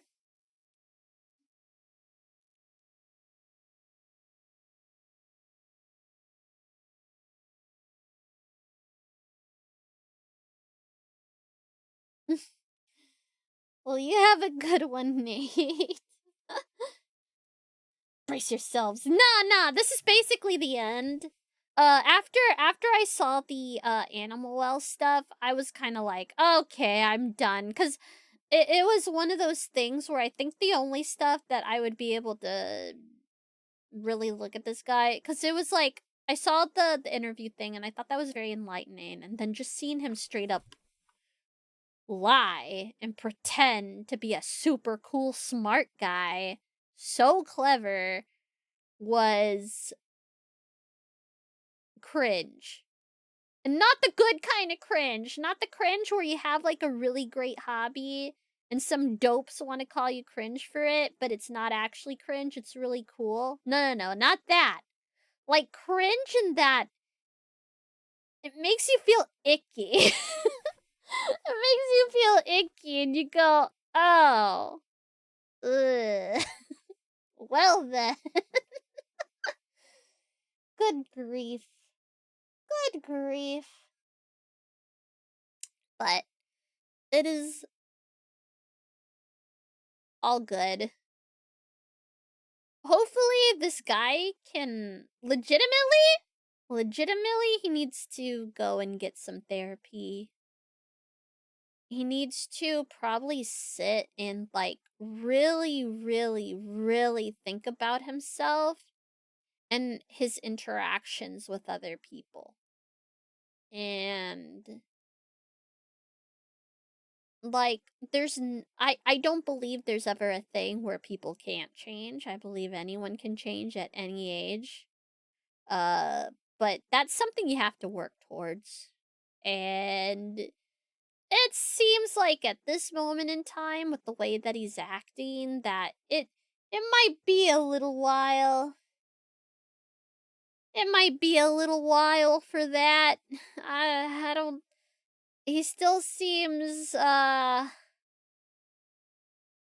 pretty blind to his own shortcomings, considering he's like, I'm not wrong. I don't even. What even is like. Where. Hold on. What is his, like, latest whatever it's.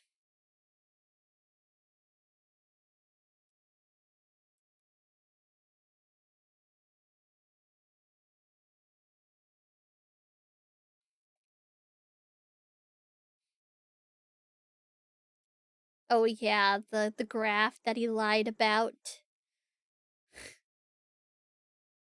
Wild. Wild.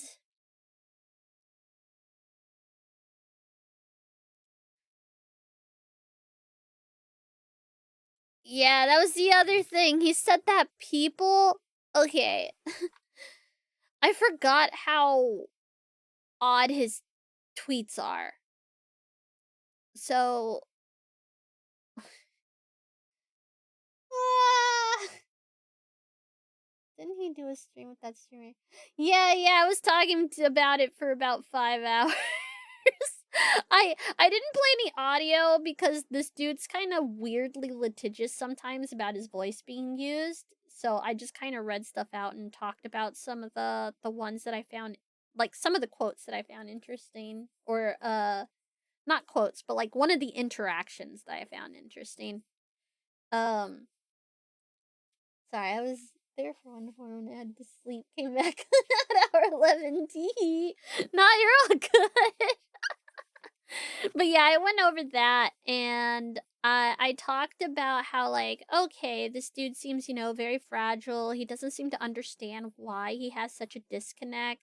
He doesn't get that his trying to cut off his emotions from communicating with people makes him seem evasive in all of this. And there's like a little bit of like sympathy or empathy for this person, because it's like obviously this guy's having a hard time. And then yeah, the animal well stuff, and I was just like, oh god, this guy's a liar. Ugh. This guy's a fucking liar. Why? Oh my goodness, how dare you? How dare you pet me? But I forgot his tweets are kind of weird too. So he had made a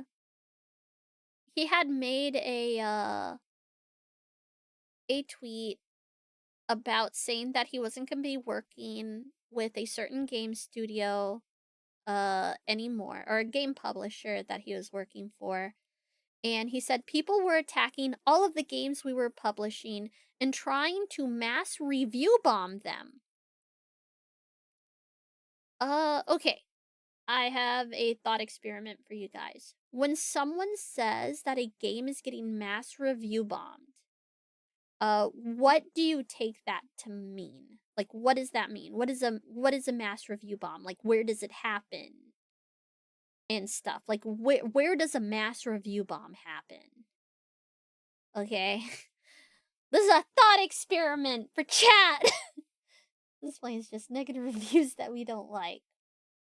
Yeah, but negative reviews where? Where are these reviews coming from?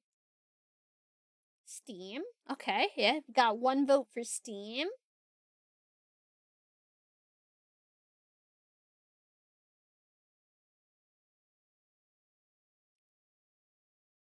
Steam, Metacritic, or Rotten Tomatoes. The Play Store, I think. Yeah, but it's like, yeah, so it's where the games are being sold, right? From before knowing what it meant, just loads of negative reviews within a short space of time. Yeah, exactly. So he said there was mass review bombs of the games of the publisher that he was just happened to work for.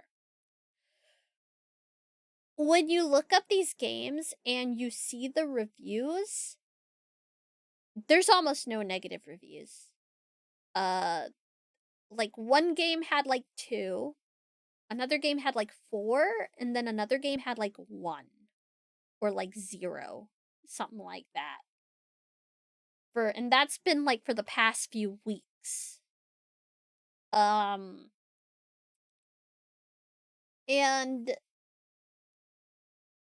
when he's like, oh, people were attacking all of the games we were publishing and trying to mass review bomb them. You can dislike the things I say, but this kind of behavior is unhinged. He loves saying unhinged. I learned a lot there, accomplished a lot, and I hope they succeed. Loved those dudes and loved working with them. Hope they keep cooking. And so, people had pointed out, they were like, hey, like, you can see the reviews, and there isn't review bombing happening on these games. And, he said, for those trying to say that this is somehow a lie, the abuse was across socials. People on Discord, Twitter, Reddit, and some reviews on Steam. Indie games are fragile things, and attacks like that hit hard. Overall sentiment was to bash the games and the developers working on them to try to get back at me. Not worth bringing them down, for my opinion. Also, stop it. Get some help. I don't know. I don't associate Discord, Twitter, and Reddit with reviews. Am I crazy for that? Does that... What do you guys think? Because I don't know if that's, like, a thing?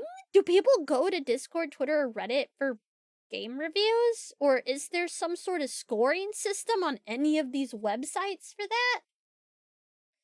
The only game that's been review bombed was the one that he's working or making alone. But that has been a thing from before based on delays, yeah. You call that negative comments, not review bombing. Discord and Reddit aren't really review sites, really. That's what I mean! That's why this is so confusing! Because he's like, oh, it's not a lie. It was happening here, and it's like...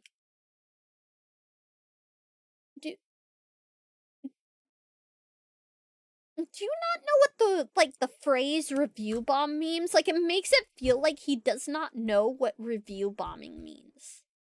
Like, he thinks review bombing is just negative comments or people being mean to the games on social media or what have you.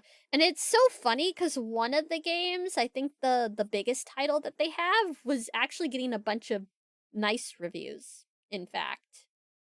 So it's like, I mean, it's happening in the opposite direction. It's got a lot of, like, nice reviews.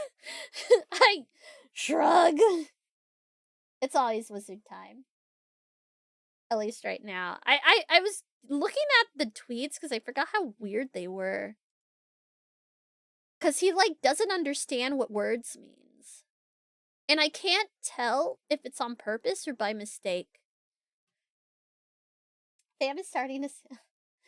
He's not Satan. He's not evil. He's just weird. That's it. It sounds to me like I blow on cold food because brain goes big temperature in this case. I call review bomb because bad feedback.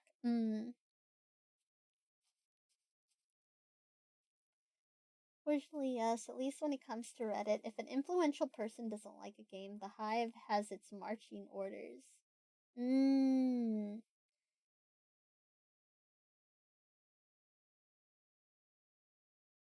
Yeah, it's just that it wasn't translating over to Steam, which is usually what I...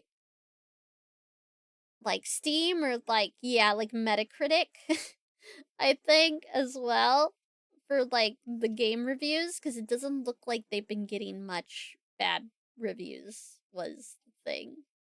So it was like, yeah.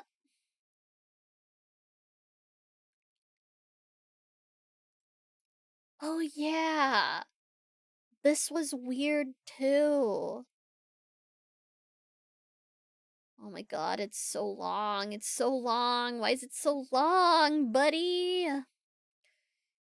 I like he made a like response Twitter post to his stance on the Stop Killing Game initiative. And he's like, I didn't misrepresent anything, basically. And he types in a whole bunch of stuff that's very windy, is how I would call this. Like, he could have long posts, but the problem is they're, like, wiggly. His writing style is wiggly. It's wiggly as hell. Just not very good. But then he links to his videos. He's like, here's the first video, here's the second video, and here's my proof! And it's like another random Twitter post. And he keeps showing, okay,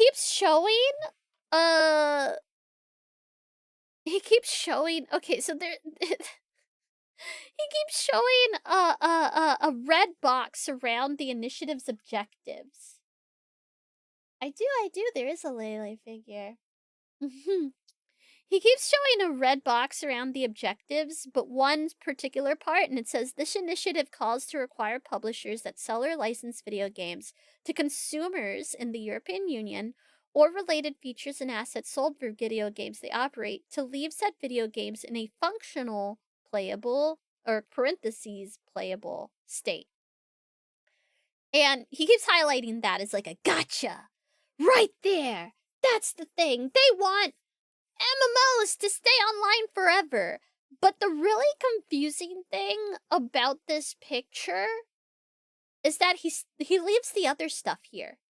Okay, so he didn't just chop out the red stuff. He leaves everything in here. So the part that isn't highlighted and that he highlighted in red, it says specifically the initiative seeks to prevent the remote disabling of video games by the publishers before providing reasonable means to continue functioning of said video games without the involvement from the other side of the publisher. The initiative does not seek to acquire ownership of said video games. So they're not saying they need to have video game ownership. It can still be licenses, associated intellectual rights, or monetization rights. Neither does it expect the publisher to provide resources for the said video game once they discontinue it while leaving it in a reasonably functional playable state. They're like, they don't have to provide resources. I don't know what he thinks that means. Because he keeps bringing up, like, server shit and all of this. And it's just like, it literally says right here, they're not seeking publishers to keep providing resources for a video game once they choose to discontinue it. They just gotta leave the game in a functional state. That's it! Or be very open about themselves. That's it! And he's talking about MMOs, MOBAs. He's like, it's not feasible and could potentially restrict developers from making online-only games like MMOs and MOBAs. And it's like, that's not what they're saying! Either way, bro's wild. And there was something in one of these where I was like, oh, here we go. Okay, so, he's very inflammatory all throughout, saying like, this is shit, this is garbage, this could eat my whole asshole, and like sounding like really mad while he does it. And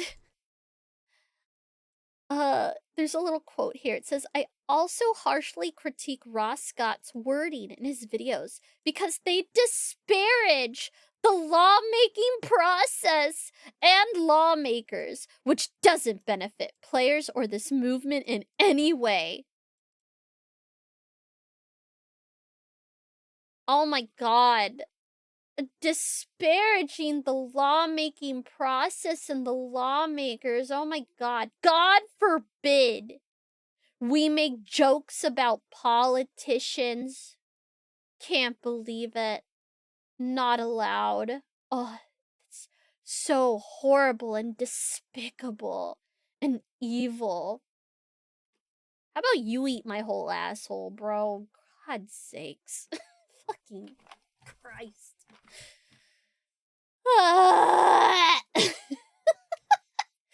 And the other thing is that Ross doesn't disparage anyone.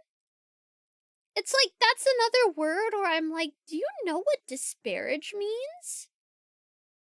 Like, do you know what disparage means? I think he used it as, like, to mean that he was joking. But disparage does not mean joking. Disparage means to put down or to belittle, to demean, right? And like I feel like technically,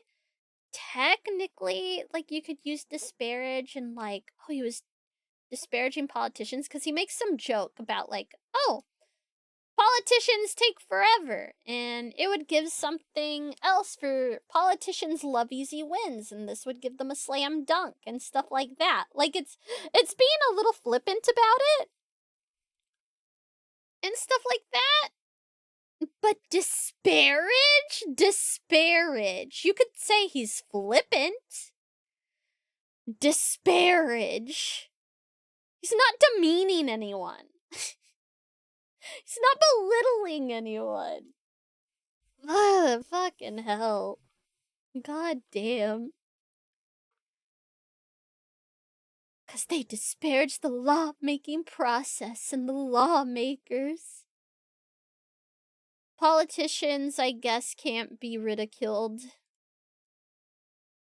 Are bad, I guess. Fucking bizarre. Like, the statement is so bizarre. Like, what the fuck? Woe is the politicians. The lawmakers, the politicians. How dare you?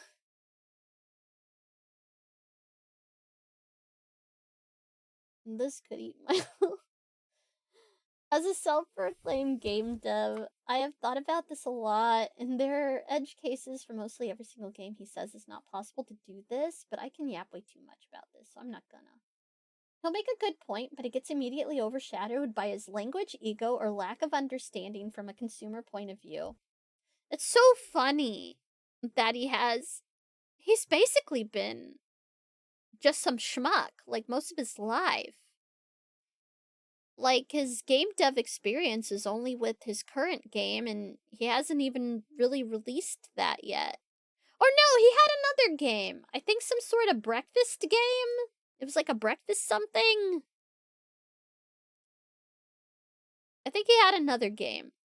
I don't know what sort of game it is, but it didn't look crazy complicated.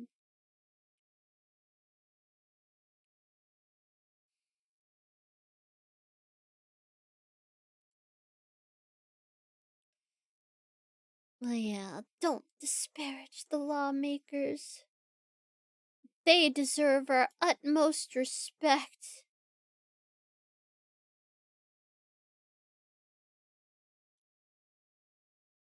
Like, yeah, when they're doing their job. Like, when they're actually getting shit done, maybe.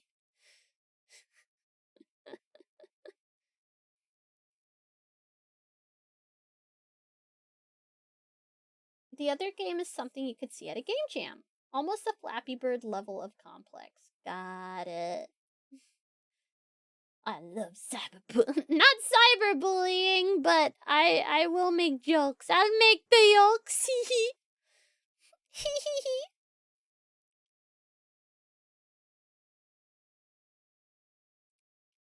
This is so bizarre.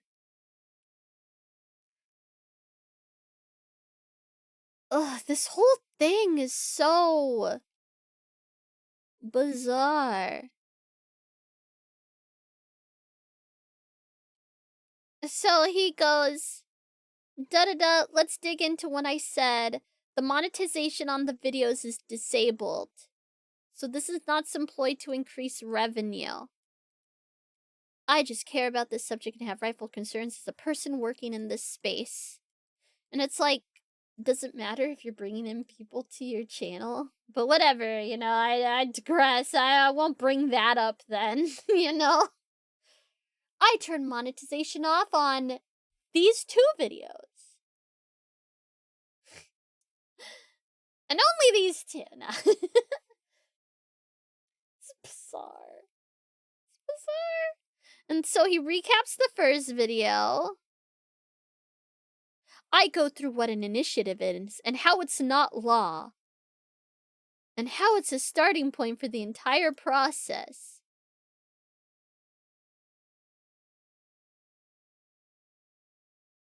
And then you still acted like they were asking for law. This guy is wild. Okay, so he goes over a recap of the first video, then the second video. And you think, okay, so he's recapped both the videos. Pog. And then he goes to recap! And it's even longer! But he says to recap, But the recap, I don't even think actually recaps. And then he has another section that says to clear up some disinformation about my character. And I mean, like I said, emotional reality. I don't think he can communicate very well in a way that we can understand him properly. And then we know he is definitely capable of lying. So it's like, I left AAA in 2016 because I fucking hate how the industry is now and I prefer indie entirely. I left AAA. I don't like Blizzard. I would have stayed working there. That's why I quit. That's the entire point. Fuck AAA and what many studios have turned games into. When you hear that, do you think he was a cybersecurity guy? Or do you think he's talking as if he were a game dev at this place? Like, technically, this is true. Technically, this is true. Technically, this is true. But at the same time, it's like, I know your job titles. You put them all on LinkedIn. You weren't involved in the game dev side of things, and you make it sound like you were. It's so manipulative.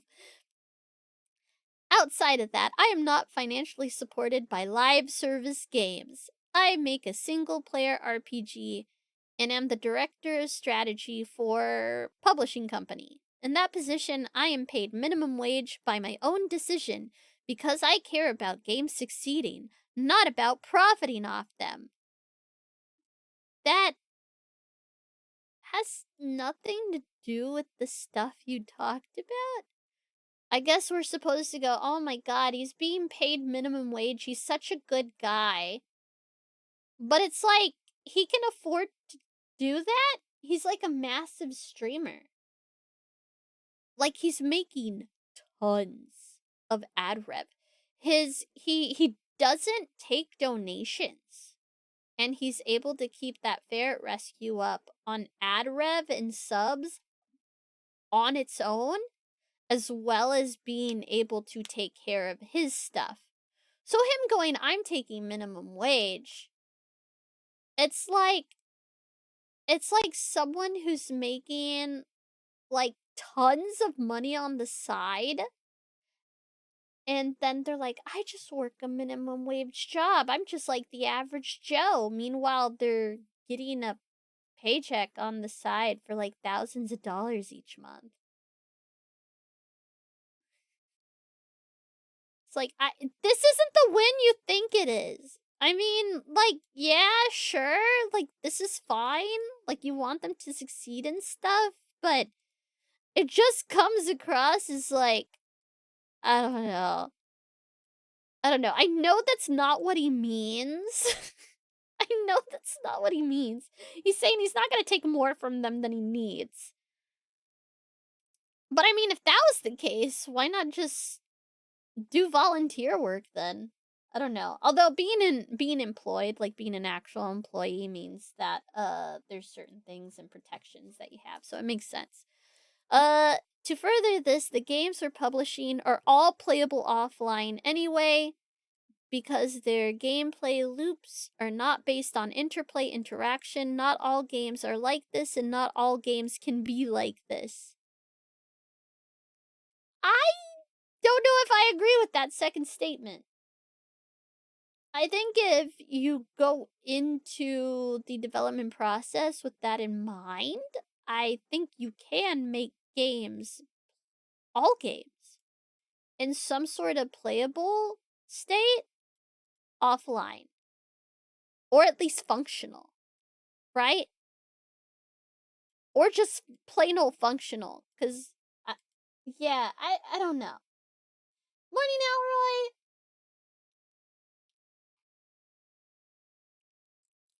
No, I have not been running away from discourse on this.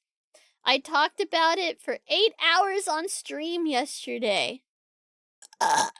Bro thinks he can rival my yapping. Actually, he can rival my yapping. This dude can stream for fucking hours while just talking out his ass. I never took my videos down, and I have not discussed the initiative in 10 months. It's been since released those videos. My internet also died mid-broadcast, so I had to go live again 30 minutes later. Thanks, ISP. What do you need? Why do you... What does it matter that your internet died? People are gonna see that you went live again. Not to mention, who the heck said he was running away? I wish you would run away from the discourse. I wish you would stop talking about it.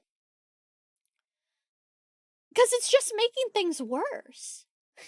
He could just go on his merry way doing his video game and playing stuff. But he keeps having to set the record straight over again. And not just about this thing, not just about this, but of all the controversies that he goes through. He just doesn't like, you don't need to explain things to a random amalgamation of people online. Like, why am I reading this? Why? Why is this existing? I shouldn't be reading this. In that, I mean that it shouldn't exist. Like, this should be nobody. Like, he should have just had his opinion and just said, fuck it, to anyone who was giving him a hard time, right? And just move on with that.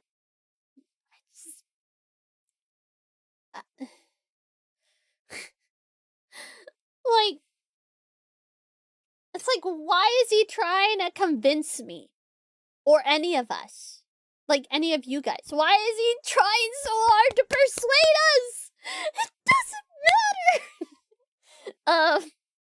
And he says, for those that will screen, he's doubling down. Yes, I damn well am. I give a shit about this initiative and what it means for games developers and players in the future.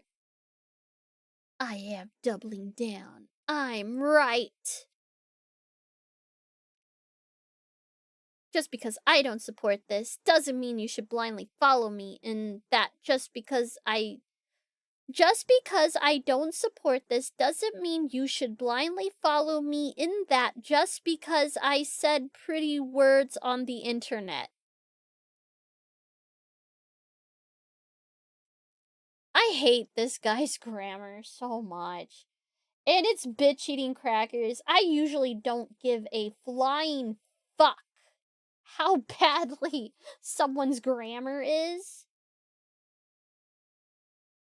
Oh my god, but is it nails on a chalkboard when it's someone annoying? It's nails on a fucking chalkboard when it's some fucking know-it-all.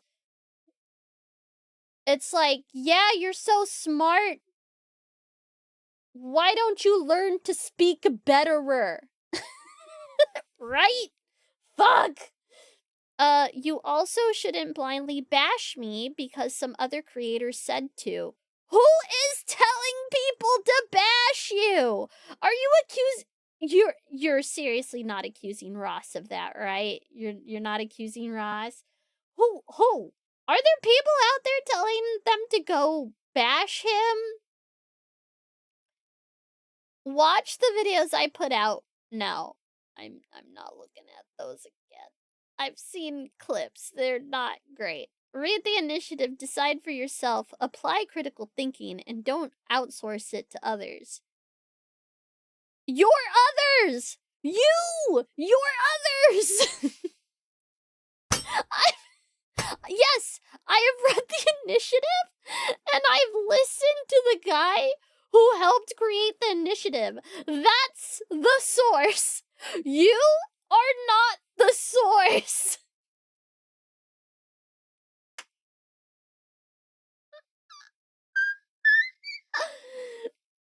You are out. Yeah. Yeah, no.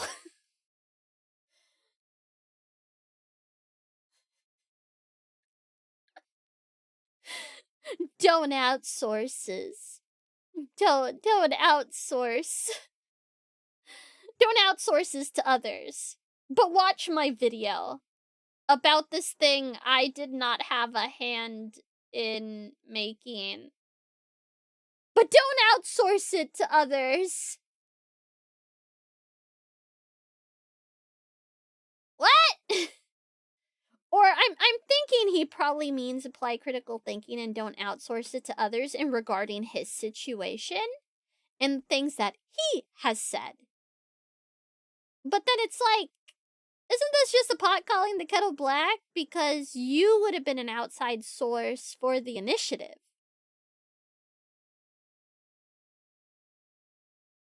Well, whatever. Let's not think about that.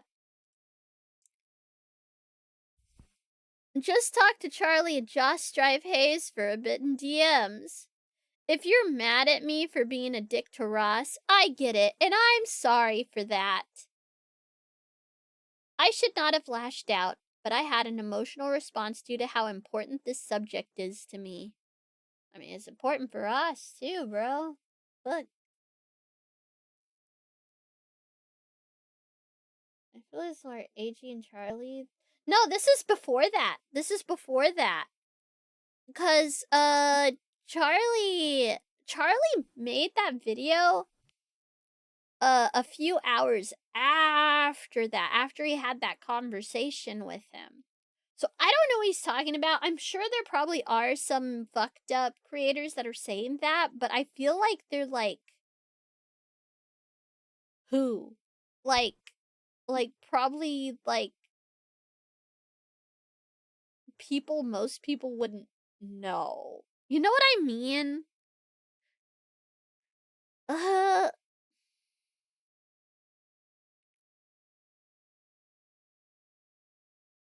my god.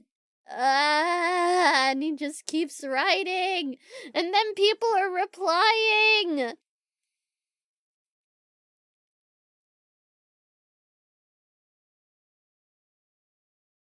People are replying, and he has to reply back. Let's see here. He's replied to someone. This person has 1,500 followers, and it's just some regular ass dude who posts about cooking meat. But gotta reply to him, very important. There's Josh Strife Hayes. That's somebody he was actively talking to. Then there was someone who has 13 followers who made a wizard, quote, industry plant guy. And that's all the guy said was his name with industry plant in the middle. And he has to respond to that. Martis says, I have no idea what is going on. Who are we talking about an initiative? I'm talking about Chatia, the embodiment of chat in the We're not talking about Chatia! Join the chaos and charm with us as we spread magic and mischief.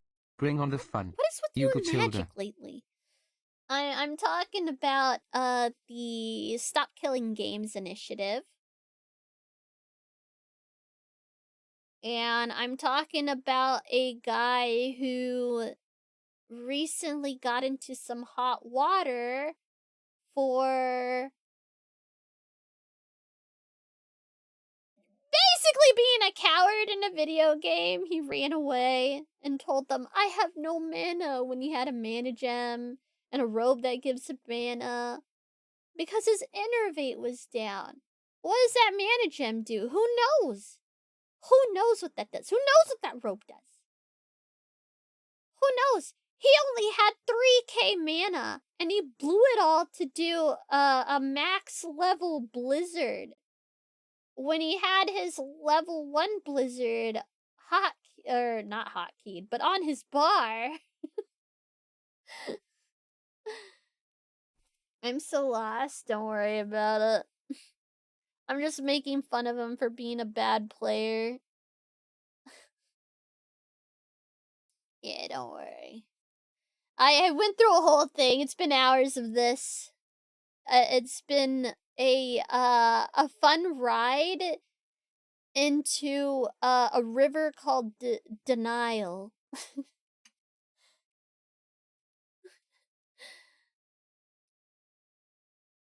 Here's another person he's replying to with only 419 Twitter followers. Why? Why do you need to reply to these people? There's no reason! Another person with 596 followers. And there he is, replying again. Another person with 937 followers. Like, these, like, I'm not, like, saying these people are no one because they have lower follower numbers. But they're just normal people. These are just normal people. They're just regular folks on Twitter. There is no reason that he needs to be responding to all of these people at all. He does not know them personally. They are strangers. He doesn't need to explain himself to every single person that replies to his threads. This is insanity. Okay? This is nuts to me. He's got to defend himself, man. Yes. If, like, Ross is saying stuff, right? It makes sense to reply to Ross. Ross is the one in charge of the movement and the one who called him out for kind of being a dick, right? I can understand replying to that. Josh Stripe Hayes, that's someone that he knows and has, I think, talked to and done stuff with previously. And the guy is saying, hey, you know, you go from attacking the argument with reason source counter arguments and then attacking the person and being demeaning and bullying insults, right? That makes sense to reply to because that's someone he knows. But just someone making fun of him randomly, you don't need to reply to that. It's a troll. They do not care. They do not care. They do not care. They didn't read your fucking post. They just want to get a rise out of you. And when you reply, they know it worked. And they go, hee hee. And then more people can go, I'm also gonna do this. Stop feeding the trolls. Stop. Some of them are people that are actually, like, trying to, like, explain stuff to him or argue certain points and stuff like this, but they're still just strangers. Like, I'm not going to try and prove myself to a person I have never interacted with or seen before who's, like, trying to prove me wrong, I guess?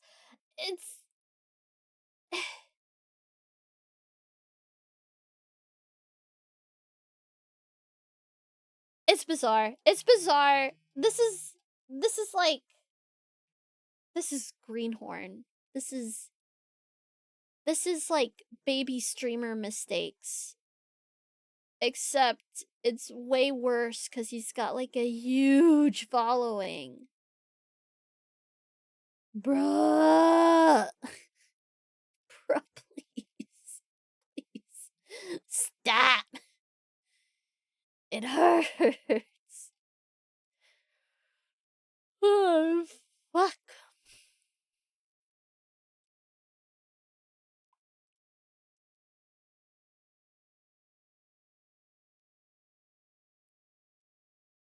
$493 followers. He replied to them.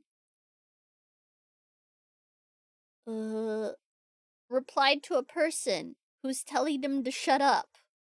Why? Why are you responding to people who are being rude to you? Somebody asking a question that kind of makes more sense. It's still not needed.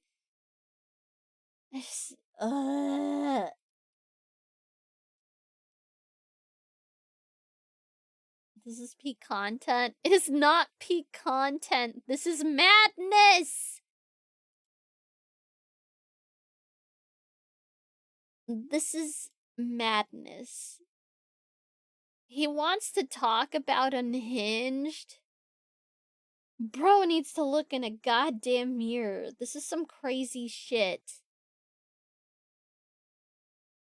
And I ain't fucking shit, you know? I'm just another random person on the internet.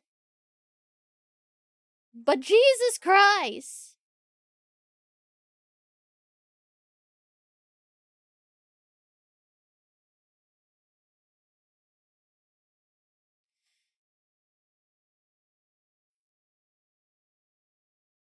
Oh yeah, this was community noted. The thingy. Wait, where'd the community note go? There was a community note on this. Wasn't there? Am I crazy? I could have sworn there was a community note on this.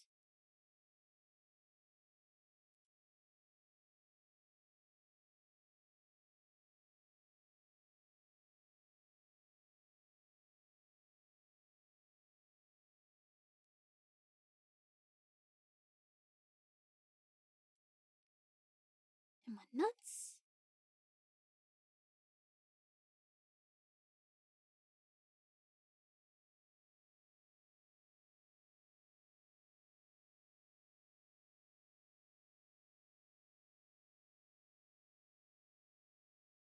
Oh, there it is!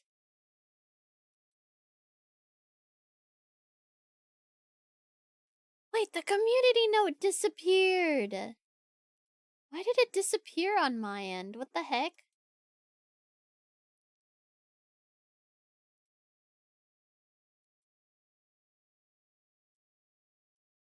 He had posted a graph and said, see, this was already in free fall, except he never included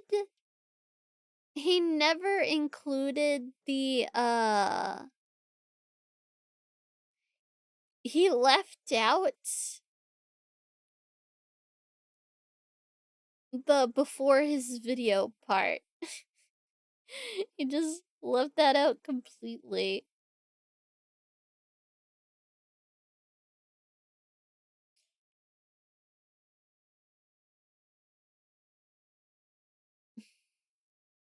Can you post a link here? I'll post the Imager one to the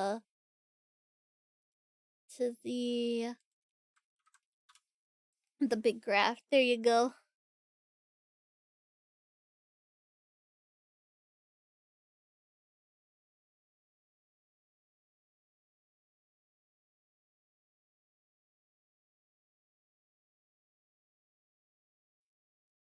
Doo-doo-doo.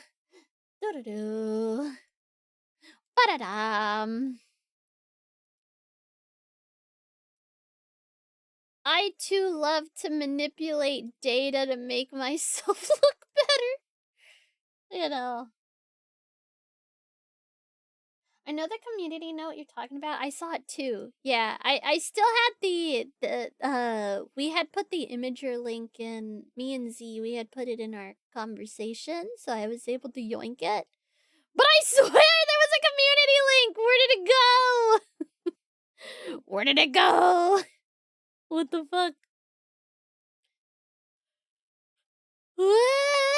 I've been awake for too long and I've been talking about this fucking crazy madness for too long.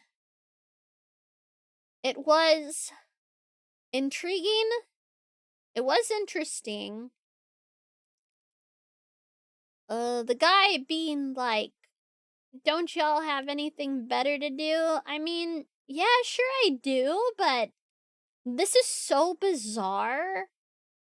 It's worth examining. So I feel like I learned a lot. Personally, I feel like I learned a lot from this. And I'm just amazed a person like this exists. And I find that oddly interesting, yet also a little sad and I think the person is a buffoon, and he makes me kind of mad. Like, it makes me kind of mad, mostly for the puzzle game cheating that he doesn't want to own up to, and I find that very annoying. Especially from a game that took a community weeks to piece together the final puzzle. It's sort of shitting on all their hard work. You know what I mean? It's a bit of it's like stolen valor, except not military stolen valor. It's like gamers working together, stealing their valor, right? All their hard work. It's a bit fucked up. But I guess he can I guess pretend to be a super duper smart and clever guy. But that I think that was the thing that made me the angriest. That was the thing that made me mad. Although seeing him be really bad at MMOs was fun. That was silly. I'm mean. I look at people who are bad at playing games and I do a little tee-hee at them at their expense, okay? I would never do it to someone's face. Caudle036 has subscribed to the channel. Thank you for the sub! Caudle036, welcome to the chaos and charm of Chatier's realm. Oh my gosh. Embrace the magic and mischief as we journey together through joy and cuteness. But yeah, I would never do a tee-hee at someone's face if they were bad at the game. Unless they are my friend and they can shit talk me back. And we can banter together. That's the only time I'll do it to someone's face. But if it's just a perfect stranger, I'll do a little tee-hee. I'll be like, haha, they don't know how to play. But I ain't gonna be mean to them. And if they ask for help, I'll help them too. I think that's the other thing that was missing. Especially with the MMO stuff, was like, he was so quick to make fun of people, but then he never offered to help anyone, it felt like. Or I wouldn't say never. He probably did. But it's like, when you're harping on someone and how they're playing their class, and they tell you, oh, I'm brand new to this game, do you then continue to demean them? And, you know, do you continue to demean them and disparage them, as it were, right? Do you continue to disparage these good people? Punish them for having the audacity to be noobs? Or do you say, or do you give them shit for, you know, a second, hear they're new, and go, oh, hey, do you need any tips? Do you need any help? Hey, let's, instead of giving him fucking shit for not casting Arcane Intellect 3 fucking times, maybe you could say, hey, I'll put Arcane Intellect on me and these 2 people, and you put Arcane Intellect and yourself and this person, and I'll try and help you to remind you to, you know, put it back up once it's off cooldown and stuff, you know? Right? Right? Right? Right? Right? You know? Just helping people out. Being a good guildmate. I don't think he knows what that fucking means. I don't know. There's probably plenty of instances that I haven't seen where this person is being perfectly fine to people and maybe is helping people out. Although with the way he fucking talks, I severely doubt that his fucking advice, didn't sound arrogant as hell. I just...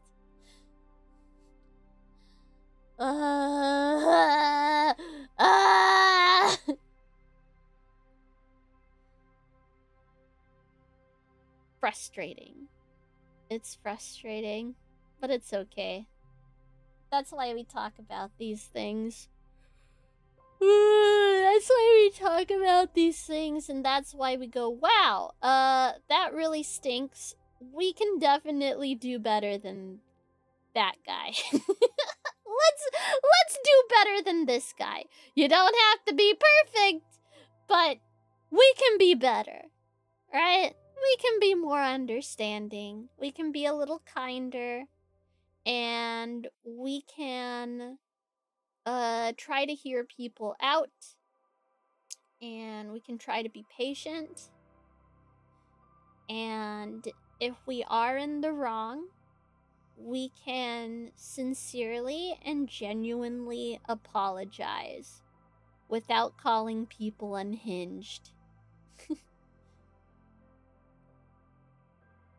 You know, typical, normal, most people do this anyway stuff. The usual. Sorry, I keep moving around. The usual. And,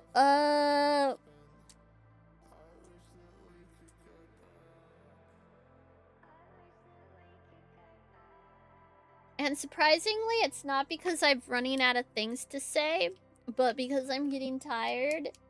And I beat this dead horse to a pulp. It is now a horse smoothie. And I think I'm gonna drink my horse smoothie and go to bed. Yeah. I'm gonna drink my horse smoothie up.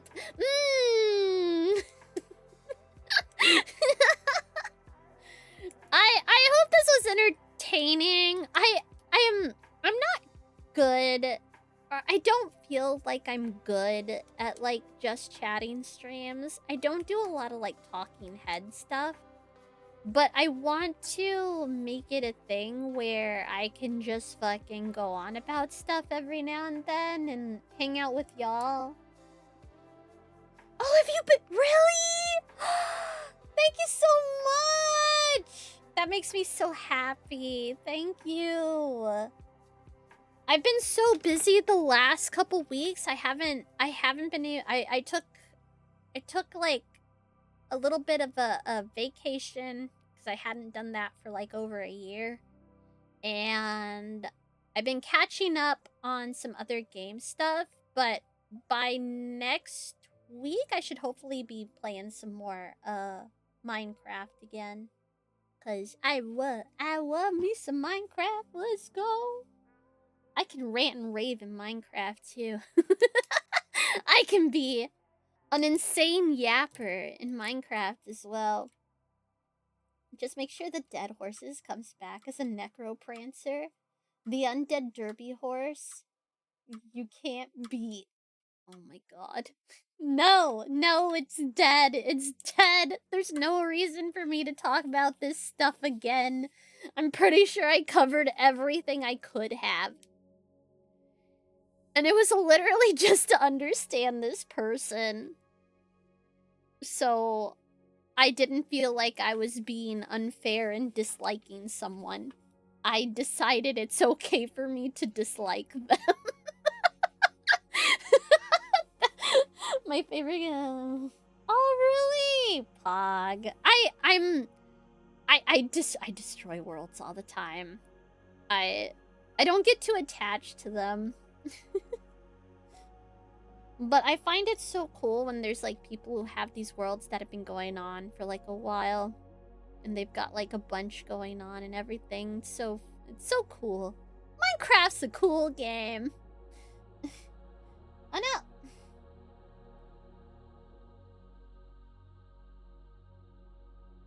It was an interesting talk show. I hope so. I definitely meandered there and I got off topic a lot. But that's kind of normal for me. That can happen. That can happen a lot, you know. Just yeah. Just yeah. I hope you guys liked my little setup. Cause yeah, I was saying how one of the things that I'm like I was trying to like make it like, you know, if if y'all were sitting across from me, like, at a cafe, and we were just hanging out and shooting the shit, and I would this be like a gossip session or something? Would this be a gossip session, maybe? Like, we're like, oh, whoa, did you hear what, wizard guy did? Is that what this was? I have no idea. Oh my goodness. I love it. Yep, just hanging out at a bar and chilling, chatting. Yeah, I hope it went well. I hope it went well. I hope people can enjoy this from me. I'd like to do this more.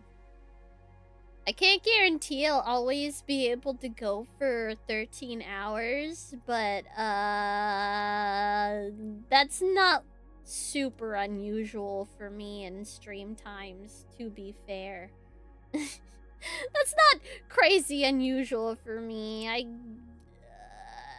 There's something wrong with my brain. I very much enjoy streaming. I very much enjoy streaming. It makes me happy. But I should definitely release everyone. Now the real question is there gonna be someone on that I know that I can raid? Actually, is Wasbay? Hold on. Am I following Wasbay? Hold on. I need to double check. I need to double check, 'cause I love this girl.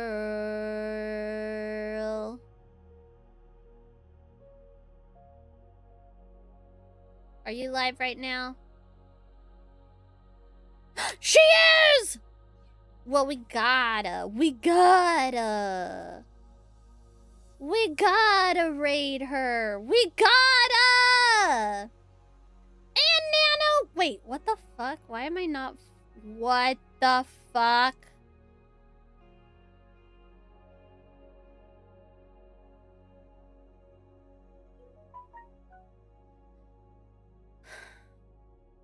You know, I fucking hate Twitch sometimes.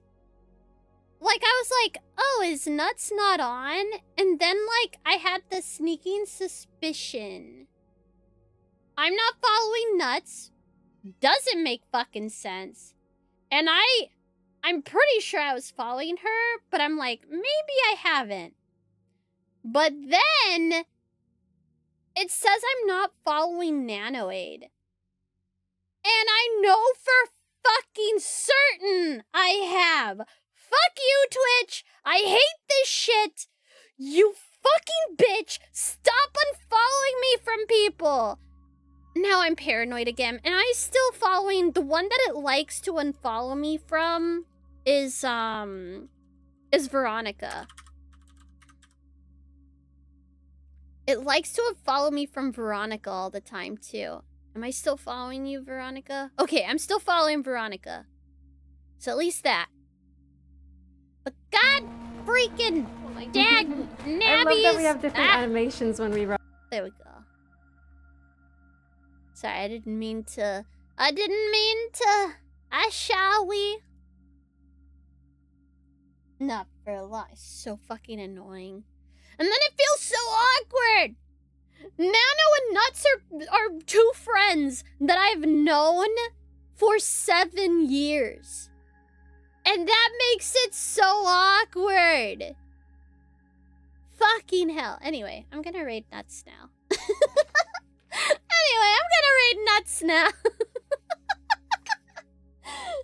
Okay. Sorry, I just had to fucking vent about that because it drives me fucking insane. The real fucking bullshit is when it unfollows me from people I am subbed to. Like, excuse you?